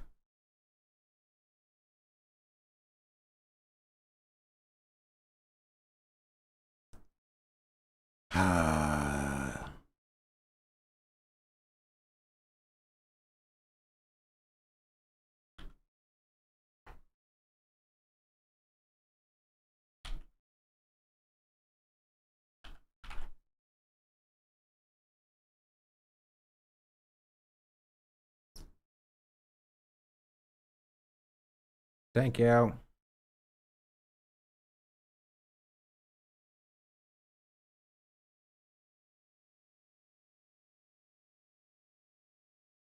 So, not to remember the GOP contract with America. They promised term limits in 1994. All lies. GOP. All GOP does is lies.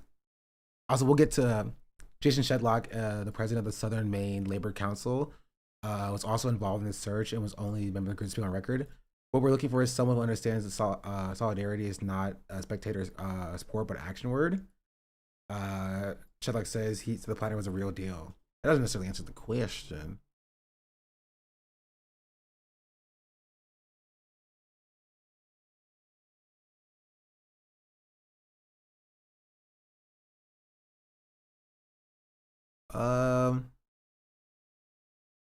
They interviewed him on his boat. Did it say Abu Ghraib? Platter went to the United States Marine Corps School of Infantry and deployed to Iraq in 2005. It was relatively calm deployment for 13 months, mostly because the Battle of Fallujah just happened, and much of the insurgent activities in the area had been crushed in that fight. He told me later he was on patrol at Abu Ghraib. There was an attack on the prison. In nearly 2 years after human rights abuses were, it was nearly 2 years after human rights abuses were first reported at the prison. Platter was not involved. This is my first real taste of combat, he said. It was an odd juxtaposition discussing Platter's experience in the Iraq War while looking out at the islands on Frenchman Bay. I loved infantry combat, he said. It was it was kind of a high stakes game where everything you do matters and you need to make decisions under immense amounts of stress that are going to impact both your life and more importantly the lives of your men. Like, I'm sorry. I remember I talked about this like either yesterday or 2 days ago. Where people were like, "No, you don't understand. He regrets his service. No, he's one of those vets that regrets his service. You guys don't want another Mike prisoner." And he's talking about it like, "Yeah, it was a game, bro. It was just a game. It was just like, it was a high stakes video game. I was like, oh, am I gonna die here? Oh, do I kill people over there? Oh, is the enemy over there? Where's the enemy at? Oh, I'm over there. I have my gun. I'm supposed to trust this person? This is how he's talking about it nowadays in an interview he gave last year. And I'm supposed to trust this person. And people look at me like I'm crazy for saying, hey, fuck no. This is a guy who regrets his service? This is the guy who regrets his service. When he describes it as, I loved infantry combat, it's kind of a high stakes game.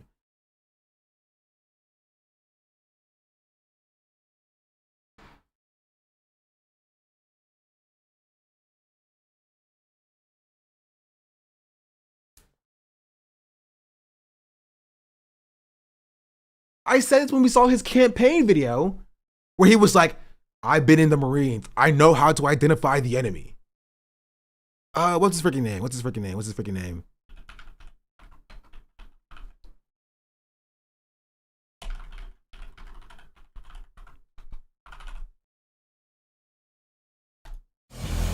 What I love most about Maine are the people. I have never met people who are more hard scrabble, even in a place that requires you to work like 2 or 3 different jobs. We have watched this state become essentially unlivable for working class people, and it makes me deeply angry. My name is Graham Plattner, and I'm running for U.S. Senate in Maine to defeat Susan Collins. You're just doing lesser evil voting shit. If you can admit you're doing lesser evil voting shit, you can vote for whoever you want to. But you have to acknowledge it's the same shit about Kamala Harris. I don't care what they've done in the past. You know, they're better than the alternative. They're better than the alternative, so I'm voting for them. And that's my problem. That's my issue, is that people want to pretend like they were somehow above the K-hivers or whatever, but like, I'm not going to vote in the election. I don't do lesser evil voting. I'm better than that. And then it's like Graham Plattner was just like, well, he's better than the alternative. You know what I mean? Like, no, just stand on it. Just say that he's better than the alternative. I still say fuck him, but like, you know what I mean? Just say that. Say he's better than the alternative. It's less people voting. I'm doing that stuff. You know what I mean? But like, don't act like you're like somehow better than people who are like, I hate this guy and what he stands for. Because I do. He sucks. And he has not properly demonstrated, in my opinion, that he will actually protect marginalized people.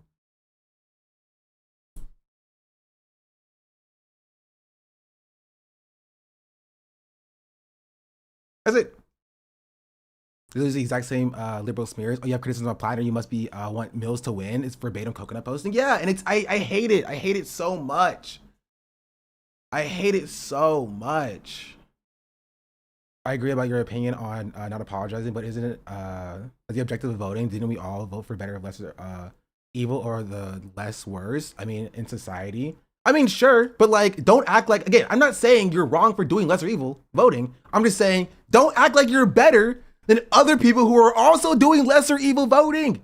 I hate all elections, electoralism. I would much rather focus on something else other than that. Genuinely.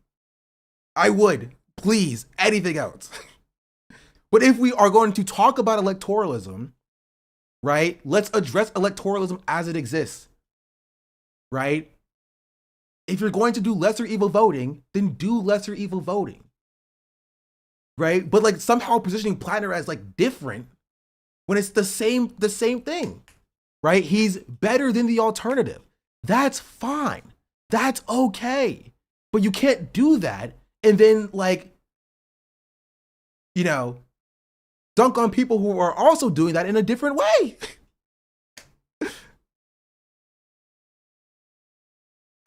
Right? And this is not even about voting. You know what I mean? This is not even about voting. I'm not in Maine. I can't vote. Yeah, I can't vote for Graham Plattner. I can't do it. So it doesn't matter in that regard. Right? But my point is that people who are yelling at me and people like me who have this criticism that we're like helping the freaking, Republican candidate win or whatever, or we're helping the moderate liberal win, it's weird. And frankly, not very leftist, if I'm being entirely real, which is why I hate the term. That's my problem. That's my beef. There are very real problems with Graham Plattner. There are problems with his background. There are problems with the way that he addresses his background. And no matter how good he is policy-wise, those problems don't change. The harm that he has caused does not change. And so yelling at the people who have those problems, telling them to shut the fuck up or get in line or, get out of here or whatever, is not very leftist. And it's mean, and I don't like it. That's my take. And I think it's indicative of how he's going to act in the future. Again, maybe Graham Plattner will be the first time I'm wrong. I challenge y'all to find me a person that I've had this take about that I was wrong about. Find me a person.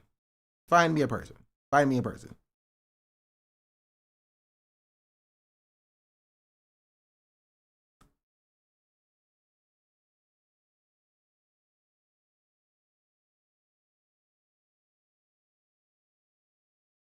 Ludwig. To be fair, I didn't have this take about Ludwig. Also, I've been more critical of Ludwig than y'all have been. All right, let's be real. Fetterman turned out pretty good, yeah. But no, like just consistently, just take a scroll through my YouTube channel. You can see all the people that I've criticized in this same sort of way.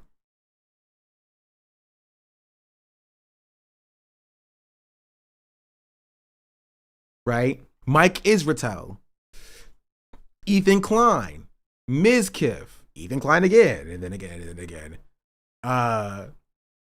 Nicholas Light TV, Tectone, Asmongold, DDG, Asmongold, Dean Withers, DDG, and Kai Cenat. What else? What's her face? Tanisha Carter. 2 years ago. Right? Vosh 3 years ago.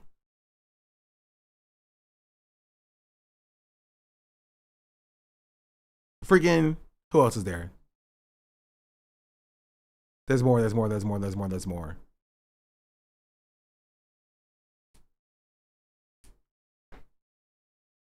Bichon Black is being right about people Hassan gives grades too early.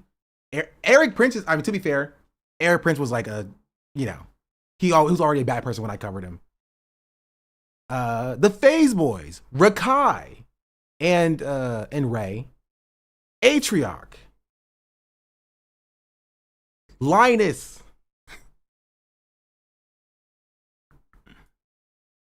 I guess Emerald technically, Gavin Newsom, Jasmine Crockett, Isaiah Martin, Pirate Software. Do I need to keep going?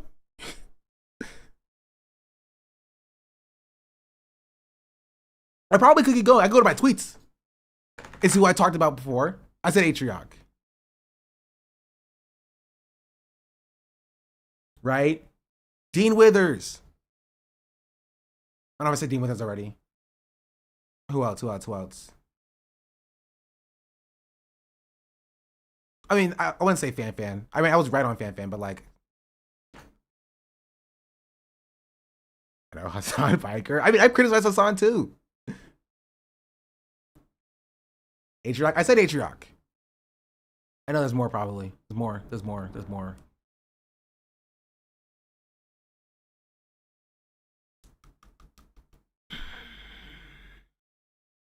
Kamala Harris, but that's Kamala Harris. Joe Biden. That was a good one too. So again, what is this list about? This is a list of people that I've criticized, right? Before the mainstream public came into the forefront and came around to it. Nina is also a good one. I mentioned Dean. Kyle Kulinski. That's a good one too. Ryan Grimm. Another good one. It's almost like having a consistent position about people who are causing harm to marginalized people will cause you to be on the correct side of all these issues. Hank Green.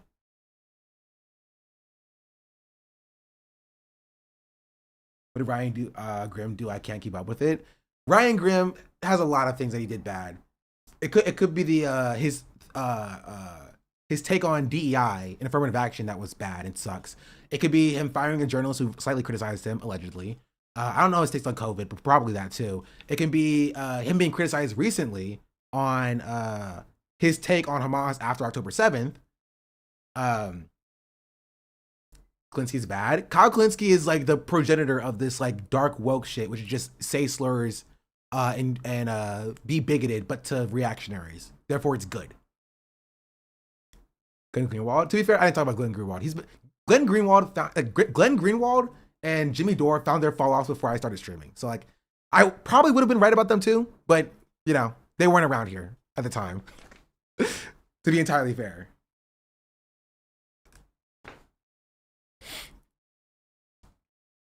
I talked about them for you, don't worry. Yeah.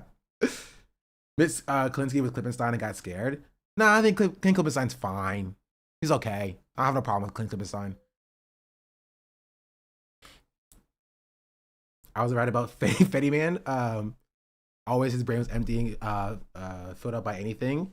It can be good or evil. Don't take the risk. Now we know that Netanyahu himself programmed his brain. I mean, he is in Philadelphia, so like, makes sense. Kyle Klinsky specifically to lock in on the Dave Matthews Band fan vote. What about Gavin for being Jerry Brown? Gavin is a good example of it as well. I called out Gavin too. It can keep going. There's probably been more of them. This thing. Who's been on Hassan's stream? That's probably a good barometer. Ethan Klein. Did I say Ethan Klein? I did say Ethan Klein. I started with Ethan Klein. I say Destiny, but I've always hated Destiny. That doesn't count. Cat. Cat is a good example. I called out Cat as well. It was for different stuff. But I did call out Cat as well. I did do that. I remember it. How did I miss that? What was it on? I said that I didn't like Cat running for Congress because I think too many young people jump straight to running for Congress. And I think people oftentimes abandon local office. And I think somewhere she said like she wants to be like the next or youngest member of Gen Z in Congress or something like that. And I was like, I hate that framing because like, you know, Congress, you know, is important and it matters, but like I feel like we should be getting young people running for local office. I feel like that's even more important. You know? Not any like other beef other than that, but like that was an example of like that sort of thing for sure.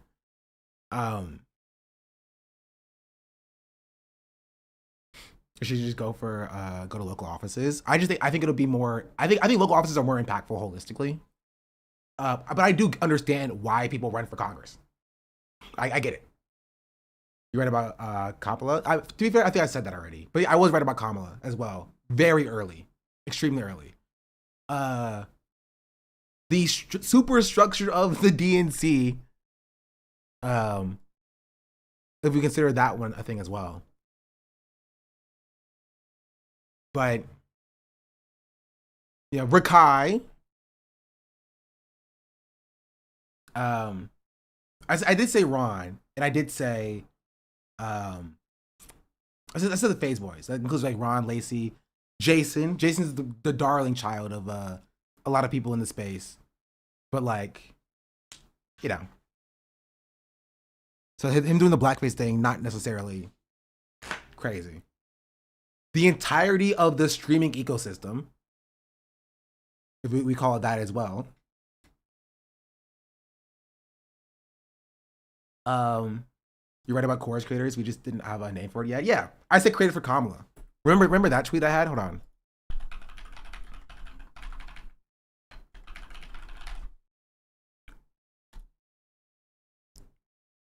There we go.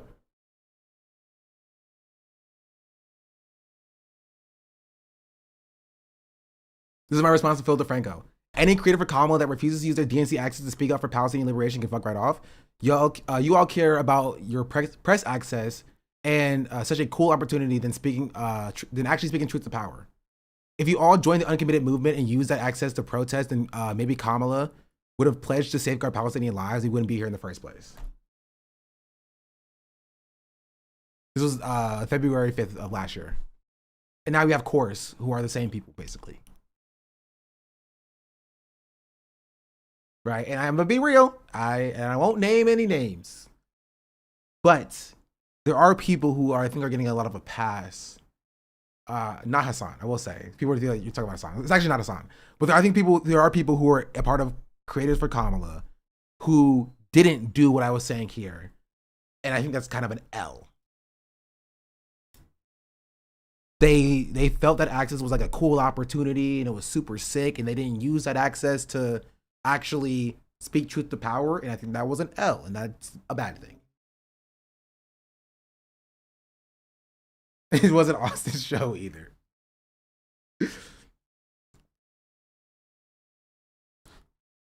But I mean, I don't get invited to these things, so I said all that Sean the Black says, not to like toot my own horn. VT Proflinks just subscribed. No, Hassan is getting insane flack for lazy maintaining non-judgmental comment. No, I said not Hassan specifically because Hassan got kicked out for doing it. Right? I think that if you went to the DNC and you didn't get yourself kicked out because you standing up for Palestinian lives, I do side eye you a little bit. That's how I view. Right? This is why I like Hassan. And no matter what my criticism of Hassan will be, I will defend Hassan, right, on a lot of these things because he actually stands by, you know, his beliefs. He got himself kicked out for standing for Palestinians. I'm not going to say anything about that. There's no critique I can make of that. That's insanely based. Austin. To be fair, Austin was libbed up at the point. I think Austin may get himself kicked out now. Maybe. I don't know, actually. I don't know. Jank? Was Jank there? Thoughts on the soundboard? Nah. It's alright. I think it's useful. Sorry, man, I'm not visiting you anytime soon. Place where someone or Nazi tattoos and spike high in the pole when people found out. Yeah, ain't that kind of crazy?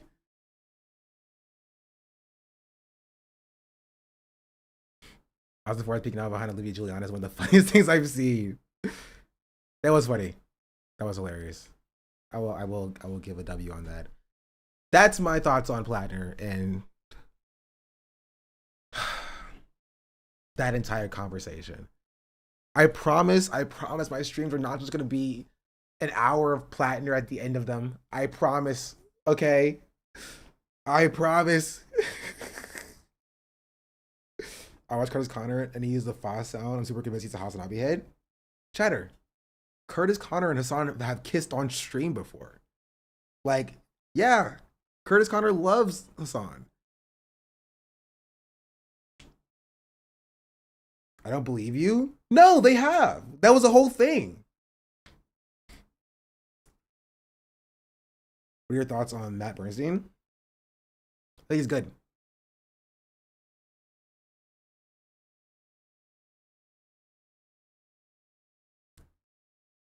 He's good. We're gonna saw him played around for a while too. Okay, don't say it like that. What are your thoughts on thoughts? Love him. I don't believe you about Platter. Oh. I think they'll listen to Mike PA and Leslie Glaze, Platter, and AOCIA. I mean, I have disagreements with Mike.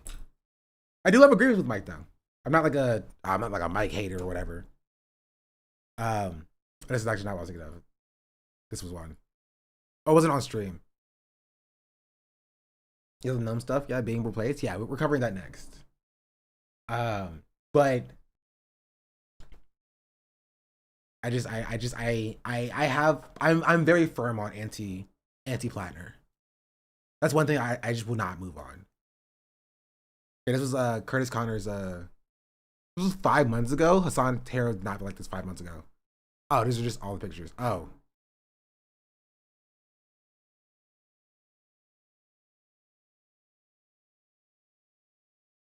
We're just gonna go ahead and close that. I didn't look at that one. You have to look at the links before you showed it to me. I could have shown anything, chatter. I could have shown anything.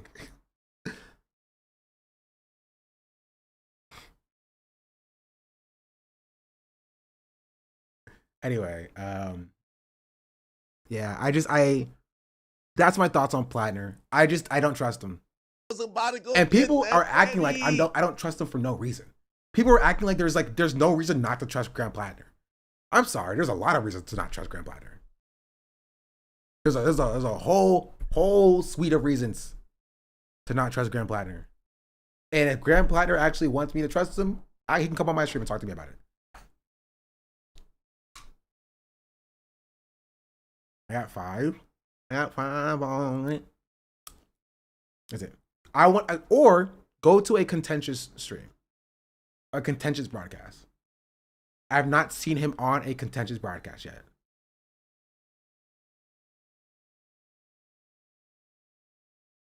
I swear I tripped and landed in Blackwater twice. The best among us do that. Okay, defend shit out of pocket. Yeah, I disagree with Emma on that too. She's going Deontay Kyle. I don't think it'll be actually productive. No one expects you to trust him. Is it fair? If a black woman interviews him, says this, says what? I'm not reading all of this, chatter. I am not reading all of this, chatter. What do you want me to do? Give me the cliff notes. What did she say? I don't care what you say about Graham Plattner or what you feel about Graham Plattner. Like, I'm not here to say you need to hate Graham Plattner or whatever. I've never said that for anybody. I've not said that about Ethan. Haven't said that about XQC. Haven't said that about Asmongold. Haven't said that about Graham Plattner. Haven't said that about freaking Jasmine Crockett.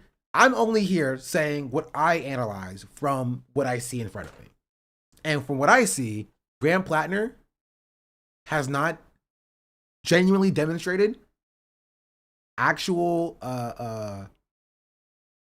accountability for anything happening in his past. I don't know. I mean, if you have a part of this that I will like look at or listen to that is interesting and will add some context, I'll look at that paragraph. But like, this is a lot of reading to do.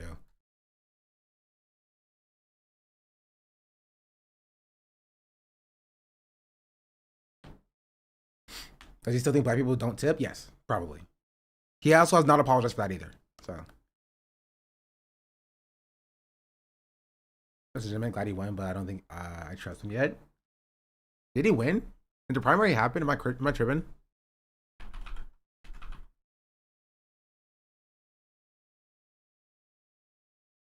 Thought it was in June. It is in June. He is going to win. I do acknowledge he's going to win.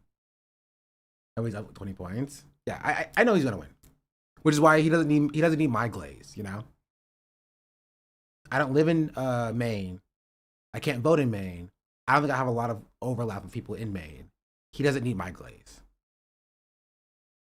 I can't stop thinking that he's going to vote yes on a crime bill or something like that. That's where I am. And if I'm wrong, I'll take the L on that. But that's where I am.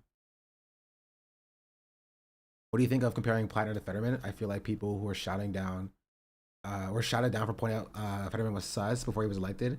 I feel the same way as giving deja vu. I think they're different situations, but I think it's a similar kind of attitude that people feel about their like preferred candidates. You know, people get very, very passionate about their preferred candidates. Right?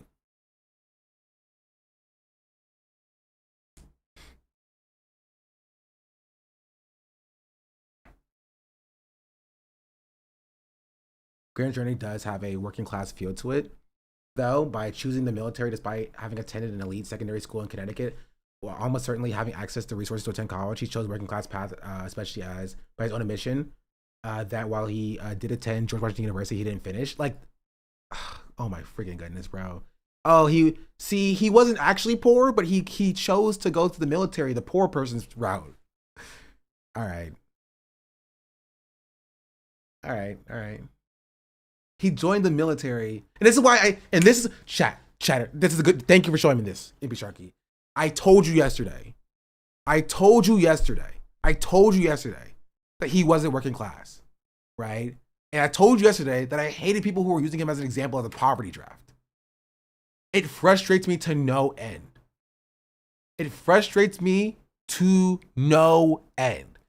As somebody who actually was legitimately kidnapped from my school by a recruiter at the age of 18 years old, a month into being 18 years old, taken across town to a recruiting facility, put down in front of a sheet of paper and told to sign it. He didn't go through that. He didn't experience that. He chose to go join the military because he was like, 9/11, not on my watch. Not on my watch. And so it frustrates me when other people who also weren't experienced of the poverty draft, who also didn't have to engage with that system, right, are like, no, you guys don't understand. Y'all don't understand this actually. It's the poverty draft, I promise. Is there a video where you told that story? That's crazy.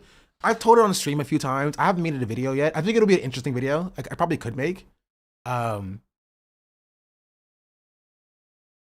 But someone in my squad with the same story. It happens to a lot of people.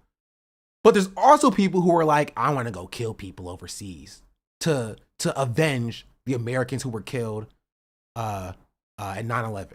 And Graham Plattner is one of those people. And people are pretending like he was the other guy. People are pretending like he's another one of those people.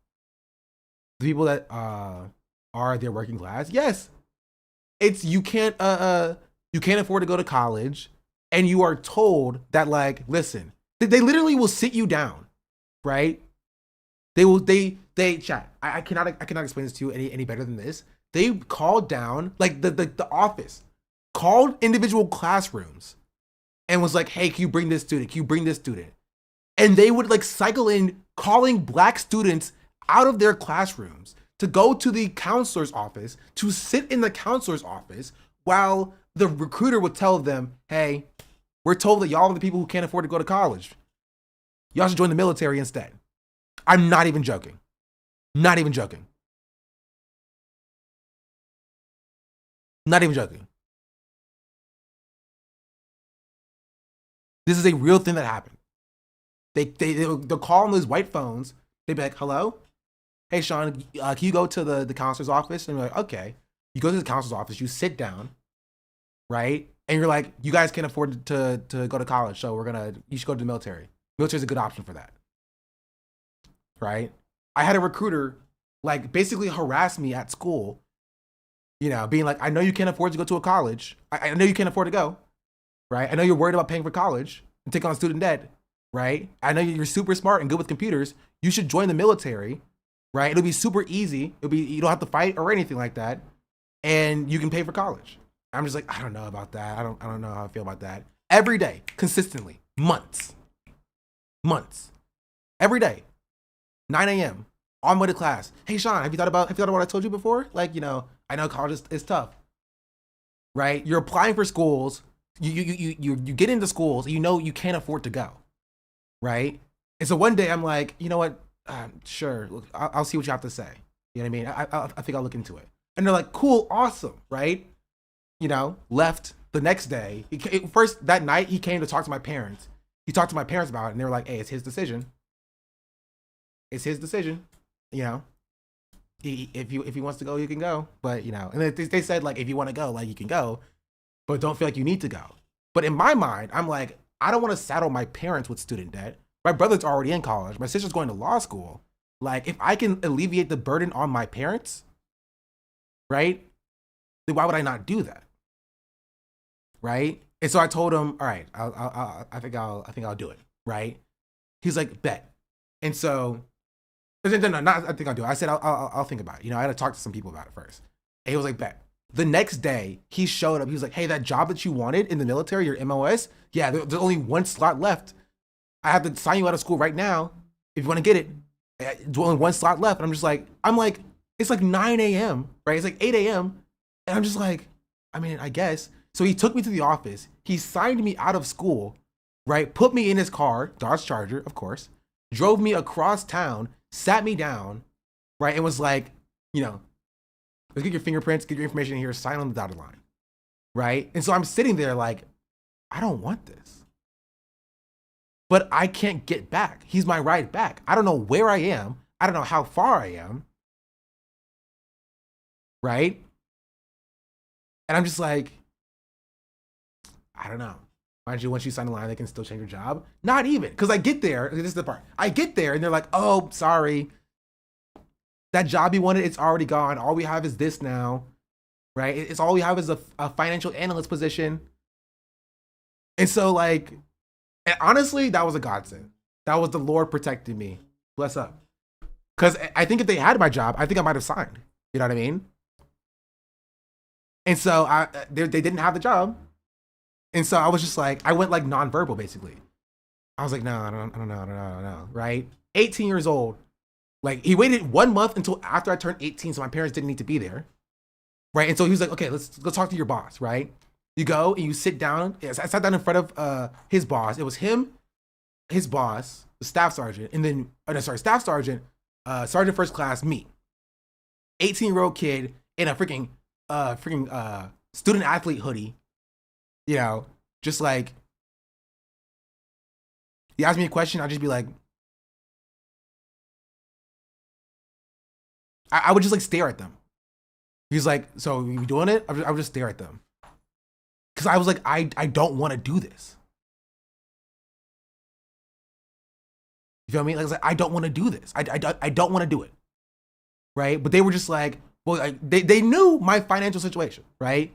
They knew that I had a brother who just came through the school, just went to college. They knew that I was worried, because these are the things you tell the counselor, right? That I was worried about paying for college. I didn't know how I was going to pay for college, right? I didn't want to put that burden on my family, and that I was worried that the scholarships that I would get wouldn't be enough, or if I would get any scholarships. So they would leverage that over me being a student by being like, well, you know, if you want to really pay for college, you know, it's just like, you know, just to join the reserves. Join the reserves, not the National Guard, but join the reserves. The counselor can disclose that info. Probably not, but who cares? You know, it's the military. You know what I mean?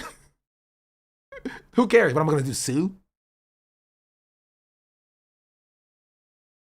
And so eventually I ended up calling my dad and being like, let me just talk to my dad. I got to talk to my dad about this. And so I snuck out basically. I called my dad and I was just like, I have no idea where I am. I don't know where I am. Sergeant Blank, actually, no, fuck him. Sergeant Holly signed me out of school, took me somewhere. I don't know where I am. So I had to like pull up Google Maps, right? And like send him my location. No, sorry. I had to send my brother my location because my dad didn't have an iPhone. So I had to send my brother my location. My brother sent him the address because I couldn't get the address. I could only send my location. And then I had to basically stall for 30 minutes until my dad came being like, I don't know. I mean, yeah, I guess I want to pay for college, but I don't know. No, I really wanted that job. And they were like, oh, well, this job is fine. It's until you just sign it. Come on, just sign it. Come on, just sign. And just like, I don't know. And then my dad showed up and he texted me. I was like, oh, well, my dad's here, so I'm gonna go. And then so I just got up and I walked out. And then I told my dad what happened. Because he had to drive me back to school so he could sign me back into school because I was missing school for this. And then and that's not even the worst part, chat. That's not even the worst part, right? The worst part is I go to school and I have after school activities as students do. My dad texts me, or sorry, my mom texted me, and she's like, "Why is Sergeant Harley at our house?" And then she sends me a screenshot of our security system, and we see Sergeant Harley walking up to the front door, knocking on the door, ringing the doorbell, looking inside. Nobody's home at this point. He walks around to our backyard, like into our grass, by the way. Fuck you, Sergeant Holly. That's our grass, bro. Into our grass, looking in the backyard, looking for people. Looking for me.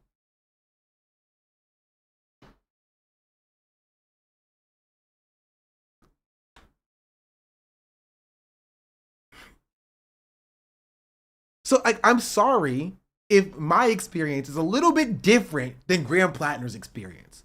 I'm sorry if I'm not too amenable to people being like, oh, well, it's the poverty draft. I know what the fuck the poverty draft is.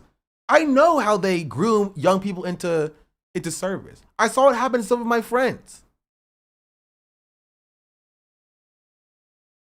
Right?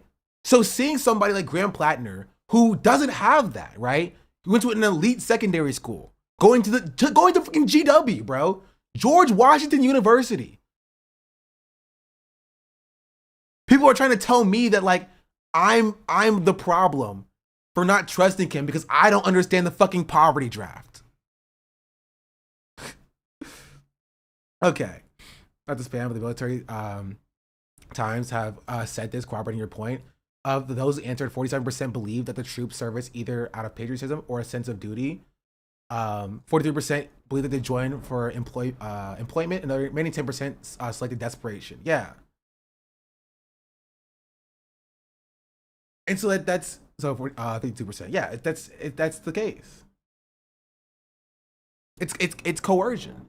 And that's what the military uses. This is an aside. I'm glad how easy it is to find the last stream where you talked about the following comings of Brian Graham. Yeah. I got into an argument with an army recruiter over text messages 2 years ago, trying to get me to enlist. I'm 29. They're really trying to get me in there when I was 27. They were desperate. They are very desperate now. Right? But North Carolina is like uniquely bad. I'm surprised there hasn't been a lawsuit yet. North Carolina is uniquely bad when it comes to recruiters. I think someone in chat said that like North Carolina is like ranked fourth in the country for military recruitment. It's a state law, if I recall correctly. Oh, that would make a lot of sense, actually. I regret not convincing my brother to stay out of it.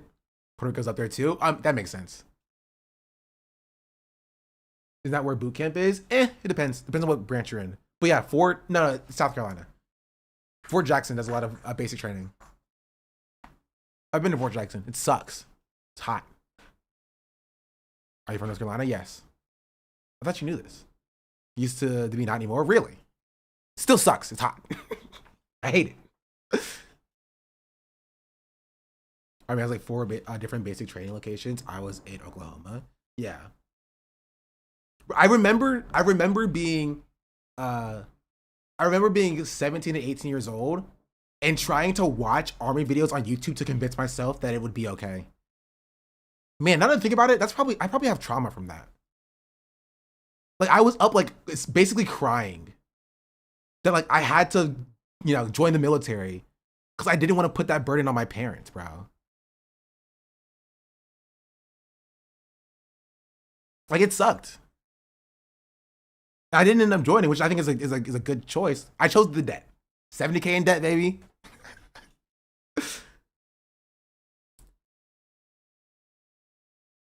Hey, honestly, I made the right choice. I made the right choice. Did you go to college in the end? I did. You were not joining the military. Genuinely glad you're here instead. Yeah, I mean, I wouldn't be here if I joined the military. At this point, I would probably be out by now, because you're only contracted for usually 4 years, depending on what branch you choose. Never choose if you are going to join the military, don't do it, right? But never, ever choose the gosh darn reserves. They will contract you for 6 to 8 years, being like, oh, well, you only have to work 1 weekend a month, 2 weekends out of the year, but that becomes your life, bro. They will keep you in there. If you're in active duty, at the very least, hopefully you get stationed in freaking, I don't know, Korea or something, and you could do your 4 years and you leave. Or hopefully you get stationed in America and you're just like serving food or something. Like, yeah, you're in Germany or something like that, and you're just like, you're chilling or whatever. But gosh darn it, you're because and this is the problem, right? People think that if you're in active duty, you won't fight. No. If you're in the reserves, you won't fight. That is a lie. You are 8 years total, 4 years active, 4 years inactive. But the thing about inactive, chatter, is that like if we go to war with Iran, you can still be called up. If you do 4 years of active duty, for those 4 years you're in it and then you're out. If you do 8 years of reserves or National Guard, but mostly reserves, right? You're 4 years of inactive. You can have a regular job as a teacher or something. You're still with PTSD, right? And you got reserves just got hit. Those are the ones who got hit in the Middle East. Yeah, like you're like it's just it's. I'm telling you right now. I'm telling you, the first kids that killed in Iran were Iowa reserve. Yeah, it's.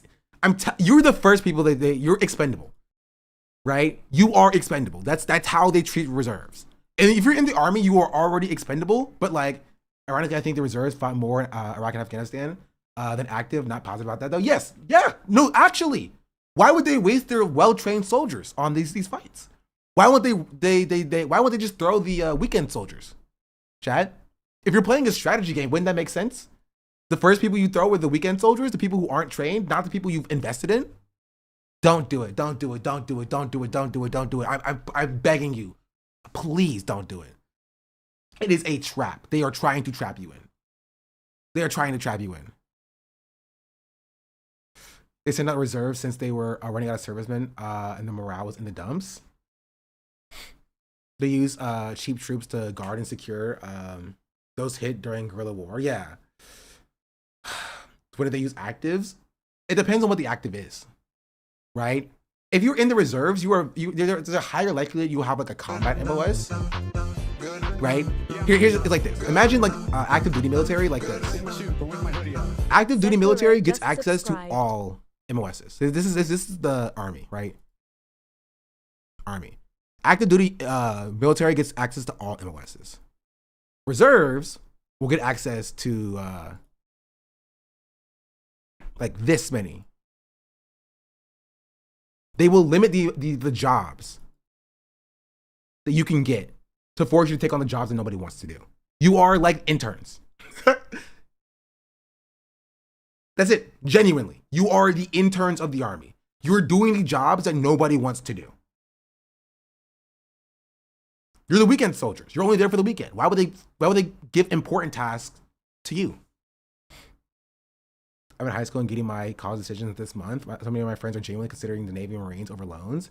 One maybe tiny silver lining is the evil war from Emir Israel. I was making decisions for class where I realized to go to community college and die for Israel. 100%. Please, if you listen to me for anything, I beg of you, just go to community college. If you take one thing from me, from my story and everything I told you, just subscribed. Go to community college. So Plattner was cleaning toilets? No. Plattner was not reserves. Plattner was Army active duty. He was probably like a 10B, honestly, infantryman.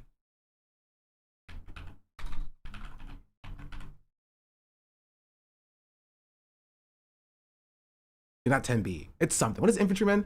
I don't know the MOS thing. Oh, it's 11B. Dang it, I was close. I was close, chat. I almost had it. I was right there.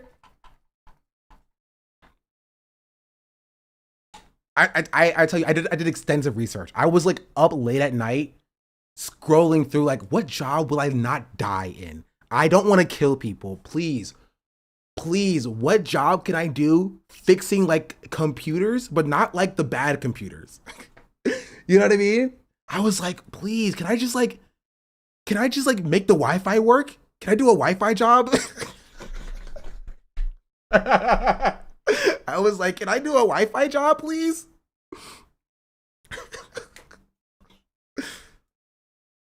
Like I was looking for like, what could I do that wasn't bad? You know what I mean? I ended up not joining, so if that answers the question. You feel me? As a veteran, I was screaming for the real talks for anyone to not enlist. Biggest regret of my life. If you're in the military and a network engineer, that's double blunts. No AI drone training. Nowadays, your computer work sounds like you want to make AI better. Guy should be a military cook. Lord Eastwood, thank you for the 8 months. I also want to thank you for all the stuff as well. Vikings Eating, thank you for the 22 months. And Sekiro, thank you for the prime. And Elise, thank you for the 5 gifted subs. I'm so sorry I missed that. Thank you for the 5 gifteds. Much appreciated. I appreciate you streaming on YouTube, of course. Always. I never forget YouTube chatters. And BT Proflin, thank you for the 9 months. But I feel with a math degree, future job prospects, 80% AI bubble BS. Yeah. You cancel student debt for real. The level of coercion is insane. Yeah. So imagine why. So now you understand why I have a pure disdain for the military. Imagine why. Why? Right. Imagine my surprise when I joined. Like, so when I'm in college, and then Joe Biden runs on canceling student debt, and I'm just like, finally, yes, something, and it doesn't happen. How frustrated I would be of the Democratic Party. Does that make sense? You know what I mean? That maybe you see how that, knowing everything you know about me right now, do you see how that would be a little bit frustrating for me? A little bit frustrating for me. I have not seen the video with the Marine getting his arm broken. Use your computer skills for trans and POC justice instead of for surveillance. This is true. Remember when there was an army streamer on Twitch? Yes, I do remember that. They gave that up really quick though. Do you want to see it? I probably can't show it on stream, so probably not particularly.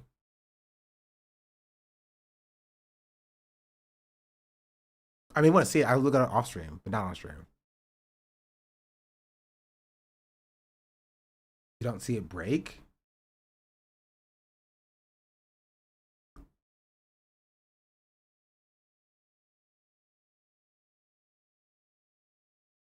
This protesting the war in senators. Oh, I have seen that. Yeah, sorry. I didn't see his arm was broken though. But I did see that they were like dragging him out the freaking the room. Yeah. He got stuck. Ooh. Crunch of the arm is breaking is so honorable. He's running in North Carolina as a green. Dang, North Carolina is up there. What's happening with North Carolina, bro?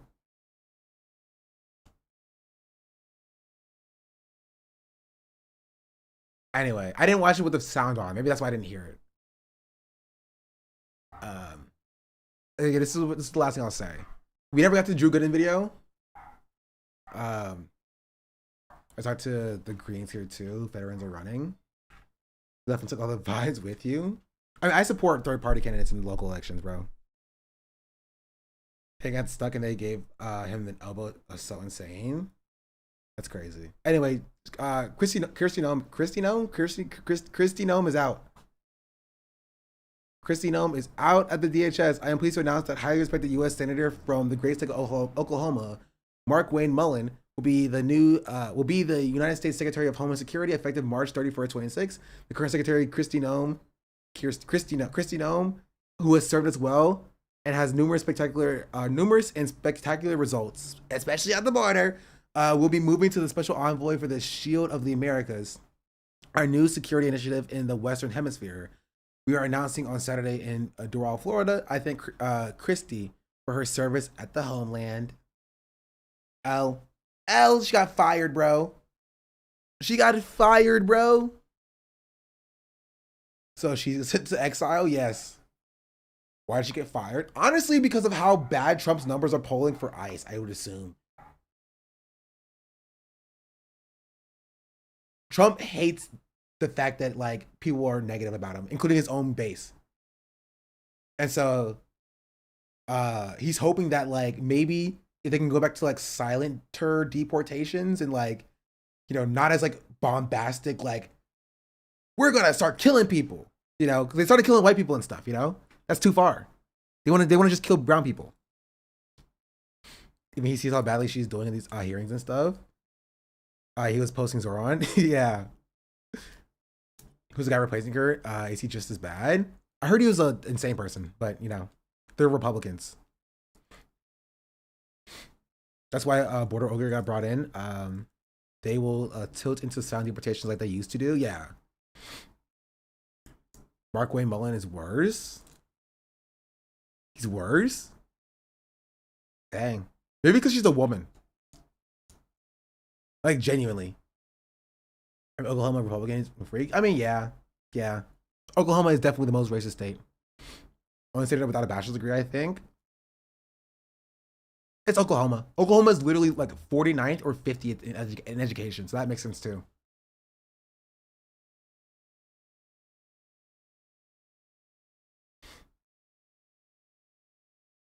Ironically, he's Cherokee. That's to make him less racist. He's a Nepo baby HVAC guy? Of course he is.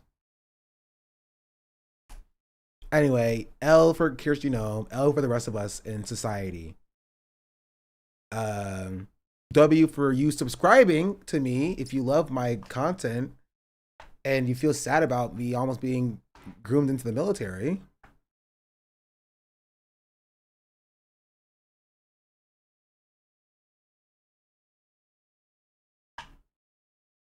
Stewart underscore run gifted a tier 1 sub to MTG Ziggers. Stewart run, thank you for the gifted sub. You didn't have to do it, but I appreciate that. Kind of worried this dude will be competent. Yeah. Because views are max racist. Maybe we'll cover him tomorrow. What was that? What was that? Yo! Garlic fries, thank you for the 5 YouTube memberships. We don't usually get those. W! See? They gave me 5 Twitch. Sorry, YouTube. Wait, Twitch? Yeah.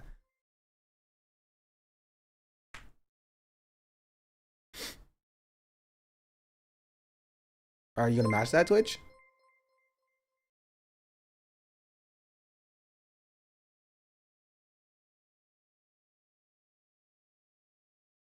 I was about to go get the Henny. W. Viking Eating, thank you for the 5 gifted subs. Much appreciated, W. Twitch on top. That's 6 in total from Twitch. Thank you, I appreciate that. Y'all are why I can do this and why I can work on my project that I'm working on. I would work on it on stream, but I want it to be a secret and surprise. So you'll see it in like 6 months when it's done. What movie you're looking forward to watching? Honestly, I thought of watching Sinners because it has that one scene with Haley Seinfeld. So I was just like, I want to see that scene again. King Henry, thank you for the gift sub. Did a tier 1 sub to Spy Check. Much appreciated. They have What given scene? 744 the gift one. subs in the channel. I was about to go get the Henny. Here, they were the 5 gifted subs on top of that. The D&D one? Sure.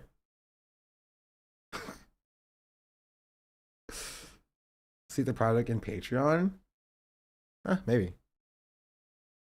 Republican Senator Mullen floats using violence against journalists who report fake news. That's so insane. Jay Mellon in March? Indeed. Great first date movie? I need to go on more first dates. Chat, who should I go on a first date with? Sorry, what are we talking about?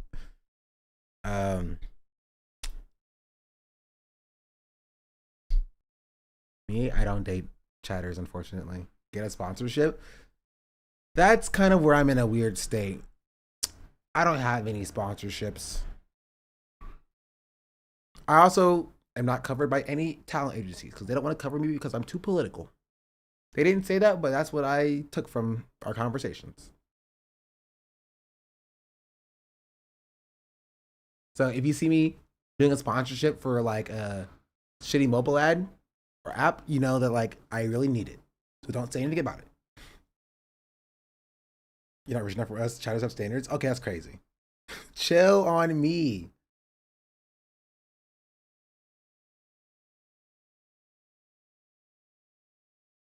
Which I like the movie called I Love Boosters coming out in May. They get that Marty Supreme type sponsorship. I need to wait for Twitch to give it to me, you know?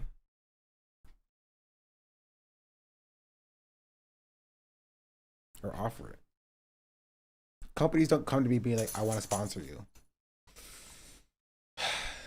But it's not good news. He fired her just because of the Epstein files, so the Senate does not call her to testify. They can still call her to testify, though, for sure. I'm pretty sure, right? I didn't even be like, Shonda Black is a socialist. He has on sound agency. I do not make enough money or have enough viewers for that, but I appreciate you, though. Also, Hassan wouldn't be covered under his agency if he didn't get the viewers he got. There's a reason why you see no politics streamers covered under agencies, you know? It is what it is. It's the bed that I made when I decided to stream politics, you know? So, I'm funded by you all, so I'm not beholden to any sponsors. That's it. So I got to sponsor you anyway. I know he deals with some politics streamers as creators. I don't know. Time to pivot to gaming. Road to plat. Yeah. To be fair, I was supposed to do gaming a few days ago, but Jalan and I sat on a freaking Discord call for like 2 hours and we couldn't get it to work. So we were just like, okay, whatever. So it'll happen at some point. But also, it's Nyx. She's here. Where Resident Evil 9? I didn't even buy the game.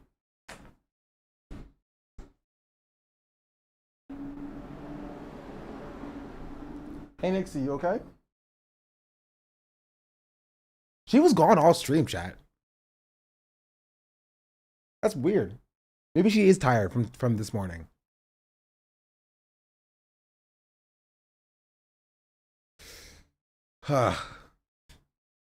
D&D stream collab with streamers to get Hasbro money. Yeah, I mean, I don't anticipate myself being sponsored anytime soon. It's my take. It's fine. It's fine. It is what it is. But to be entirely fair, I would rather stop streaming than be sponsored by companies that I don't align with. So, you know, it's a give and take. Having morals and getting money. I could have taken the Kalshi back, but I didn't. And it's not like anybody cares. You know? It's not like anybody cares.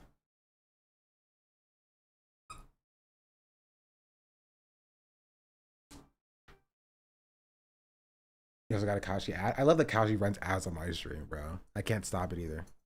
And wait a minute, hold on. You shouldn't see any ads because I have the politics tag on. Because you watch that rage clip, had me cringing. Oh, do I still have it open?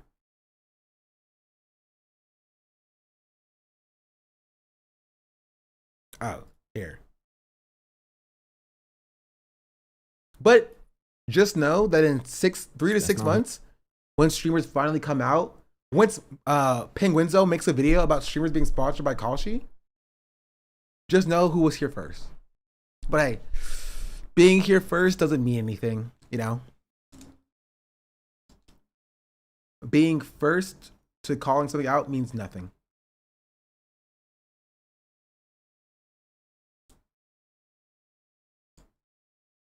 It's not like that pays the bills.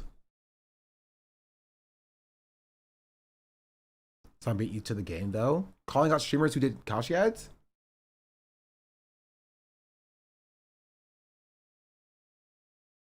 He denied Kalshi before you? He actually didn't. I denied Kalshi first. Or around the same time. I denied Kalshi back during the election cycle. He made a bot video after you too. True.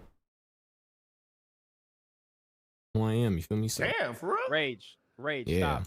Yeah, smoking really makes you like irritated. Like, like there's like different types. Like you either be chill as fuck or like it makes you irritated. And when it was settled down, I would get irritated. Let me tell you, the niggas that I know that smoke, they get irritated when they're not, like they hooked on it so much. When they're not smoking, that's when they get irritated. Yeah, that's what I mean. That's what I mean. Yeah, no, when I'm high, I was funny as fuck. I was just chilling, you know. But it was like after it dies down, that's when I start getting mad. You feel me? Yeah. Okay, baby. So if I would recommend anybody smoking that needs help, bro, you can stop, you can quit at any time. You just gotta, get some help. Help is always available, You the niggas, bro. Nigga, I don't even like. Y'all never. Oh, also, can I say something before I rap? Yeah, go ahead. I am partially mixed. I'm not like 40% mixed like Miami. So you can say nigga. He can say the word. If I know, I'm gonna try not to. I'm gonna try my best because that's what I grew up around. Rip it. Nah, chill out. No, that's what I grew up around. So I just want to say, if I accidentally, if it slips out, like I don't mean to offend nobody. I don't mean it in a derogatory way. You feel out? Okay.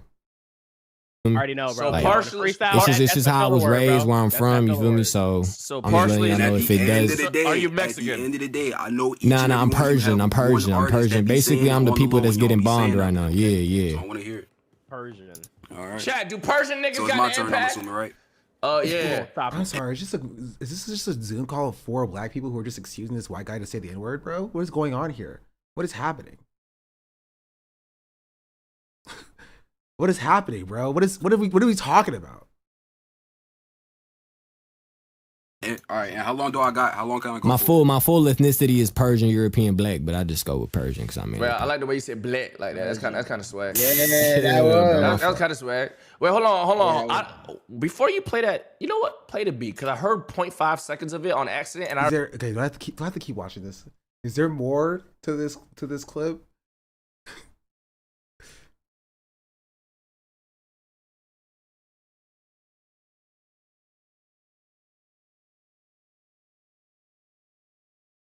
Also, he did say black. He said Persian, European, and black. I mean, he for sure ends up rapping. Up to you if you want to see more. Stop. He ends up rapping. Does he say the N-word? Please. Nice bathroom. Please give me a trigger warning. Does he end up saying the N-word? I need to know. Don't let it jump scare me. Stop. I already know what beat it is. Go ahead. Just go. You already know, nigga. Let's get to it. Yeah. Oh, 5. Yeah. They been 5. Hold on. They been 5. Headed diss you just like it's Devio. He talking tough, send a red like a lie. Okay, right to a fuck nigga head. Birdie not test me, boy, but a break fast, so you get cracked like an egg. Speaking of food, little nigga like gluten, little bitch, I'm a stat to this bread. You better not test me, boy, I'll erase that, boy. Yeah, I got the utensil. No. We're not talking about this guy. We're talking about this guy. Here. Niggas led. This guy's black. A-Rage, am I finna get paid? A-Rage, I got claims we can clash. A-Rage, and you know my niggas raid. A-Rage, and shout out my nigga named Chris. All the quaking. Hold on, okay. Are they playing the beat through the Discord call? This is like the worst. This is the worst setup for doing this. It's a horrible setup, bro. Imagine you have bad internet. No trace. Man, you run up on me, little nigga, you an idiot, a bozo, you dumb, you trick. Hold on, you know I'm the GOAT, Shout out my nigga named Dante, F and G. I got that Draco all on my side, we finna blow up like RPG. Speaking with me, we finna cut your ass up, bitch. I got the recipe. Like I said earlier, I got a pencil, nigga, do not test with me. It's a full circle. Every obstacle above in my life, little bitch, on a hurdle. Look at my motherfucking denim. Starts acapella. Okay, I can see how that would be worse. My cut, they both match, nigga. It's perfect. Shout out my nigga Marmaduke. Trey songs. It will sound off. Hey, wait, hold on. DVO, why you don't look impressed? I love you, DVO. Bitch.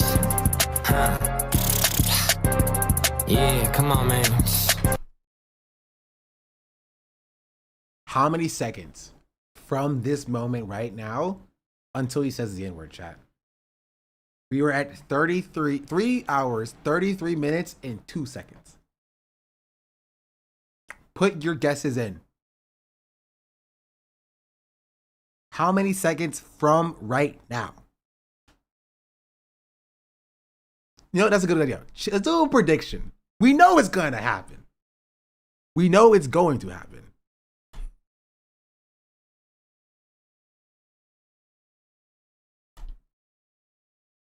How many seconds until this white man says the N-word?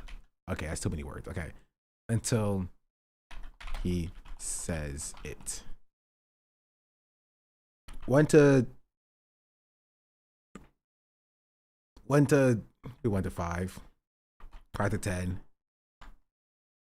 10. 1 to 5. 6 to 10. 11 to 15. 15 to 20. 20 plus. All right. Get your votes in. Did you already play this game? No.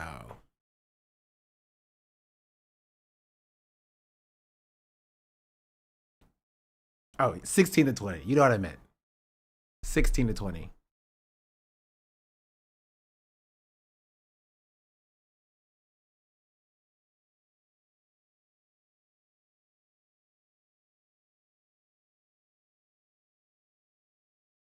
All right.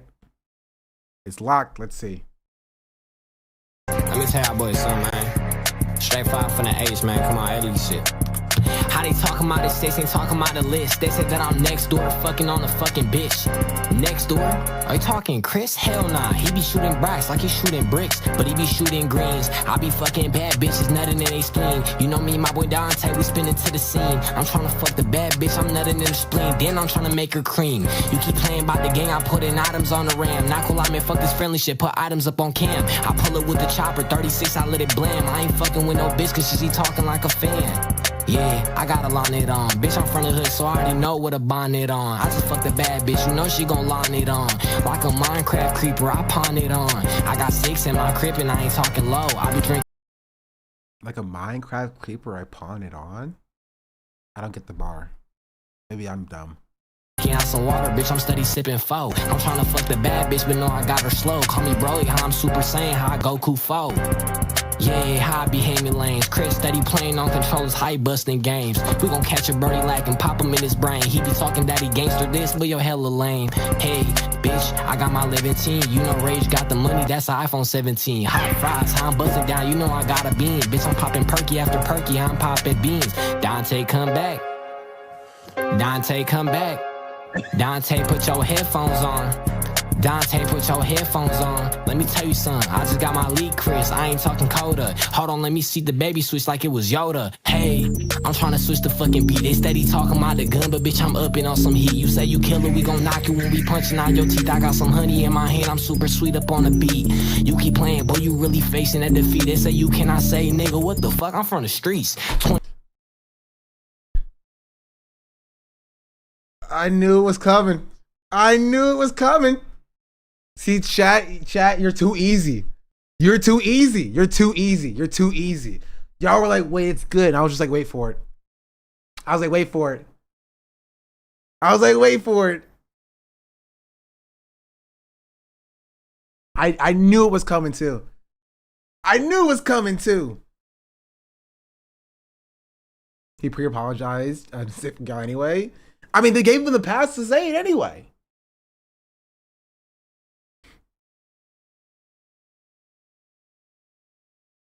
They allowed it, yeah.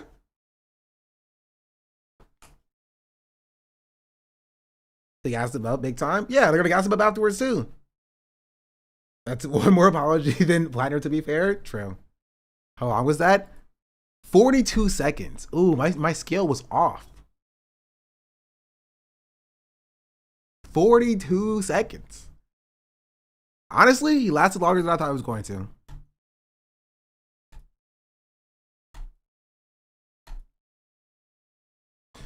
He lasted longer than I thought he was going to. Shout out to 20 plus.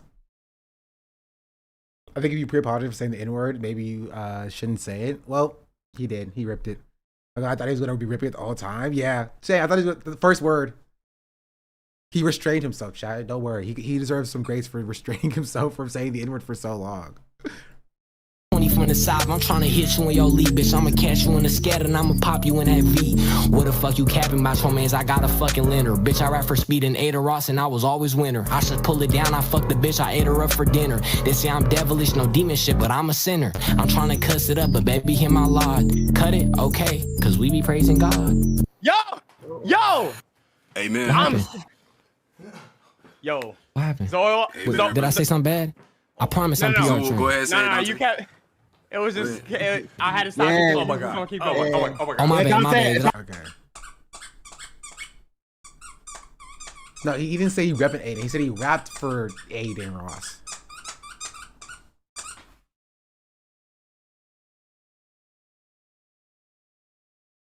What are you doing? Come here.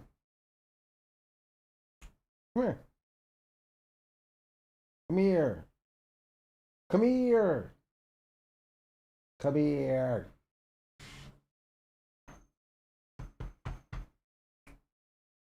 Come here. Come here. Come here. Come here. Here. Want it?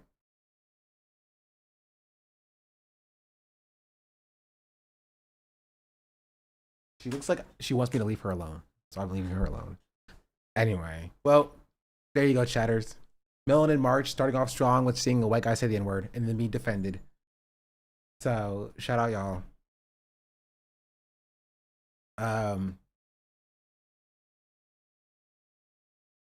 What does Nick think about Graham Plattner? I won't even let her speak on that. She will say such words that I cannot repeat. Anyway. I said my piece. Now we can put the Plattner conversation to rest. Right, guys? Right? Right, guys? Right, right? Right, guys? Right? Right, guys? 8 more months till election day.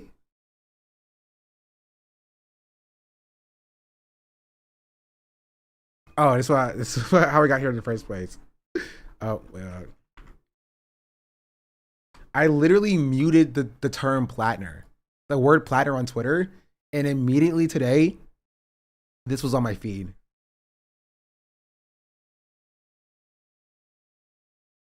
Two separate Plattner stories. Useless platform. Useless. I did this to save myself. And it made me talk about Plattner again. You know what? I just can't avoid it. Elon made a case sensitive? No, it's because it's not a tweet. You got to know when to hold 'em.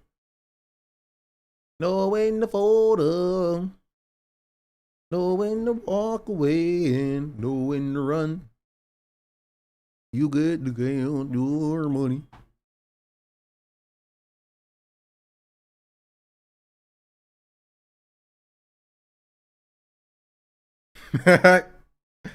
Okay, here. This is where I'll end it. Last thing, chat. Last thing was next art stream? I don't know, actually. This is my tweet. Keep dogs out of first sight for the next 24 hours. That's what I posted the South Park meme.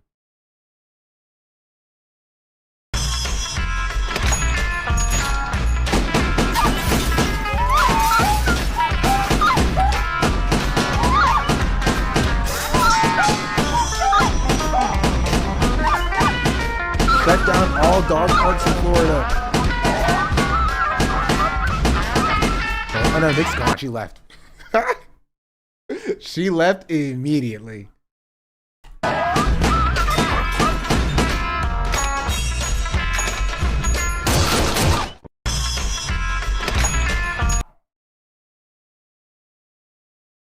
Well then, yeah, anyway, that's my take. Did y'all hear that? Is Kirsty Nope outside of my freaking house right now? Did y'all hear the dogs was yelping?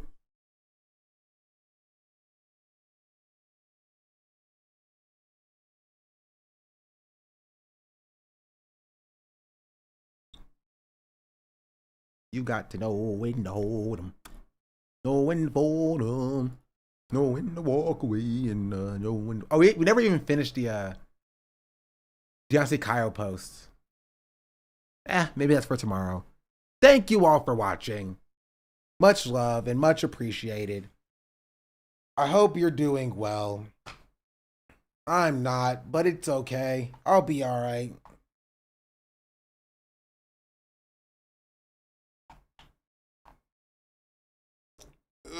I'll be back.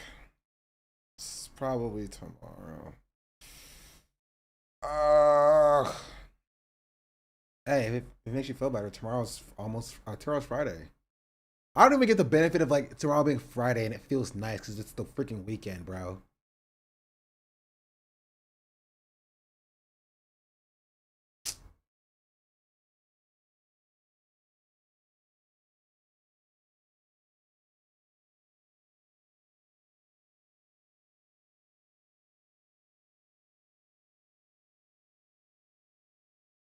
Well, see you talking about Grand Bladder tomorrow. Stop. Please don't put that on me. Hopefully nothing else happens where I need to discuss him or cover him. Wait, somebody gifted me a sub to the... What? Somebody gifted me a sub to the person we talked about yesterday who has like 1 million subs.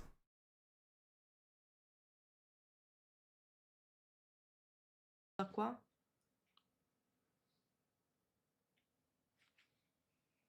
Ok, infatti che fastidio, lo stavo vedendo io, però ho detto vabbè, evidentemente. She has 66,000 subs. She has like the most subs on the platform now, I think. Or close to it.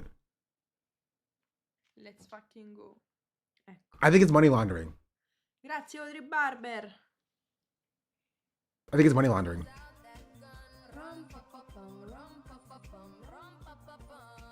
Grazie Sally. Ma ci mangiamo sta mela, sì o no? Valentina Cama, grazie. So she is the 4th. She has 51,000 gifted subs. No, out of 52,000. I think it's money laundering. No. I think it's money laundering. Non lo faccio. We just talked about her yesterday. Faccio. I mean, her chat is extraordinarily fast for having 1,000 viewers, though. Capite? Oh, because people were begging for subs. Allora, no! Ma tu sei pazzo! Is it sub mode?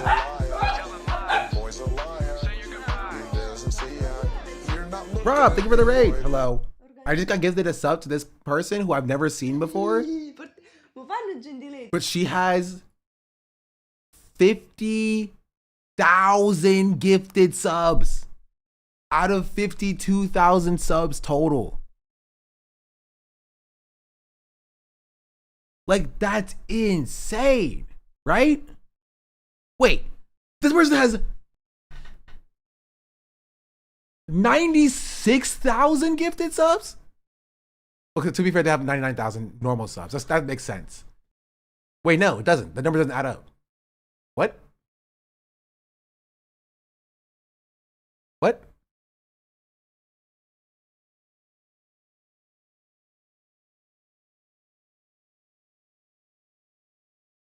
Wasn't 100% accurate, I think.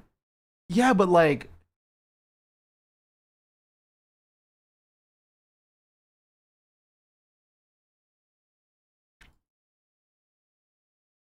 I don't know. The top gifters are also incorrect, but you can hide yourself from that.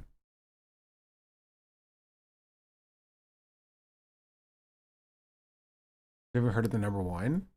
Yeah, but they could be non-English speaking.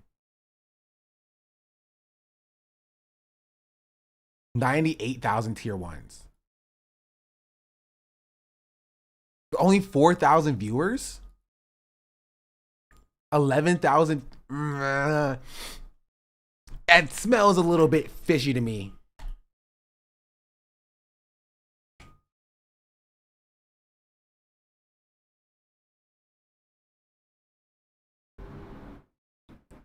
How long is this stream for? 47 hours. Oh, it's a marathon.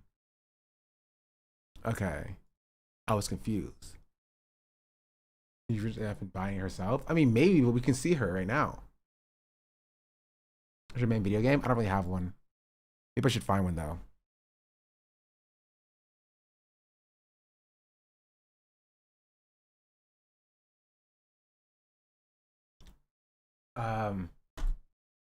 Anyway, look, it's just okay, whatever. Whatever, I have to go. I do have to go. Thank you, Raiders, by the way. I hope the stream is good. I am on my way out the door though. So I might have to shuffle you out to okay, Christian just went offline. Not the Christian. Me, I guess. This is bathroom. Ready to get to the void, indeed. You're gonna be okay. I have to pee. I have to pee. Ow, ow, ow. Casey, I can read Casey Tron. I have to pee though. Dog barking. It's Saturday. It's Saturday. I have to pee so badly, bro. Okay. Hate to raid and leave. Also, bye, YouTube chatters. Thank you, YouTube, for being so supportive today. Y'all are great. I love you all. And I'll catch y'all on the flip.